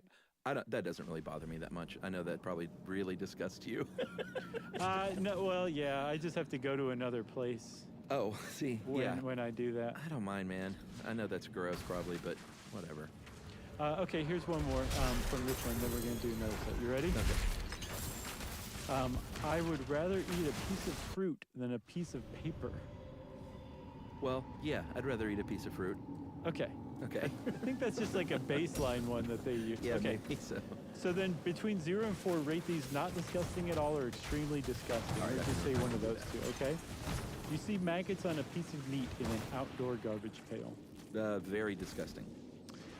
I agree. Your friend's pet cat dies, and you have to pick up the dead body with your bare hands. Not disgusted, just sad. Okay. I mean, I've done that with all of my animals in the past. I took care of the bodies. Right. I think this leaves out that it was hit by a car and is now part of the road that's exposed. Yeah, that's medium disgusting and sad. Okay, yeah, well, yeah, it's sad. You're about to drink a glass of milk when you smell it as spoiled, and then in parentheses, weirdly enough, it says, because Emily just jammed it under your nose and said, smell this. That's weird. Yeah, the smell of churned food, it grosses me out a lot. Okay. While you're walking through a tunnel under a railroad track, you smell urine. Yeah, I've been to New York enough times, it's not that big of a deal. It still gets me, man. I think smelling urine is worse than smelling poop for some reason. Oh, really? Yeah. Oh, interesting. Okay, 2 more. You see a man with his intestines exposed after an accident. Yeah, that's pretty high up there. Yeah. Yeah, I think so too. And then last, Chuck, you see someone put ketchup on vanilla ice cream and eat it. Yeah, that's gross. Okay. Although Chuck? it's interesting, though, when I thought about the body's entrails, like, I don't love it, but I can watch, like, a surgery. Mm-hmm. It's not my favorite thing, but I'm not, like, fully disgusted. But if it's an accident, I think that, so it might be a contextual thing as well. So one of the things that I experience when I see like something in surgery, and I think, yeah, context definitely has a lot to do with it in that case too. But if I see like a surgery, like remember there used to be that TV network that was nothing but surgery. You remember it? Remember that? It was in like the late 80s, early 90s, I think. But to see that, I'll get like faint, right? Like, and it's not necessarily the sight of blood. It's like the sight of viscera. I get a little faint, and it never made sense to me. That might be until mirror neurons, huh? I think definitely is part of it too. But I think also part of the disgust reaction is that your heart rate and blood pressure lower, which would explain why you start to feel faint. Like I don't feel queasy or nauseated or like I'm gonna retch. I feel like I need to sit down for a second. Which is, I guess, is still part of the disgust reaction. It just isn't the nausea version of it, but it's still revulsion, but a weird fainty version. So in the med school sitcom that we star in, when they pull the sheet back, you start saying, "I don't feel too good, guys," and we're like, "Yeah, you're so funny." Why did someone post an ear? I think the way I would play it is even more straightforward, where my eyes just go up in the back of my head and I fall backward in response to the sheet being pulled. It's a good move. I can't wait for that movie to come out. Yeah. You got anything else? I don't think so. I'd be surprised if you did. We've gone on for a good 6-7 minutes beyond when we should have stopped. I like that game aspect of that one. That's fun. Oh, your score, by the way, indicates that you do experience disgust from time to time. I'm not a serial killer. No. I don't know if you guys heard or not, but Jerry also fingers if you want to know about disgust, you can just go look at some weird stuff on the internet. It's out there for you. And since I said that, it's time for listener mail. I call this one of the many dyslexia emails we got. Those are really rolling in. People who have overcome dyslexia, adults living with dyslexia. So this one is from a fellow Atlantan, Audrey Short. She says this: "Hey guys, I have dyslexia, and I was so happy to hear you talking about my learning disability. I was diagnosed when I was about 10, and went to the Shank School. I try to come in and I die instantly. with dyslexia. In fact, she sent in a follow-up. Definitely don't have my tankiness up yet. I'll have a lot more tankiness when I get my resistance. More importantly, I love to read and devoured every book I could get my hands on. While I graduated top of my class, I had to work twice as hard as my classmates to keep up with the required readings and homework. My peers seemed to think that my extra time I received for exams was the reason I did so well, not the countless hours and late nights I spent. This bullying did affect me. Did not discourage me from pursuing an education at college. I attended Miami University. Can't believe I haven't got one yet. Damn it.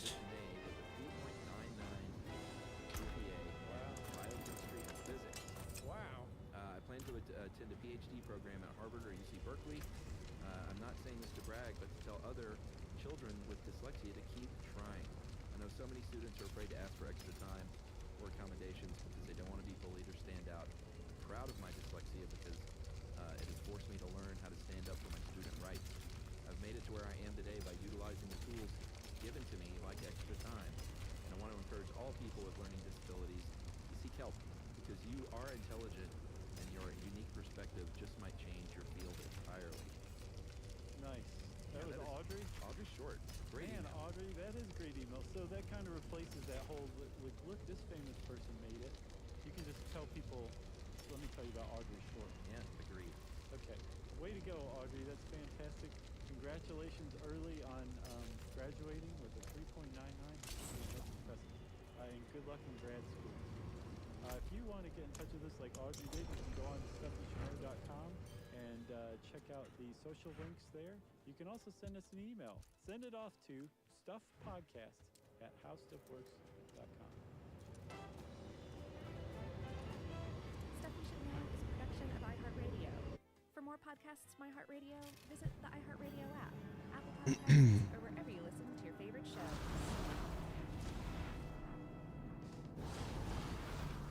How many are you getting? 50. I've only been getting 30. Well, since I'm melee, I Yeah, no, that's why I was curious is how many you're getting because you're melee. Me, I can go stand in a spot and fucking just cap. Yeah, I only get 30 or so with my necro.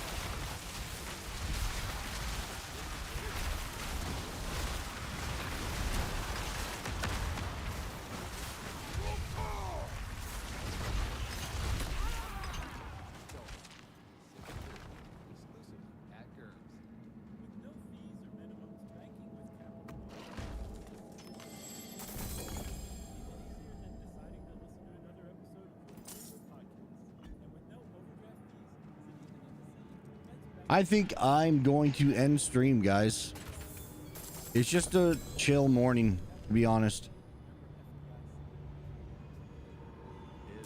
I think I'm gonna go ahead and end stream until we go into RP tonight. That's right. Well done, Chuck. We are still 'Cause all we're doing is doing these runs. January 24th in Seattle at the Paramount Theater. So January 26th in San Francisco at Sydney Goldstein. It's still available to come see us. That's not important. We're selling out our show at Revolution Hall already. Sorry to everybody who got shut out. That's right. So where can they get tickets at our website? after this, I'll probably go ahead and end stream, and we'll be live again when we go to RP.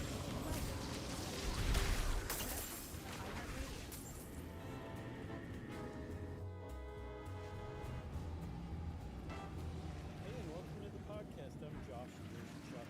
Jerry's here too.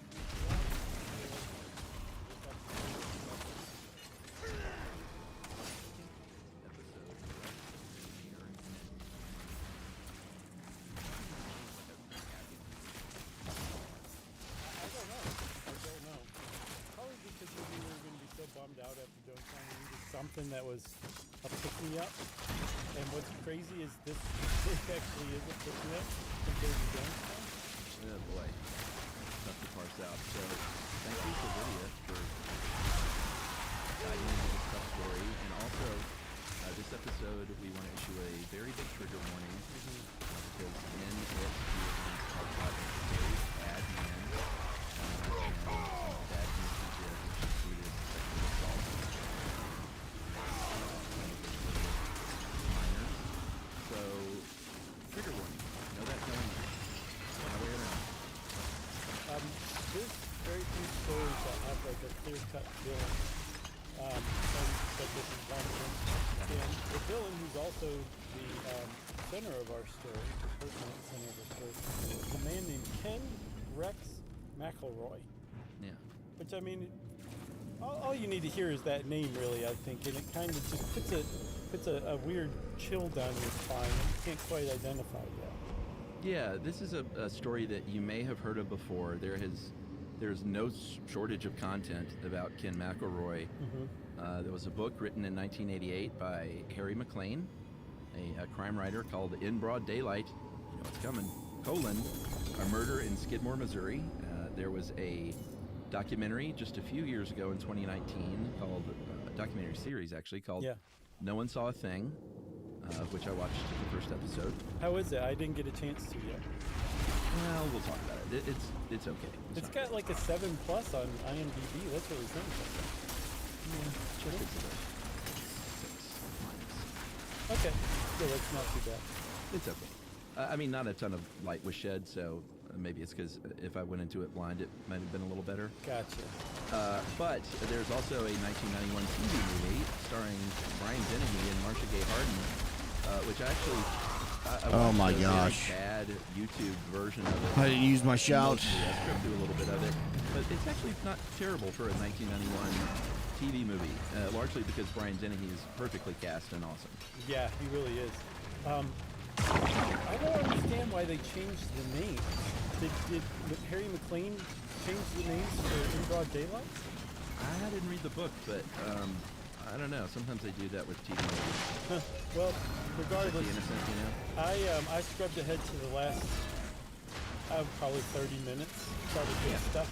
That's kind of all you need. And you're right, Brian Dennehy was great. Yeah. And Marcia Gay Harden did a great I forgot job. to use my fucking shout. Point. Yeah, she's a tremendous actor, as was Denny, R.I.P. Brian Denny. So, Ken Rex McElroy, he was from Skidmore, Missouri. That's where this story takes place. He was the 15th of 16 kids, from what I saw. He was born in 1934, and you can be the wealthiest person in your state and have 16 kids, and you're still going to be hard scrabble. Sure. Oh, you were standing in. I couldn't find your body. You were inside of him. Kind of doing what they could to Oh, make that their own way. fucking bug's happening. And Ken himself, I saw either he Oh, made it and I up don't to have age enough for that. 54, which is a Fuck me. surprising statistic to me. You don't have after I 10? knew a little No. more about him. That sucks. I also saw that he was illiterate, which I would definitely believe more than the fact that he made it up to age 15 in school. Either way, at a young age, he started taking up crime. You get the impression not just out of necessity, but also probably out of a certain amount of pleasure. Yeah, and this was to frame it in the 1940s. All right, y'all. He We'll was be born back in later for 34. RP. So But by the we're time going to he go ahead was and end it there. priming, It's was the like I said, it's just a 1940s. boring morning. We're One thing just we should grinding. mention is, So and I'm glad Livia dug this up, and this is no way excusing any we're going of to his just end it behaviors, there. but, I'll be back later, though, with when RP. He was 18 We'll talk to you guys years then. old, he was a